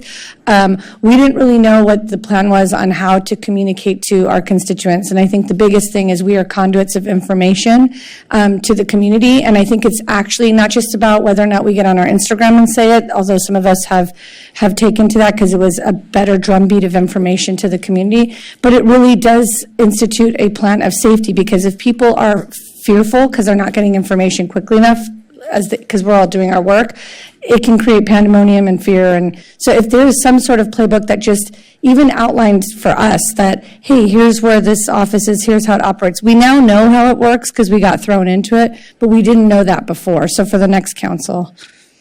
So we do have an emergency operations plan. We have a crisis communications plan. We have several plans, civil unrest plan, et cetera. And happy to share any of those. Is it I just mean it, not that you guys have it, is it specific to how council members would address the public and what happens I know you can share your plan. Yeah. I guess what I'm saying is something a little bit more specific to us. It does. I'm happy to create a cheat sheet too. It's a delicate balance, right? So yes, there is a description of what the council's role is in an emergency. It is challenging with information sharing, right? In that in the EOC, we are balancing getting information from verified and unverified sources, making sure that it is verified and accurate, making corrections to that information that we had to do a lot during this incident so that the wrong information isn't getting out there and being replicated. So we saw that, for example, with concern about there being a beach closure when there was not a beach closure. We saw that with information going out that there was a fire at 4th and Adelaide when there was not a fire at 4th and Adelaide. So it is a delicate balance, and where we want to be timely and get out in front of the misinformation, we also need to check our facts. So happy, I take that as good advice, happy to create a playbook and a condensed version of our emergency operations plan and crisis communications plan, and how you, serving as what's called the policy group within emergency management structure, how you can amplify the verified messaging that the EOC is putting out. And I didn't mean that as a critique to what you're currently doing. And just to clarify, I realized that was the balance. I think what was missing is the important element of sitting us down and letting us know before a disaster happens that this is that intricate balance. And when we get there, there's going to be an outline as to how to communicate. Yes, and we do have a policy group training that is in place, and we're happy to provide that. It always is complicated getting all of you in a room together and putting that into a council briefing.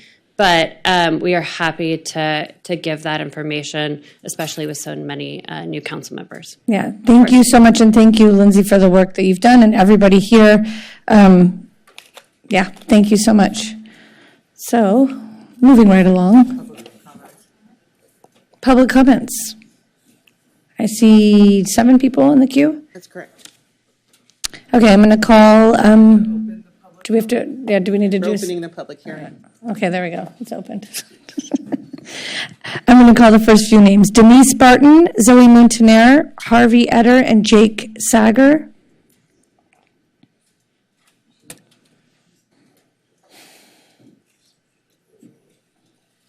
Good evening. For item 12A, I don't believe the seismic map represents the faults in the area properly, such as the Malibu or Anacapa Dune faults, which both come onshore in Santa Monica, with the Anacapa Dune fault going up Santa Monica Boulevard.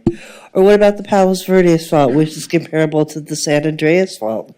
Or do you remember in the 94 earthquake where at 6th and Santa Monica Boulevard, Pep Boys, now Goodwill's floor split open, or how the church on 6th in Arizona fell down? Wouldn't that make you think there's a fault there too? So your seismic maps are severely lacking, and from what I've read, Santa Monica doesn't require a seismic report for development, leaving one to wonder if leaving out if this information is negligence or a criminal act, or is there a more nefarious cause for this action? That in your endeavors to overdevelop the city, you really don't care about safety. And please refer to my item 16M, input on January 28, 2025, for problems with evacuations due to your overdevelopment. Thank you, Ms. Barton. Zoe Montaner. I spoke to the chief of the fire department earlier today at the meeting, and I invited him to be the first guest of the Flag podcast. We were going to have Bad Bunny, but I think the heroes of the hour are the Santa Monica Fire Department. So I hope that the city allows him to come to talk about precisely what we're talking tonight here at a more conversational, space, since you asked for communications that are accurate because of the misinformation. So I was going to talk about something else, but during a break, I went outside, and on my way in, I exchanged a moment with our city attorney, who was incredibly disrespectful to me. I wanted to call him in to say that I was offended by the way he ignored me earlier during public comment. And he did something that is unacceptable. Ms. Montaner, sorry, I would just want to make sure we're staying. Yes, as I said, I was going to speak about something different, but since this happened and we're talking about safety, safety goes beyond the fires. I have to feel safe in these chambers, and I have to feel safe in this building. So that's what I'm framing the comment, because there's videos outside, and you can ask for the videos, and you can see the way he treated me. And that's white supremacy.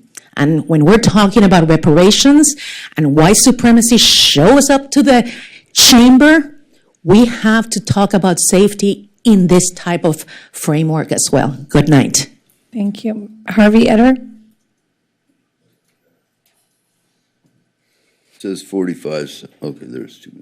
Hi, I'm Harvey Etter. I'm the founder and director of Public Solar Power Coalition. Over 50 years ago, I was the first environmental studies student in UC in 1970. Got a living Christmas tree in the White House under Nixon and Ruckel's house. Okay, we had an 8.3 earthquake in 1857 at Fort Tejon. Okay, this sign said we have a 95% chance, I guess in Santa Monica, of a 6.7 or greater. What are the probabilities of getting those bigger numbers?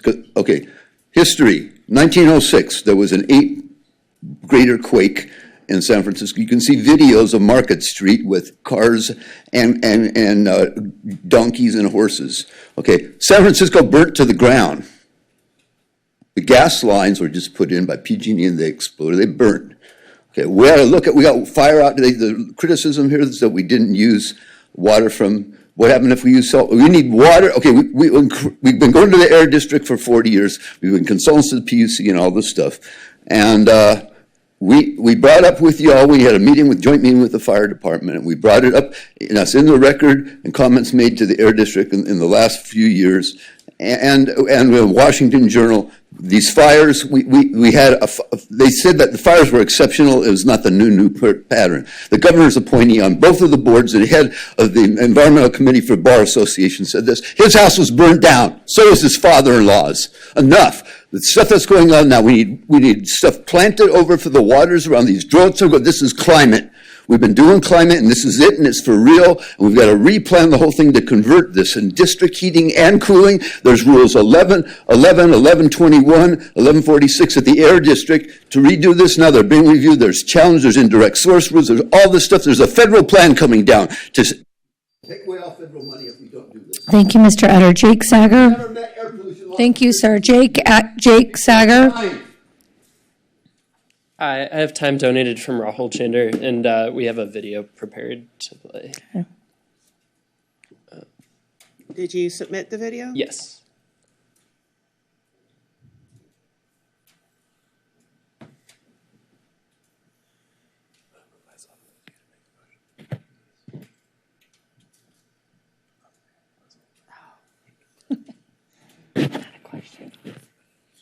Give me a second.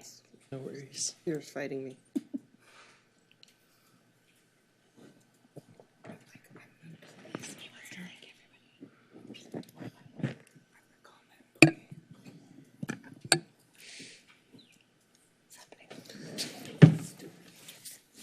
Everyone's like. I also have it on this device. It's okay.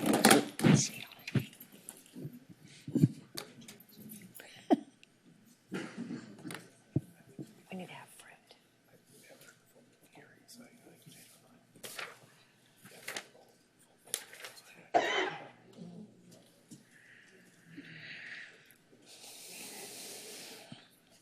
It's the name is under Eve Lopez, but it's that video right there, number 6.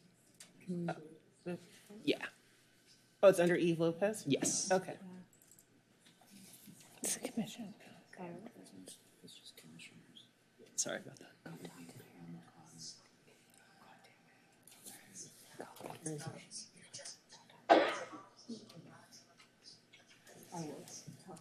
Carolyn does the dirty work.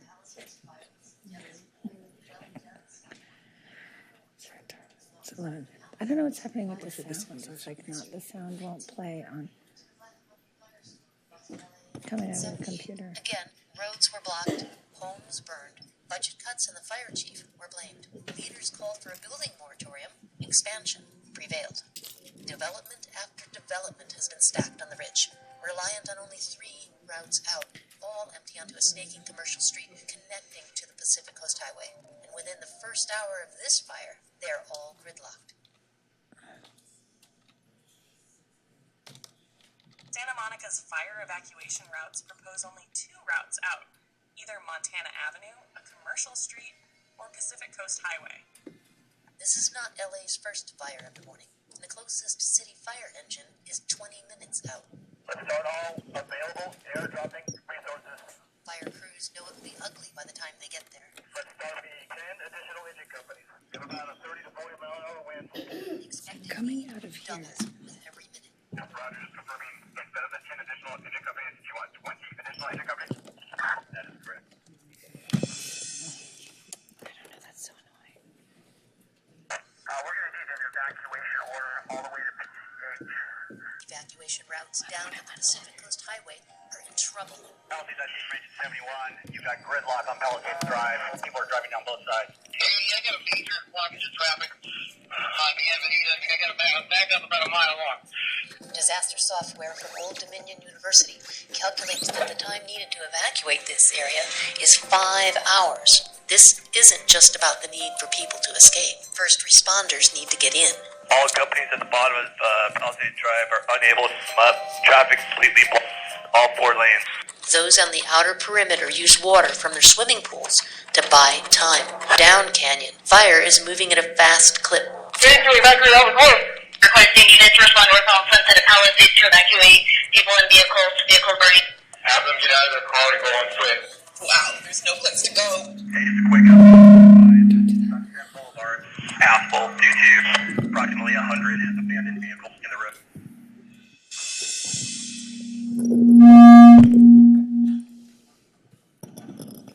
The fire hides hides beneath thick smoke. It takes a plane with heat sensors to show that the fire cuts evacuation routes. The LEFD then requested all resources, including strike teams and aircraft from assisting agencies. During the Palisades incident, we moved to Santa Monica Airport. At the height of it, we had a total of 13 helicopters parked at Santa Monica, which was instrumental because being able to have a short response time where we're not moving. Okay. Thank you, Mr. Sager. I think that was the full 4 minutes, right? Yeah, I think it was. Yeah. Yeah, well, because we actually started the timer after they even started, so it was about 4 minutes. I have Rahul Chander next. Oh, sorry. Okay. Eve Lopez and then Carl Wittenbell. Or Wittenbell. Carl's donated his time to me. Okay. And I'm going to use the last whatever didn't play in the video to start my time, please. It should only be about 15 or 20. Well, I stopped it, so. So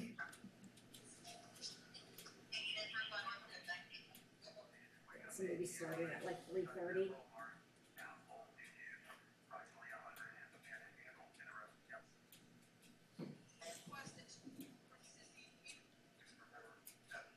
Yeah, that's fine.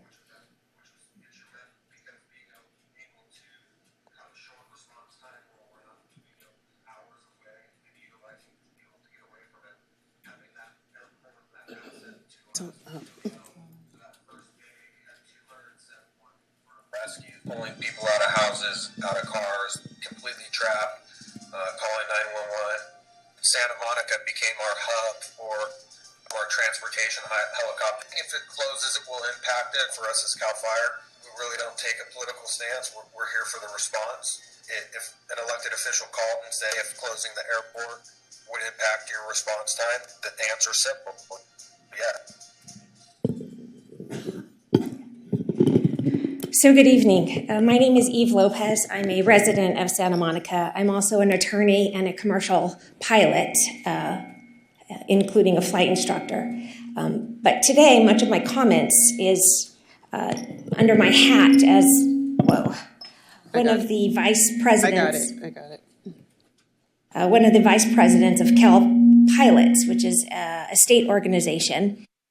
We work directly of emergency management. And so my comments are, and let me back up, the governor's office of emergency planning actually has an aeronautical unit, which, as we can see, it's the helicopters, the rotorcraft, that get rid of these massive fires, particularly during a wind event. And so there is huge resources available. We are special in Santa Monica because we have that airport. And one of the guiding principles here in Santa Monica is actually on the poster behind me. It's about civility, basic human decency. And part of that is born into the mutual aid agreement that we have with other first responder units.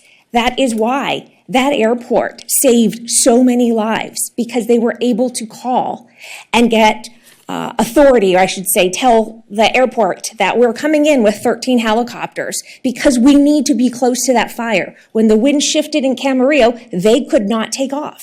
They needed Santa Monica. Basic human decency is about ensuring that we mutually aid our neighbors, especially to the north.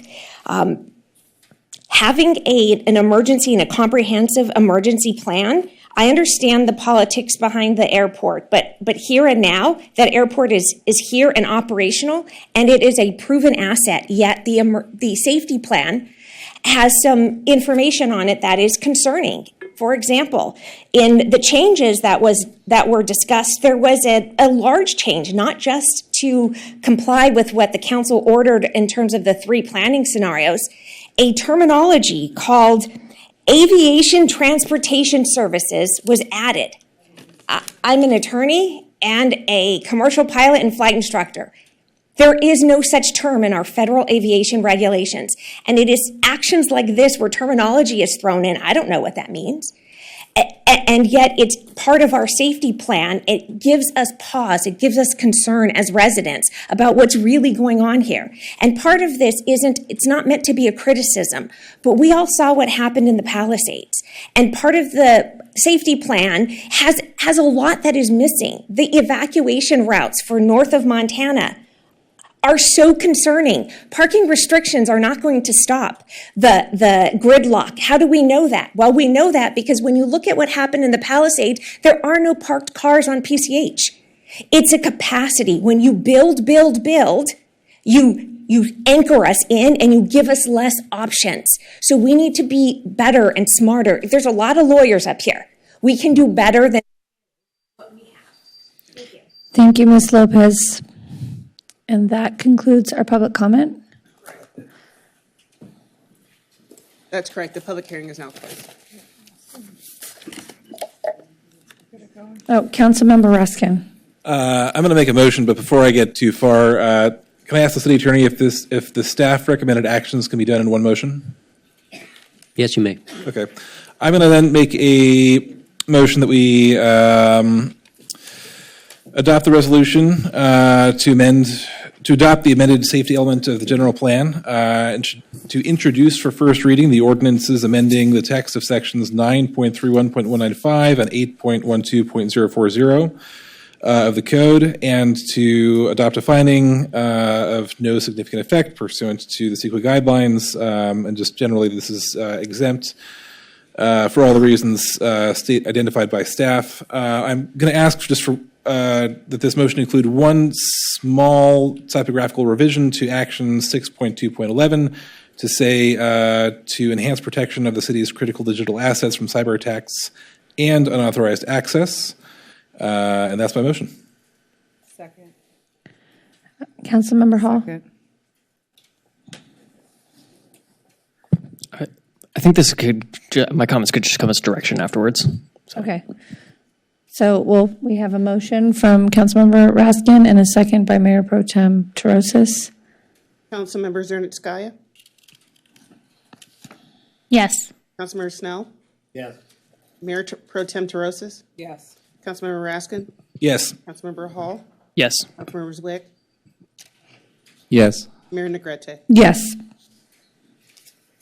So motion passes 7-0. And then Councilmember Hall? Just as some minor direction, if we could look at automatic inclusion of open flame bans during red flag warnings, an automatic ban of like leaf blowers and other air moving equipment during following an ash distribution event for some prescribed amount of time, explore those policies.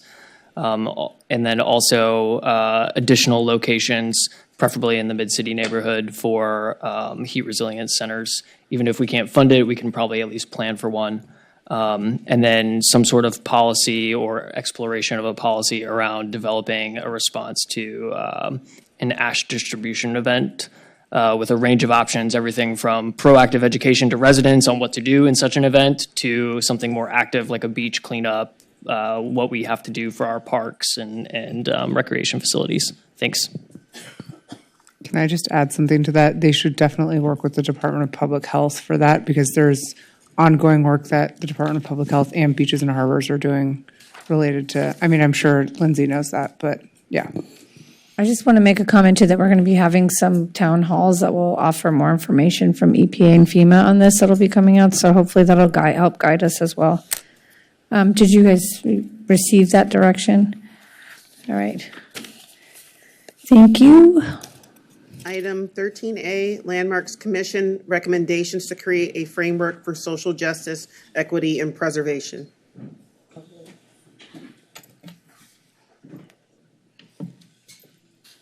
Did you try? And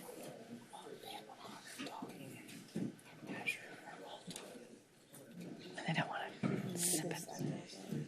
Good evening, council members. I'm Dolores Sloan, and I know each of you in the community, and it's delightful to be up here tonight. I'm Dolores Sloan, as I said, Landmarks Commissioner and member of the working group of the Commission's Subcommittee on Social Justice in Preservation. It's an honor and a fortunate coincidence to be sharing the agenda tonight with you and the study session on reparations. These are two actions that support social justice for all our diverse communities, recognizing past violations and replacing them with right actions. Our work tonight is to report back on the effort Council initiated.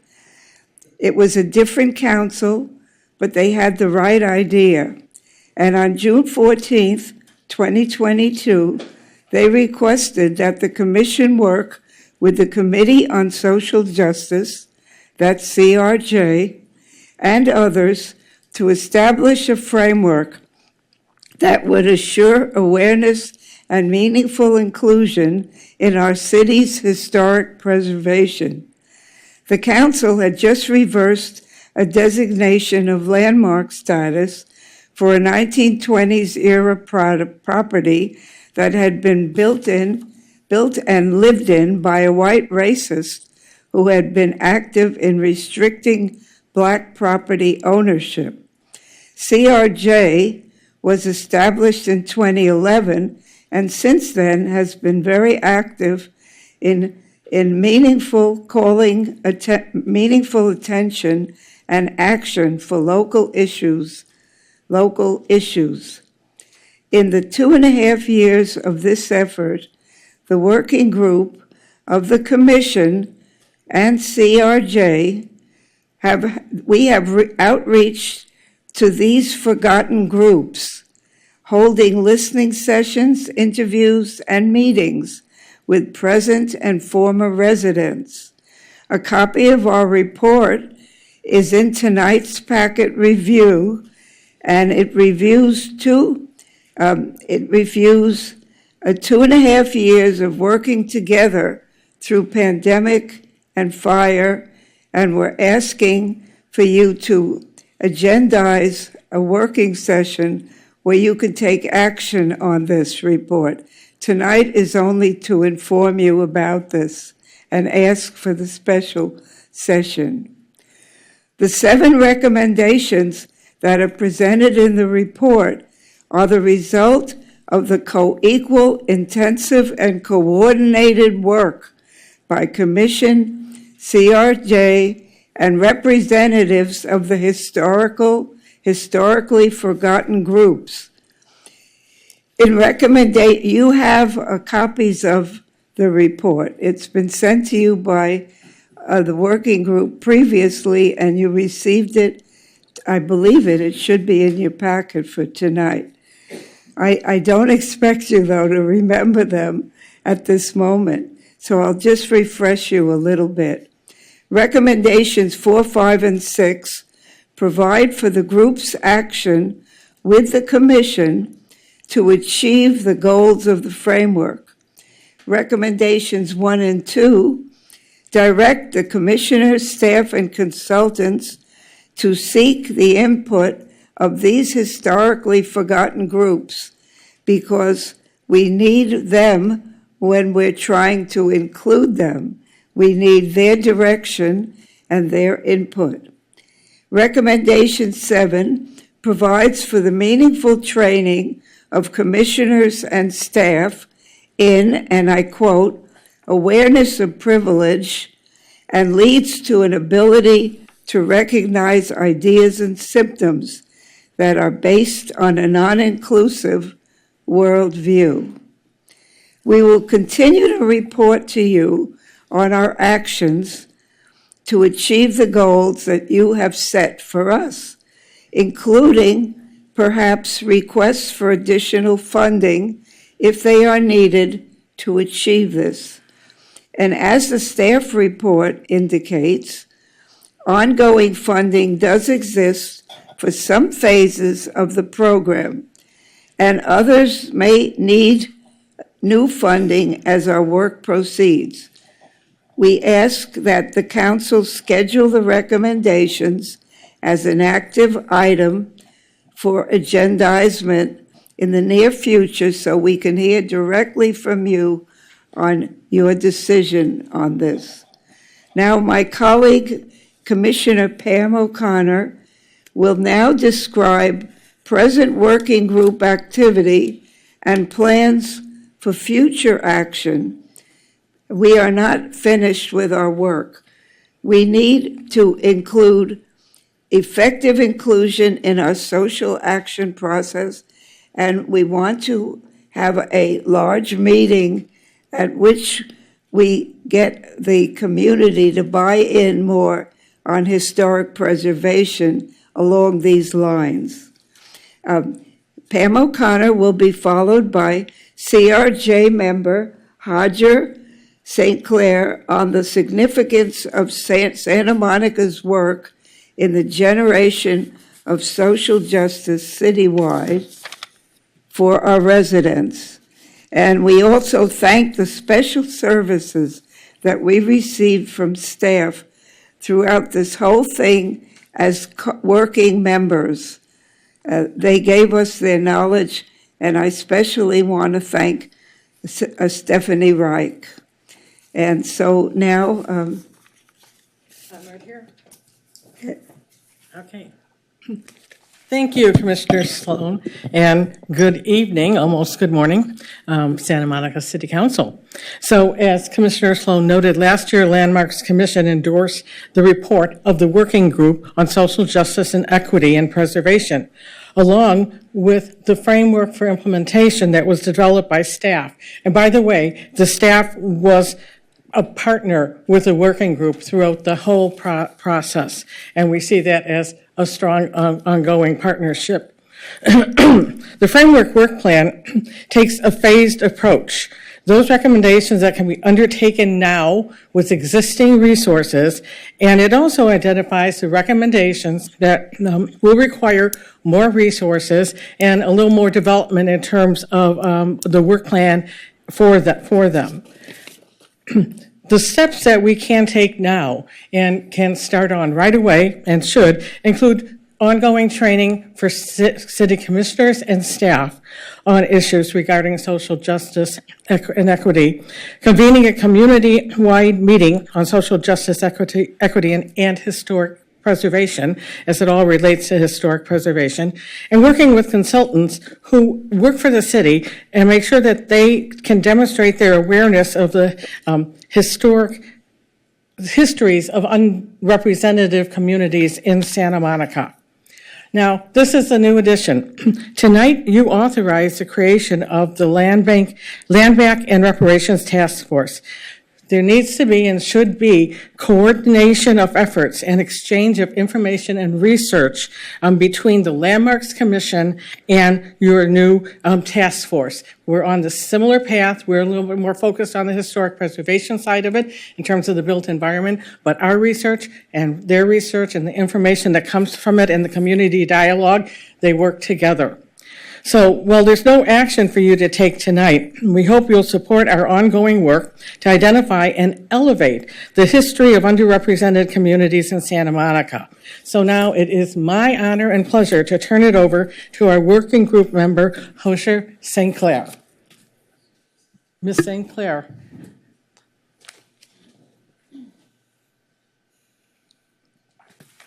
Thank you, Mrs. Sloan and Mrs. Pam. The Social Justice, Equity, and Preservation Landmarks Committee, along with the Committee for Racial Justice Working Group framework, is significant because it is a step forward to social justice for directly affected Santa Monica residents and communities, disenfranchised, underserved, and historically excluded populations, whose labor made and continues to make Santa Monica what it is today. Our new social justice framework will help weed out white supremacist tactics in the city's historic preservation programs by ensuring that the histories of Indigenous Black Americans, other people of color, and all marginalized communities are properly recognized in the land. Can we give her just can we give another minute because of time difference everyone getting up? We have started developing a social justice framework for historic preservation and the designation process in the CRJ Landmarks Commission Working Group. A social justice framework is a part of repairing the harm. As you support the recommendations and the continued working group's work, have social justice in your minds and in your hearts, not just storytelling. We want to emphasize that many of our recommendations are abstract, and the Committee for Racial Justice wants to continue to work with the Landmarks Commission and staff in order to drill down and make the recommendations concrete programs so we can make sure the intention is preserved. Thank you. Thank you. Do we have any discussion or questions or? Just say a couple of I'm not sure if you have time now for questions. We were given 10 minutes and told it would be rigid. So it's up to you. I'm happy to say goodnight, but it's up to you. No, I'll just give a quick reaction and maybe we can move the item. I think all of your recommendations from the working group make absolute sense. I like the option to establish a committee of community members to be advisory to the commission. I guess my question would be, what kind of capacity do we have to effectuate any of these recommendations? Is there any, or is this something where you are asking for additional budgetary authority?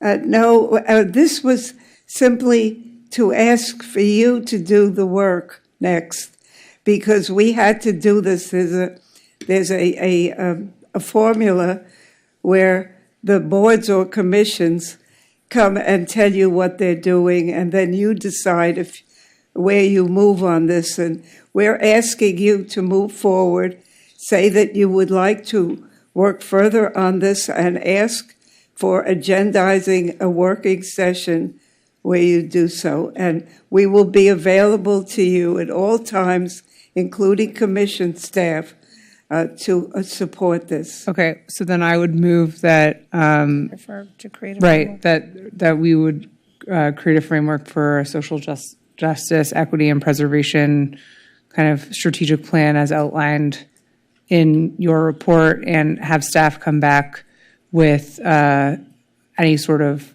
again, I'm not saying we're going to grant the budget request, but what it would take realistically to implement, fully implement some of the options that were outlined in your report back. Do you have a second? I second. Okay. I just Your have, thing, yeah. I just have a question. I want to make sure that earlier tonight we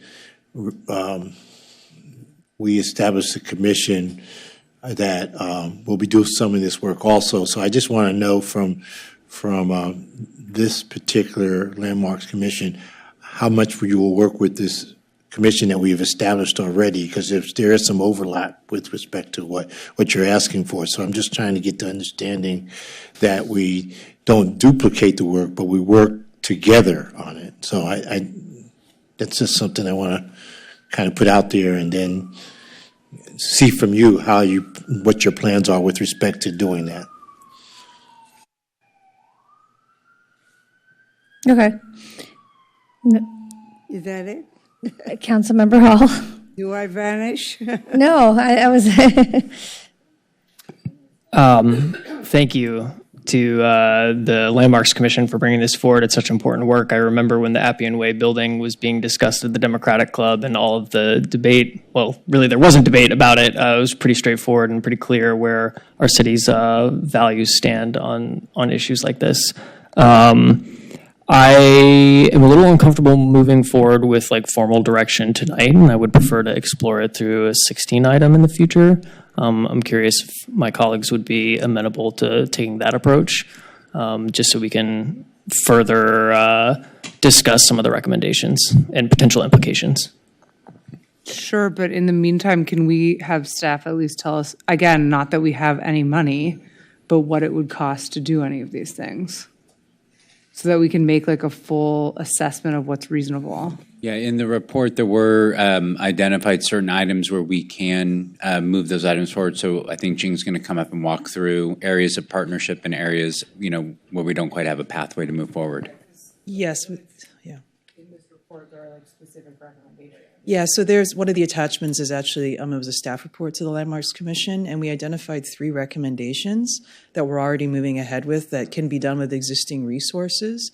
And we recommended it that way because it's a tiered approach. And then there were other recommendations that would require, additional budget requests. And, the plan is absolutely to continue to partner with the working group on this work and to bring forward those requests, as time and resources allow.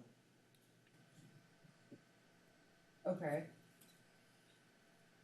So, Jing, would you feel comfortable with us moving forward the recommendations that can be accomplished within existing resources, or would that divert work away from it? Yeah, the 3 recommendations that are in the staff report, and it was endorsed, by the Landmarks Commission, we're already doing that work. Okay. So, your direction tonight to, for us to bring back information, as these recommendations come forward is totally fine. Okay, so then I would revise my motion to say that I move that we adopt recommendations 4, 6, and 7, 4 being retaining outside consultants from diverse populations, 6 being a community-wide meeting hosted by the Landmarks Commission, and 7 being providing training to the Landmarks Commissioners and staff.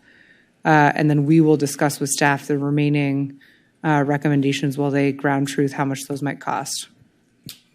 I second with the understanding, as I mentioned, how without duplicating efforts. Right. I don't want to duplicate efforts with respect to what we're dealing with tonight. So I'm very supportive of those recommendations. I just hope that the Landmarks Commission will work with the the working group that we put together for the reparations, because there's a lot of overlap, and that's all I wanted to see. And Councilmember, we can take that feedback back as well, and then we'll work with, Lisa and David, and they'll work with Stephanie and the team to make sure that we get all this lined up. So I second the motion. Okay, so to be clear, we have a motion, but the idea of having a 16 item for more discussion is still obviously an opportunity, but we're moving forward with the 3 staff recommended items that are seemingly already in place and don't require. Would you mind just repeating the motion, please? She's moving 4, 6, and 7, which is the suggested in the staff report items that I think we're already working on and don't require extra finances, and we're not creating any duplicative efforts of this ad hoc committee. That's probably not the right phrase, but it's getting into the morning hours. That's being created from the study session, the Reparations Task Force. And recommendation 4 is retaining outside consultants from diverse populations who have training and awareness in the history and population movements of underrepresented groups in Santa Monica. Recommendation 6 is a community-wide meeting hosted by the Landmarks Commission. And recommendation 7 is providing training to Landmarks commissioners and staff. And Ms. Yeo feels that's appropriate. And all stuff we already have resourced. Right. Okay.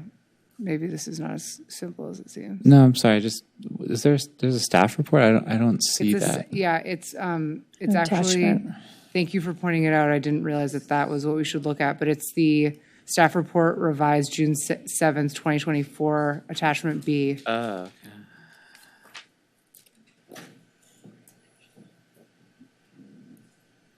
Did you have any more comments, Councilmember? Okay. So can we move forward with that vote? All in favor? Aye.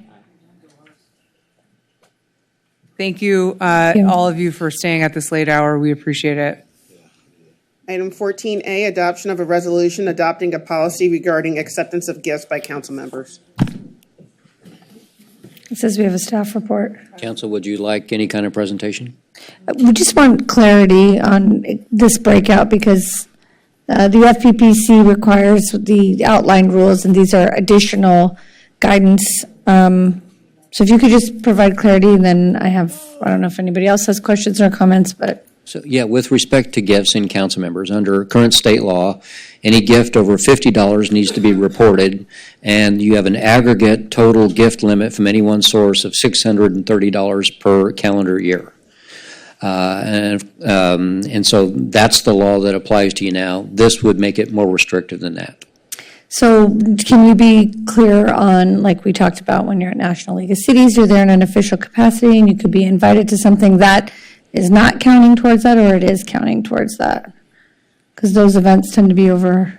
Well, there are very complete definitions of what is a gift, what is not a gift, Can and you explain exceptions and what so is a forth. gift and what is not a gift? What would be a gift where you would be subject to, for example, we talked about the orchids that were $135 that would have to be donated or given back to the recipient. So people who are unaware and do that, you'll have to make sure that as a council member, you make sure you find a nonprofit or you contact that person and give it back to them. Right. And you Under have to this document proposed that. resolution, yes. Yeah, and then so when does it become not applicable if you're attending something in your official capacity? Because the majority of things, I mean, there's a difference between.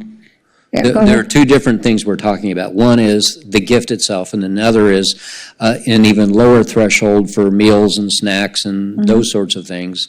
Those are limited to $20 of value unless it's basically you attend an event and everybody gets it. It's there for everybody. In other words, if you were to meet a constituent for lunch, then that $20 limit would apply. If you attend an event where everybody is being provided a meal, the $20 limit does not apply. So, well, put yourself in the queue. Okay, Councilmember Zernitskaya. So I just wanted to get clarification of item under the where it defines what a gift does not include. Under 10, it says anything excluded from the definition of gift under the Political Reform Act.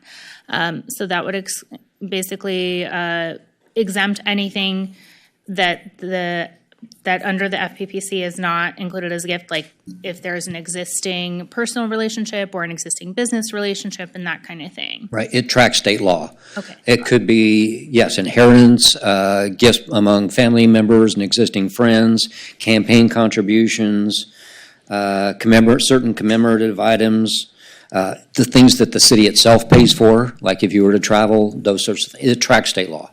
And I assume that that also means anything that's unrelated to our work as council members would also be exempt. So for our day jobs, I'm sure we all have different, conferences we attend or events that we go to that.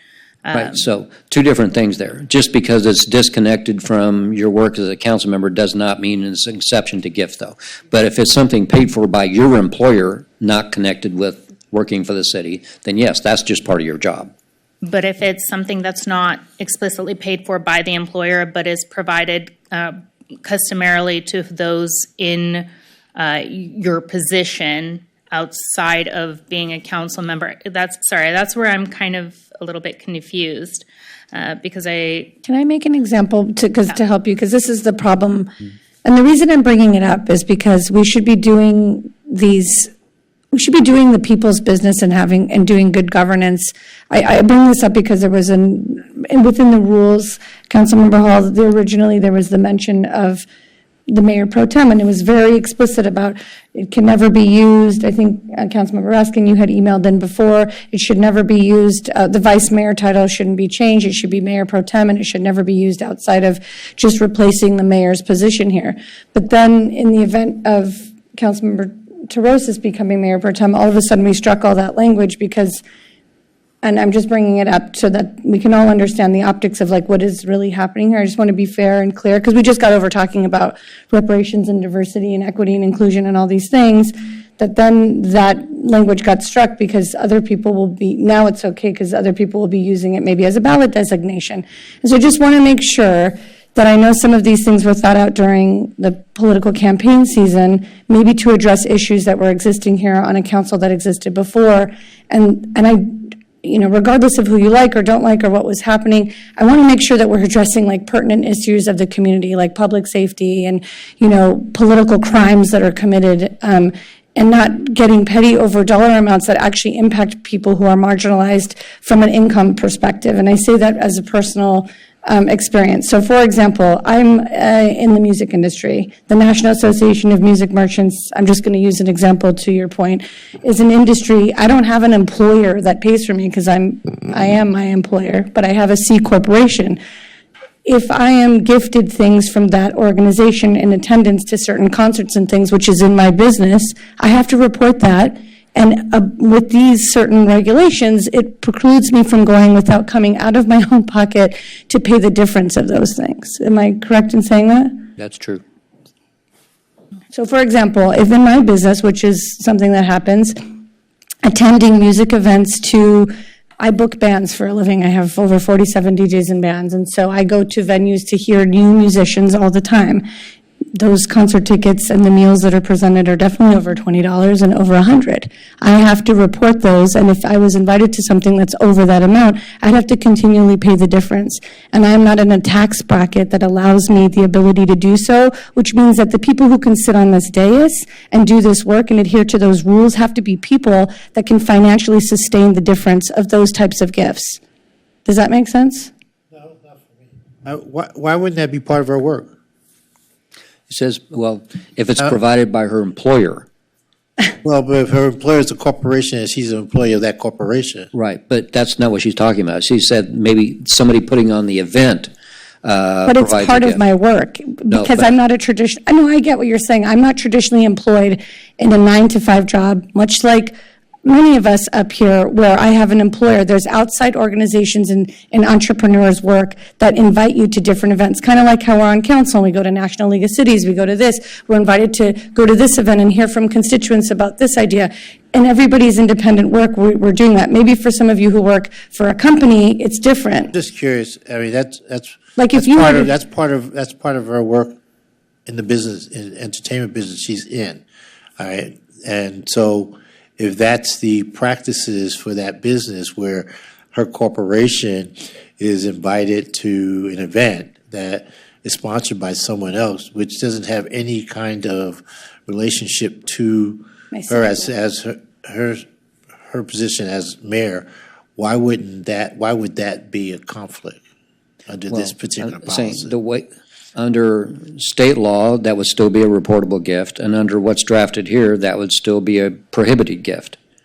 Now, you can change the local definition of gift to the extent that you would like to for this purpose, but you still have state law to comply with too. And it's already a problem now, and he will, like, since I became on council, for those of you who just got here, I just want to say we need to take a breath. You're going to come up against stuff that you're going to go, my gosh, I didn't think about it because we haven't experienced it yet. And I can tell you that the time that the city attorney's office has spent on remedial issues that is not impacting the well-being of our community over people concerned about petty things from the community, we're constantly getting Public Records Act requests, and the city clerk's office is spending copious amounts of time for Public Records Acts. I don't know that anything has been discovered yet that I'm aware of that's been some, newsworthy national news of something going on. And I can tell you that the difference between $20 and $50 may not be a big deal to some people, but it puts people in these predicaments where we're constantly having to ask the city attorney and precluding ourselves from participating in things because it puts you in this financial position where you have to make up. I mean, we all know what we get paid on council, and we know that there's things where you're out in the community that we're going to come up against this. I come up against it all the time, to the point where I have said many times I've considered not being in this position because it is so ridiculous sometimes that all of a sudden the work that I have done as an independent entrepreneur my entire career has butt up against these rules. Now, reporting it is fine, but it becomes a rule about whether you can accept it or not, and this just makes it that much more difficult. My concern is that the rule that exists currently is already pretty strict within its limitations. It's already set in stone that anything over 50 we have to report.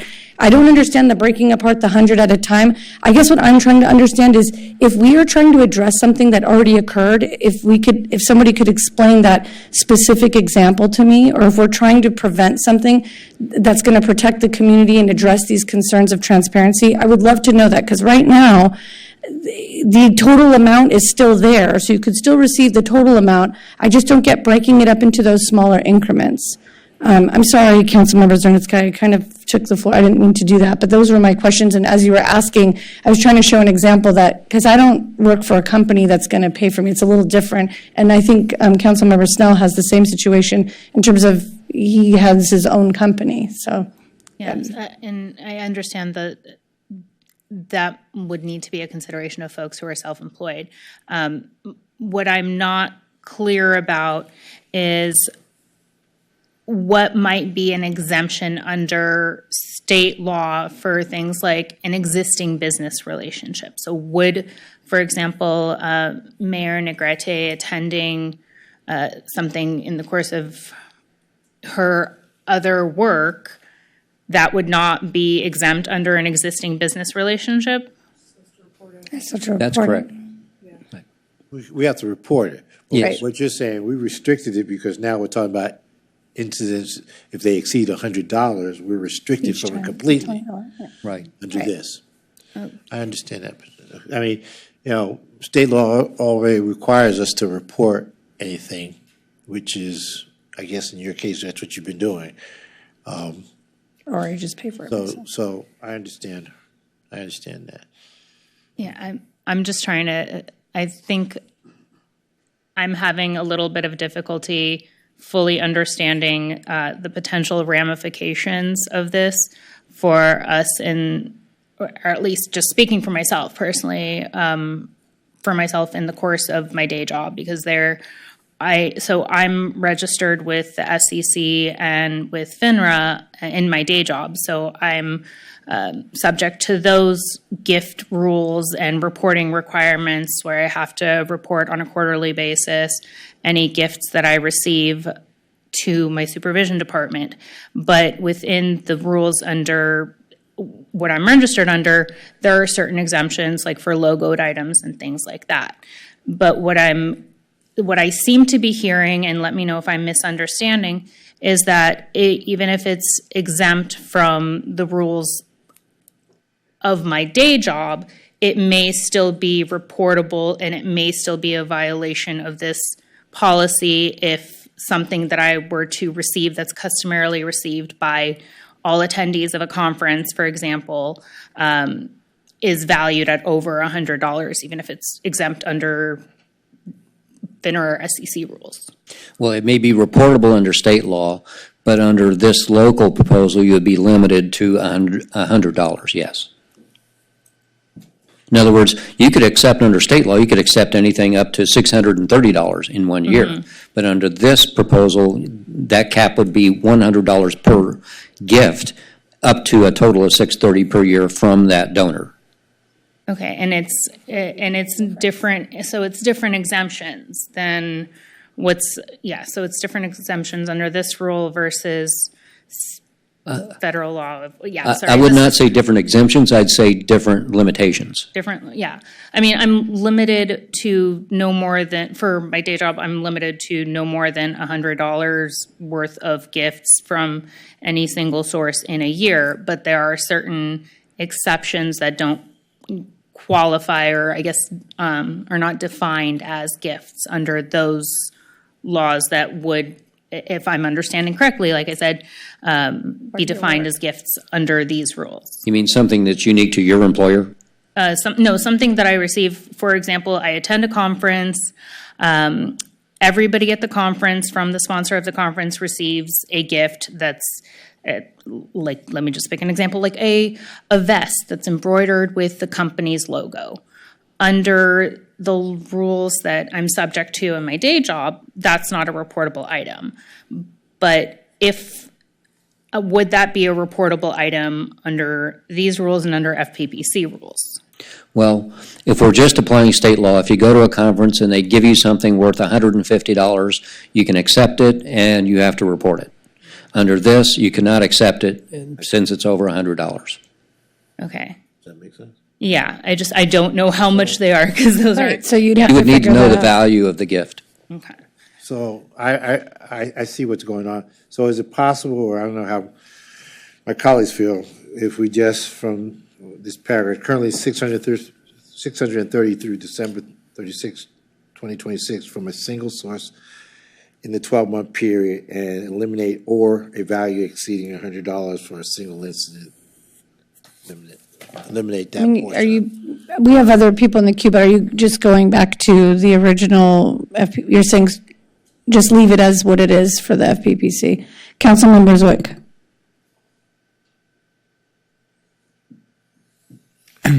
I just had a clarifying question.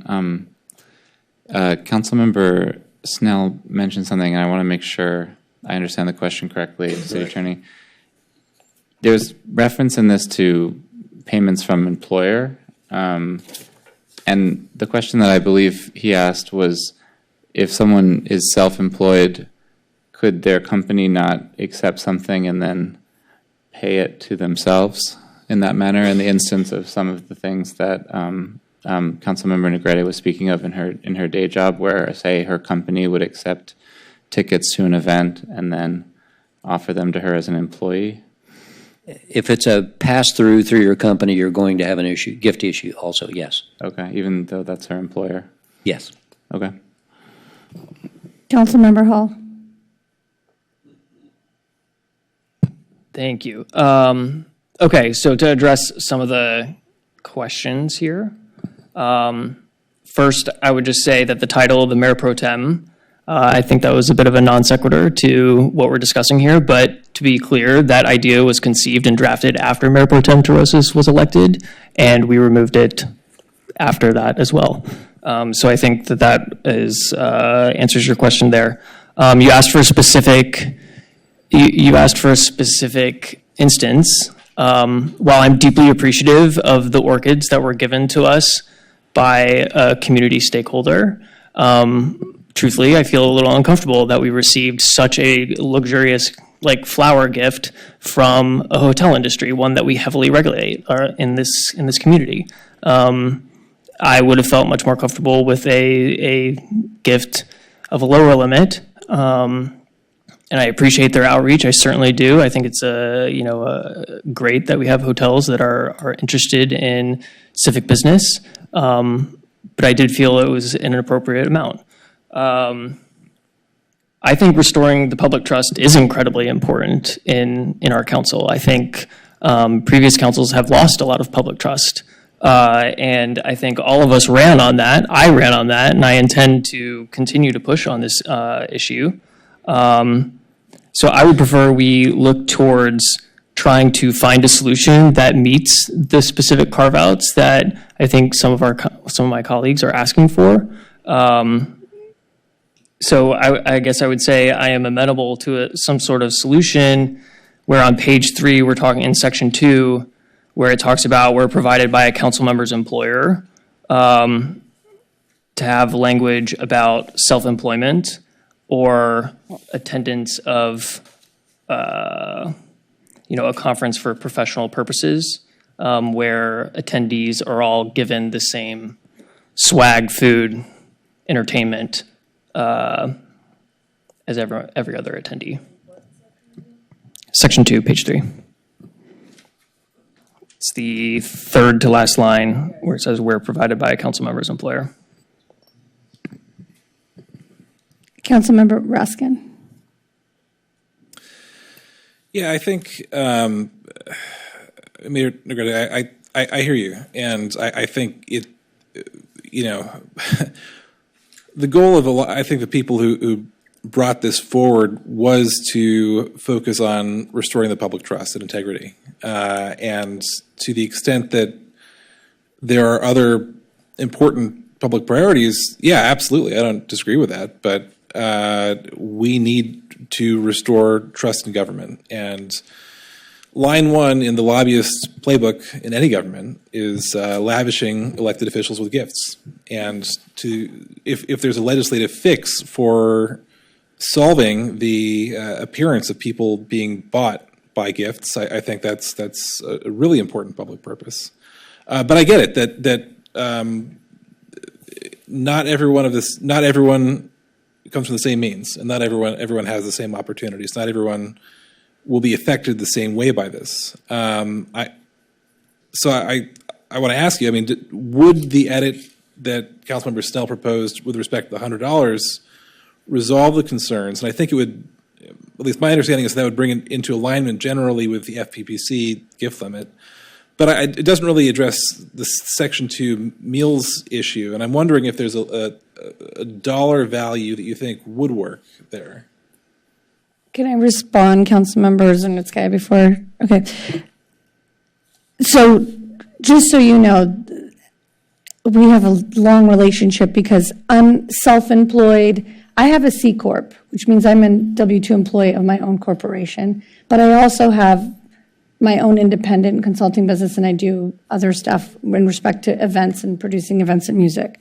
It makes it very complicated for this person who has to hold multiple jobs, flexible jobs, to be able to survive in the city of Santa Monica or in California for that matter. It is already extremely complicated with the rules that are set by the state of California.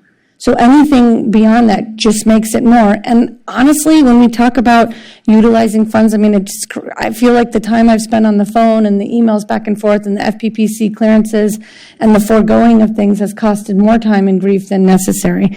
When we talk about transparency is key to our community and restoring trust and integrity, I mean, we're sitting up here talking about the difference between $20 and $50 in a meal and $100. I think restoring public trust and integrity is the stuff we discussed during 7A. I think it's addressing the issues that the community wants addressed between homelessness, affordability, public safety. I mean, this to me is, I understand, and I love that we've built a bridge and we're coalescing and we're working together as a council. So please understand that my conviction is frustration based on the fact that since I started here, I can probably safely say that I'm on the lowest end of the economic totem pole.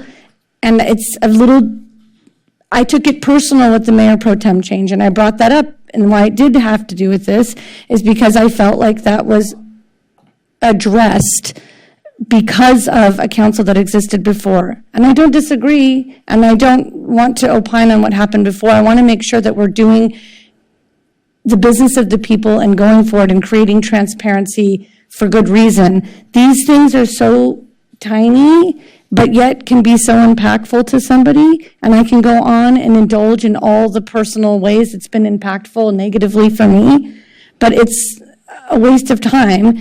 And I look, do have certain people gone out in the community and gotten too many free pancake meals and maybe steaks, and I don't know. I mean, is that the type of being bought and sold? I don't know about you all, but like I can't be bought by a $50 meal or even a $100 meal or a $1,000 meal. And I don't know what you would be able to do in the community that would cause harm by that $630 amount. But I get it. It's there to make sure that we are all doing this public servant job in accordance with, I just think that there's laws that already exist. There's rules that exist that already make it difficult. And for those of you that work in a job where you clock in, clock out, and you work for a company that pays for you to go to things, it might be a little less tricky for you. But for those of us who don't, it's not. And I will say that this also applies when we go to these, when you're traveling to National League of Cities and these other events where you're going to see there's opportunities for you to be at the room and be at the table, right? I'm not a lawyer. I'm not somebody who's been in the political scene for a while. That's a part of these groups. So when people get invited, they build relationships from being invited to all these events. And sometimes there's a price tag to these, but it's in our official capacity. It's not like you're going there to be bought by somebody to make some decision in the city of Santa Monica. These events cost money and they have a value. And sometimes, like Councilmember Zanetskaya said, I don't even know how much this vest would be that's embroidered. I didn't know how much the orchid was till we tried to figure out how much it was for the purposes of this. So then you've got to figure out and you got to ask, and then you have to disclose, you have to have this discussion before, oh my God, I don't know if I can attend because it might be over the $100 amount or whatever.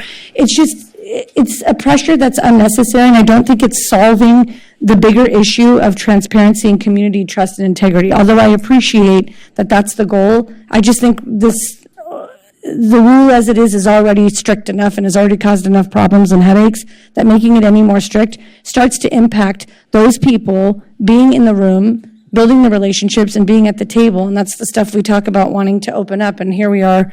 I mean, it's embarrassing for me to even have to talk about this, but it's something that is definitely a setback, and I don't even think we've begun to discuss how it's going to end up being more impactful going forward. Councilmember Zanetskaya.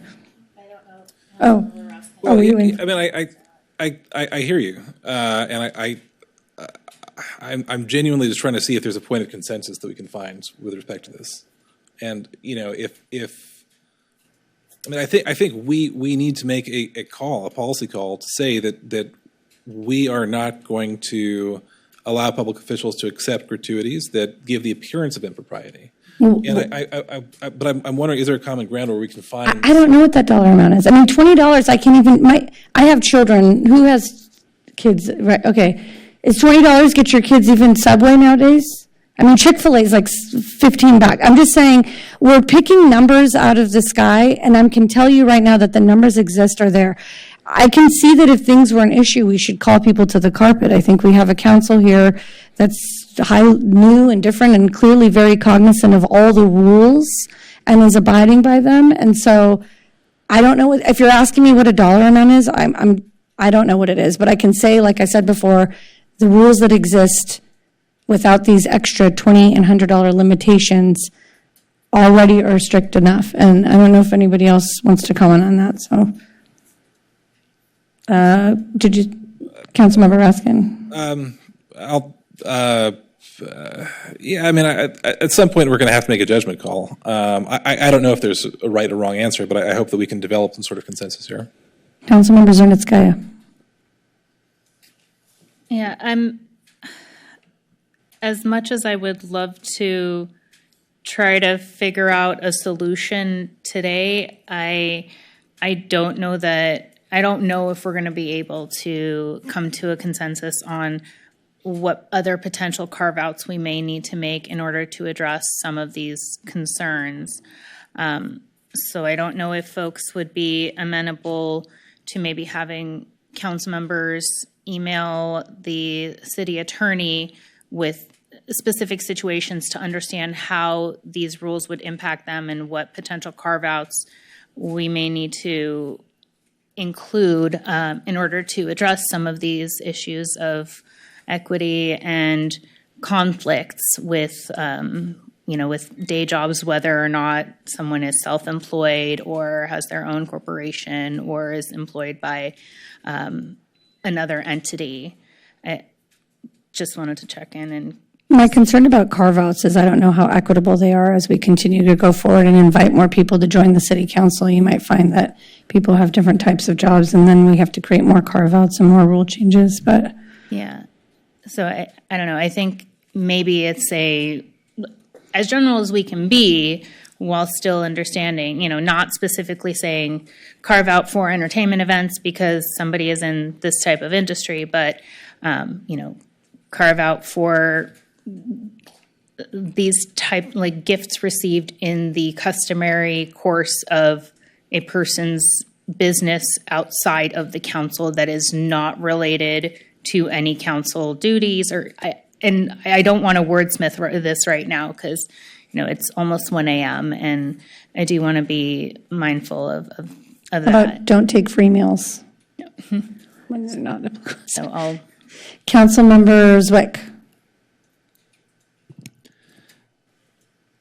There's two sections we're talking about. The first is whether there should be some sort of lower overall limit on gifts, and the second has to do with Section 2 related to free food and beverage, though I am a little confused because the later provision mentions snacks, meals, entertainment, or travel.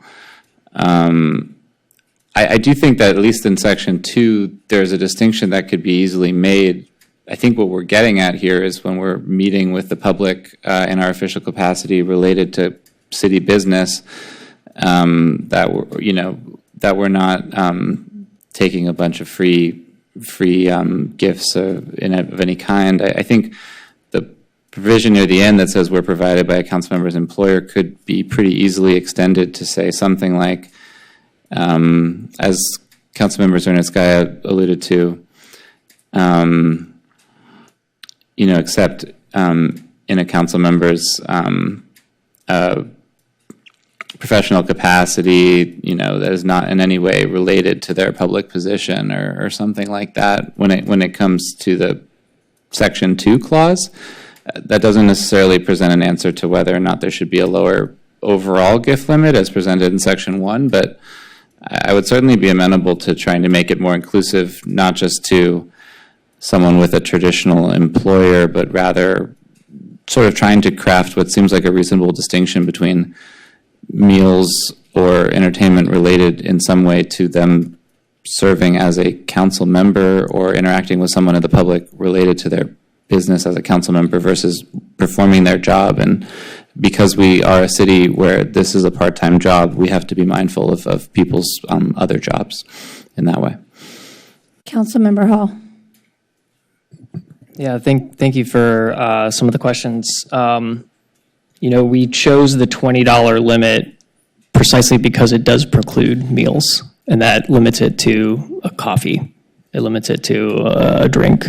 So I think that dollar amount was very deliberately chosen. It limits it to a cookie, a snack. I am not amenable to kicking this down the road any further. We brought very specific guidance in a 16 item that we passed unanimously in December. This resolution was before us at our last meeting, and then we kicked it down the road for timeliness reasons, which I was very amenable to. So it's not like this is the first time we've had this in front of us. We can always, if we find we have situations that are coming up, we can always amend this in the future. But I would like to move the item with a specific text amendment to page 3, section 2. So in that last sentence, where it says, where provided by a council member's employer on an equal basis to all employees of similar position, I would strike provided by through similar position, and instead I would state or items such as snacks, meals, entertainment, or travel where provided in a council member's professional capacity outside of city duties and not due to the council member's public position.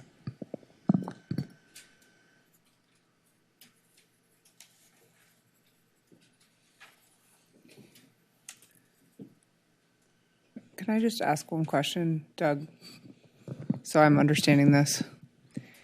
If a conference was $500 and we got a comped registration to that if a conference was $500, like NALEO or Local Progress or something like that, and we got a comped registration Like a scholarship. or a scholarship, would that count as a gift? Yes. And so Oh, yes.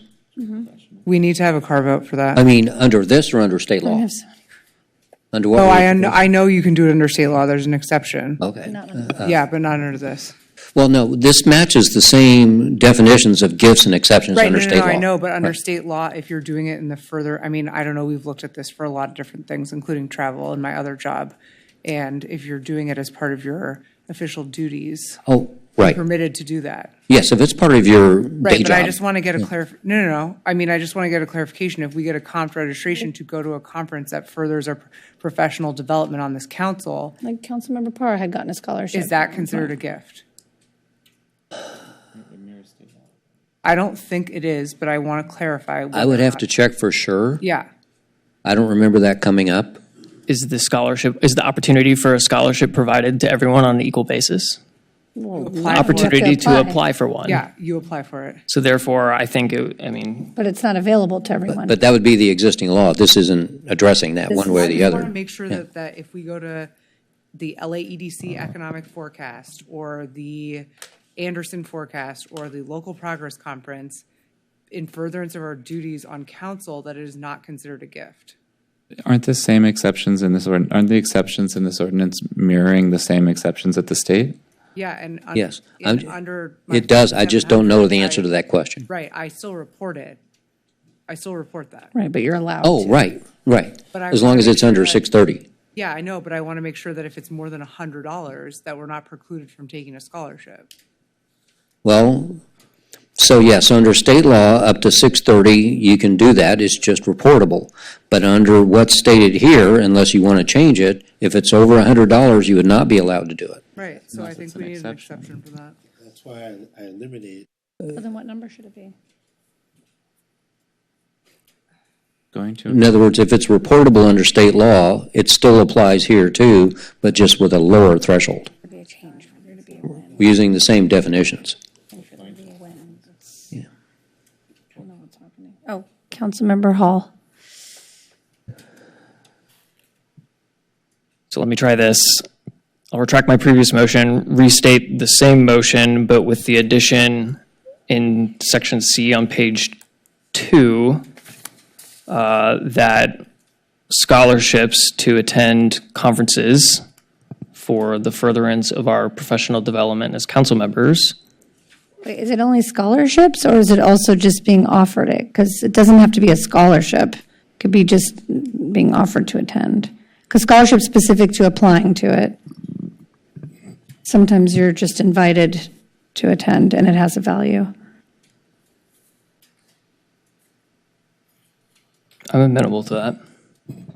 So for C7, let's just say on page 2, scholarship or free admission to a ticketed event for the official, where the official performs, instead of ceremonial, let's put public role at the event.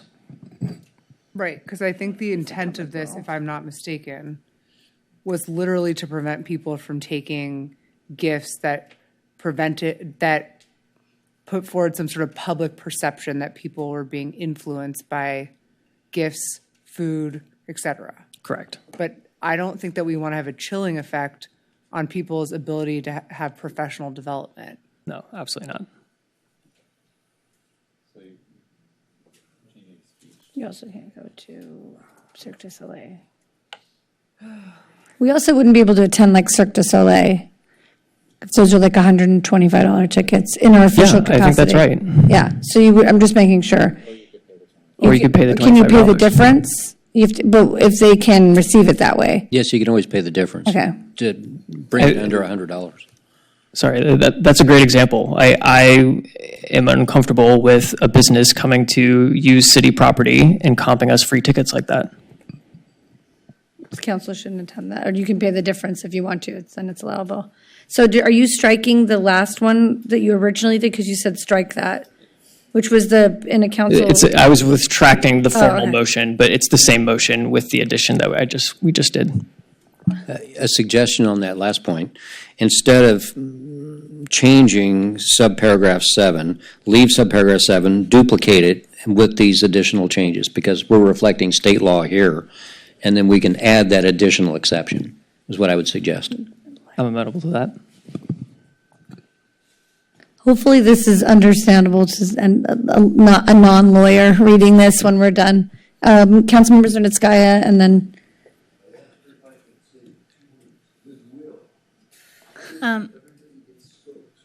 So I just wanted to get some clarification under section 2. It says, it's titled free food and beverage, but it also refers to travel.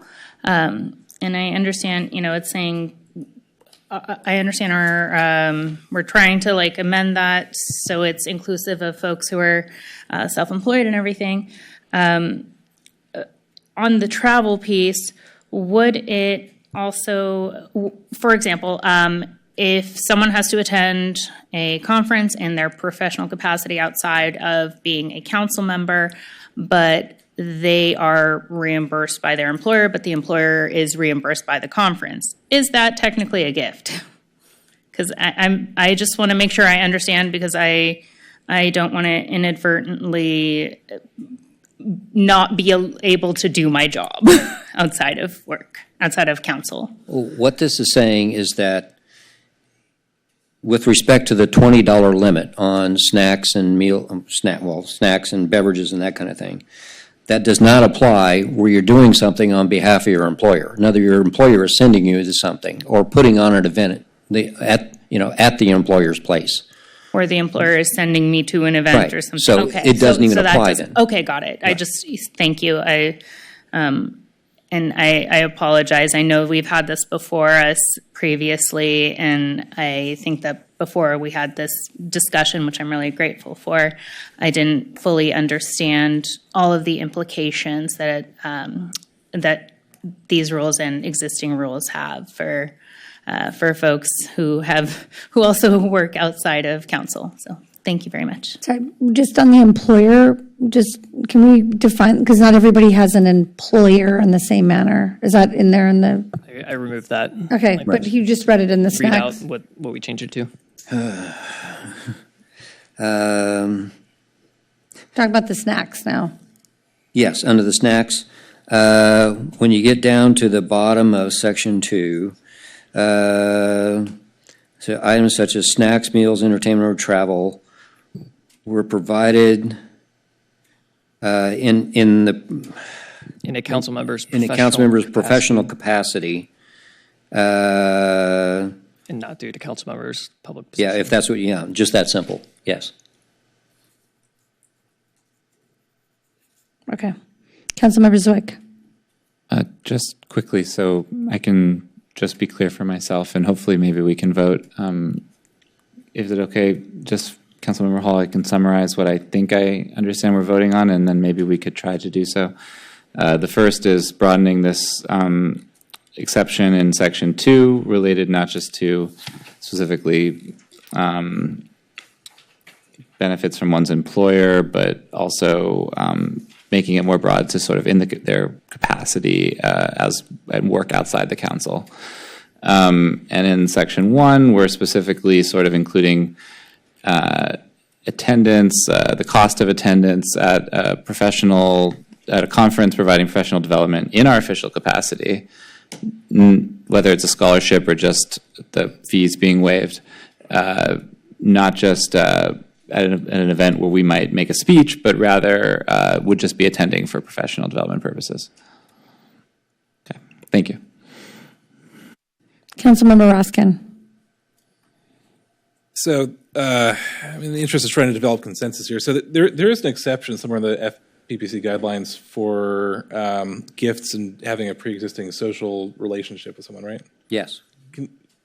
How would folks feel about putting that exception into section 2, recognizing that, this food and beverage rule is not intended to apply to pre-existing social relationships and familial relationships? Well, it's not just existing relationship. It's existing relationship where you typically exchange equal value. In other words, I give you a gift, you give me a gift. That's what the exception's about. Isn't that covered in section 1, subsection C2? For subsection 1, I think it is. If it's your understanding that that also applies to section 2 of this, then I think that would cover it.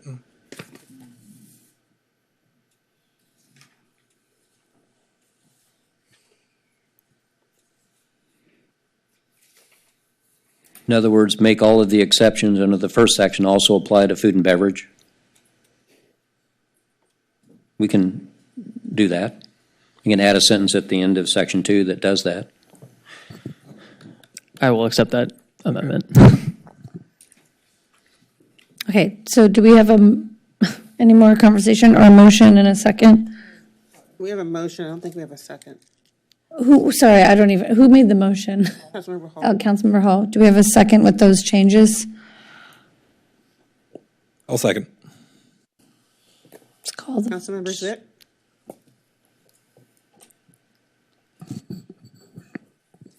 With the amendments provided by Councilmember Hall and Raskin, yes.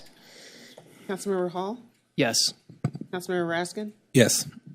Mayor Pro Tem Terosis. Yes, I hope we can get some implementation guidance from the city attorney. Councilmember Snell. Yes. Councilmember Zernitskaya. Abstain. And Mayor Negrete. Yes. There we go. All righty, what is next up? Item 16A. I'd like to make a motion, actually, that we move items 16 G, H, I, K, L, M, and N before we hear the 16 items individually. 16 G, H, I, K, L, M, and N. Unless someone really needs to talk. Hold on. H are the two resignations. I is, sorry, I'm not. Second. So everything after 16. Yeah, except for J, which is the ad hoc committee. G, H, I, K, L, M, and N. I second that. Okay. So that was Terosis and Snell. Snell, yes. We can do a voice vote. All in favor? Can I just make a friendly amendment to Part K to ask that we solicit feedback from the Rent Control Board on that one? Yes. Thank you. Yes, sorry. Thank you, Ellis. Absolutely. Is that noted? Commissioner Gonska for coming. Okay, so we're just tabling that one? No, we're not tabling No, we're not tabling it. We're just adding direction. We're just adding a and- direction that. Can we do that when we're doing it combined? Yeah, yes, you no, can. it's kind of discussion. Yeah. No, we're we're reading in an amendment. We are reading in an amendment on this consent vote.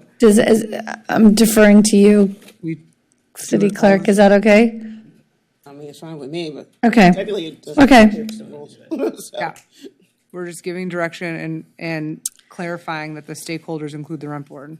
Is it a voice vote? With the understanding that there's a separation of powers here. Right. Is that a voice vote or are we doing a roll call? No, we can do a voice vote. All in favor? Aye. Aye. Any opposed? No? Okay. Council, on item 16J, it says establish and appoint a temporary ad hoc committee, so Yeah. you need to name who would be on it too. Yeah, we haven't gotten there yet. Carved that Oh, you out. carved that out, I'm sorry. All right, item 16A, appointment to one unscheduled vacancy on the Human Services Commission for a term ending June 30, 2027. There are 4 applicants for this seat. The only requirement is that the applicant be a resident, which all the applicants are. And then there's just a note that Matthew Sussman is a commissioner on the Disabilities Commission, so he would have to give up his seat if he chose to sit on this body. And the 4 applicants are Kevin Glover, Brett Morrow, Zoe Montaner, and Matthew Sussman. Councilmember Zernitskaya. I'd like to nominate Brett Morrow. Councilmember Hall. I'd like to nominate Kevin Glover. Oh, okay. Any more nominations? Let's see, no more. So we have Morrow and Glover, right? Yes. Councilmember Zwick, Mora? Councilmember Hall, Glover. Councilmember Raskin, Glover. Mayor Pro Tem Terosis, Morrow. Councilmember Snell, More. Councilmember Zernitskaya, Morrow. and Mayor Negrete. Morrow. And I will happily change my vote tomorrow. Same. All right, that's unanimous. And there are additional vacancies coming up, so we encourage Okay. those people to stay interested. The next item is, item 16B, appointment to one unscheduled vacancy on the Personnel Board for a term ending on June 30, 2026. There were 2 applicants for this seat, Michael Kirschbaum and Noel Lewis. However, Michael Kirschbaum rescinded his application, so there's only 1 applicant. The seat requirement is that they either are a resident of the city or is a resident of Los Angeles County that is employed full-time within the city or owns real property in the city or has been issued a business license by the city. The disqualifiers that they shall not hold public office or employment nor be a candidate for any other public office. And that's it. And Lewis meets those requirements? Yes. So, welcome to the Personnel Board, Lewis. Mr. Lewis. Noel. Oh, sorry, Noel Lewis. Sorry, Miss Lewis. Sorry about that. Do we still have to? I you can do it nominate by Noel acclamation. Lewis. Okay. You can do it by acclamation. Okay. All in favor? Aye. Any opposed? No.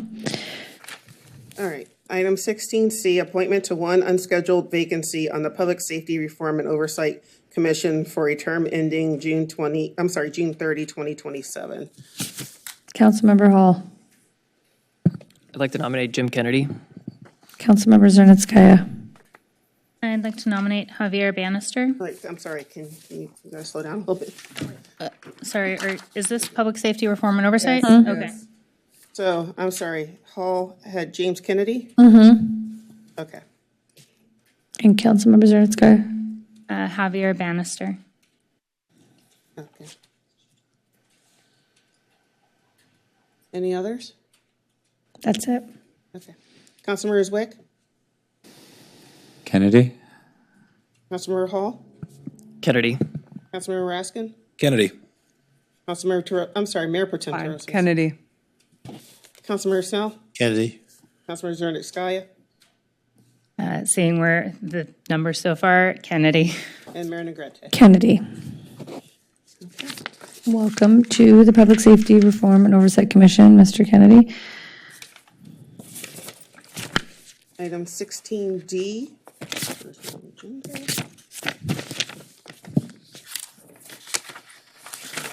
I can make a motion, or is she going to name Item 16D, appointment to one unscheduled vacancy on the Rec and Parks Commission for a term ending June 30, 2026. Any nominations? I nominate Daniel Campbell. What was that? Daniel Campbell. Daniel Campbell from Councilmember Snell. I'd like to nominate Barry Rosenbaum. And Barry Rosenbaum from Mayor Pro Tem Torosis. Any others? So it's Campbell and Rosenbaum. Councilmember Zwick,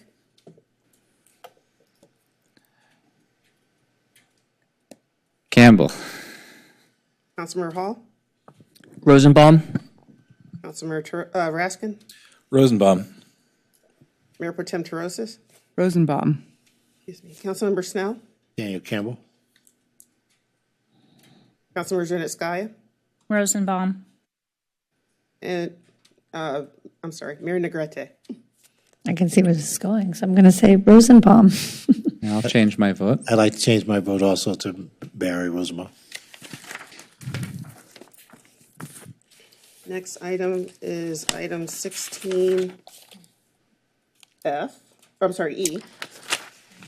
Appointment to one unscheduled vacancy on the Santa Monica Pier Corporation for a term ending June 30, 2026. I'd like to nominate Peter Trin. Councilmember Hall. I'd like to nominate Jeff Jarrow. So, never mind. Okay, we're okay. I'm sorry, Peter Trin for Councilmember Snell, Yes. and Councilmember Hall, you nominated Jeff Jarrow. Okay. Councilmember Zernick-Skaya, Peter Trin. Councilmember Snell, Peter Trin. Mayor Pro Tem Torosis, Peter Trin. Councilmember Raskin, Jarrow. Councilmember Hall, Jarrow. Councilmember Zwick, Trin. and Mayor Negrete. Well, I was going to say Jeff Jarrow, but seeing where the votes are, Peter Trin. So, what? There was two for Jarrow, yeah. I'll happily change my vote to Peter Trin. I will also happily change my vote. Welcome to the Santa Monica Pier Court, Peter Trin. Item 16F, appointment to one unscheduled vacancy on the Santa Monica Travel and Tourism Incorporated for the term ending June 30, 2026. I'd like to nominate Judy Barker. I'd like to nominate Tim DeFuria. I'd like to nominate Sean Bresser. Okay, so I nominated Barker. Mayor Pro Tem has Tim DeFuria and Besser. And this, I know this is the one that there's just one. Okay, sorry, yeah, there's another one I think coming up in June. Yeah, that's fine. All right, well, this should be fun. Councilmember Zwick, DeFuria. Councilmember Hall, DeFuria. Councilmember Raskin, DeFuria. Mayor Pro Tem Torosis, DeFuria. Councilmember Snell, Sean Bresser. Councilmember Zernick-Skaya, I would have to change my vote afterwards anyway, so DeFuria. and Mayor Negrete. Well, I wanted to see Judy Barker be on here, and I'm bummed that she's not, but I am happy to say Tim DeFuria as well. And I'll change my vote to Tim DeFuria. Welcome, Tim, to the Santa Monica Travel and Tourism Board. Commission, sorry. Item 5J, establish and appoint a temporary ad hoc council committee for the city manager recruitment process. Okay. I'd like to nominate Dan Hall and Pro Tem Terosa and myself. I'd like to nominate myself and whatever other combination of folks that would like to be on this committee as well. So I don't know how that works. I'll second Barry's motion.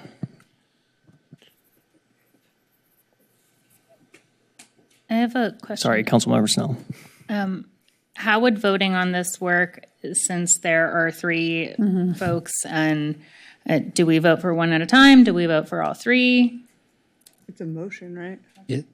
There is a motion, so that's what you would vote on, but somebody could offer a substitute motion, and then you would vote on that first if it has a second. I'm offering a substitute notion that it's myself, Mayor Pro Tem Terosis, and Councilmember Snell. And I don't have a second, so let's just vote on the other one. I'm sorry, who was the third? On Councilmember Snell. It's Hall, Snell, and Terosis.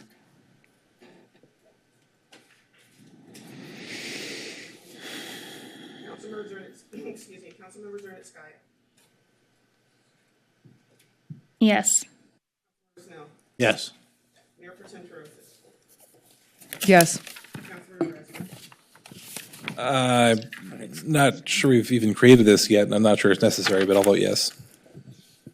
Councilmember Hall. Yes. Councilmember Zwick. Yes. Yes.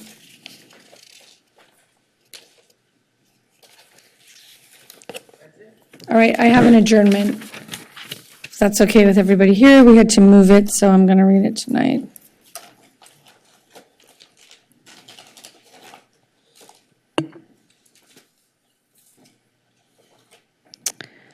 And this adjournment is written by the brother of Steve Martinez, Michael Martinez. So I'm going to read it in his, as he wrote it.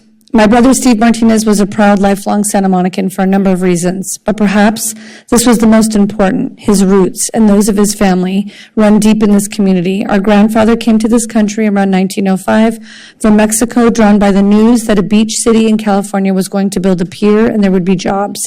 He ventured north from his small village and was on the work crew that built the world-famous pier. When the job was done, he stayed and started a family that included 6 daughters, all born in Santa Monica.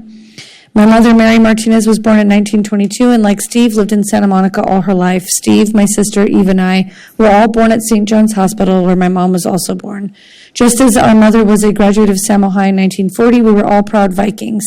Steve was a Yale leader and worked on the yearbook staff before graduating in 1968. He earned bachelor's degrees in Mexican American Studies and Psychology and a master's degree in Educational Administration from Cal State LA. After working as a bilingual teacher in Santa Monica Malibu Unified School District, Steve served as an assistant principal at Culver City Middle School, and he was later named principal at Farragut Elementary and El Marino Language School, where he helped establish California's first multi-language total immersion school in 1994, but his roots remained in Santa Monica. He returned as principal of the Edison Language Academy, then was named director of the Adult Education Center and a house principal at Santa Monica High. Our family has strong links to Samo High. Our mom served for many years as a secretary to 2 principals, George Drake and Terry Pearson. So for Steve, returning there was a homecoming to the high school he left. Steve continued friendships with a number of fellow students at Samo High and was on the planning committees for several recent reunions. Most of all, my brother loved his teachers and his students. He stayed in touch with many after his retirement and tracked not just his former students' careers, but also their families. He was proud to say, "That was one of my kids. He got a degree, started a family, and now has kids of his own." That was his greatest reward. And that concludes our meeting. Our next meeting will be Tuesday, February 25th at 5:30 p.m. Thank you.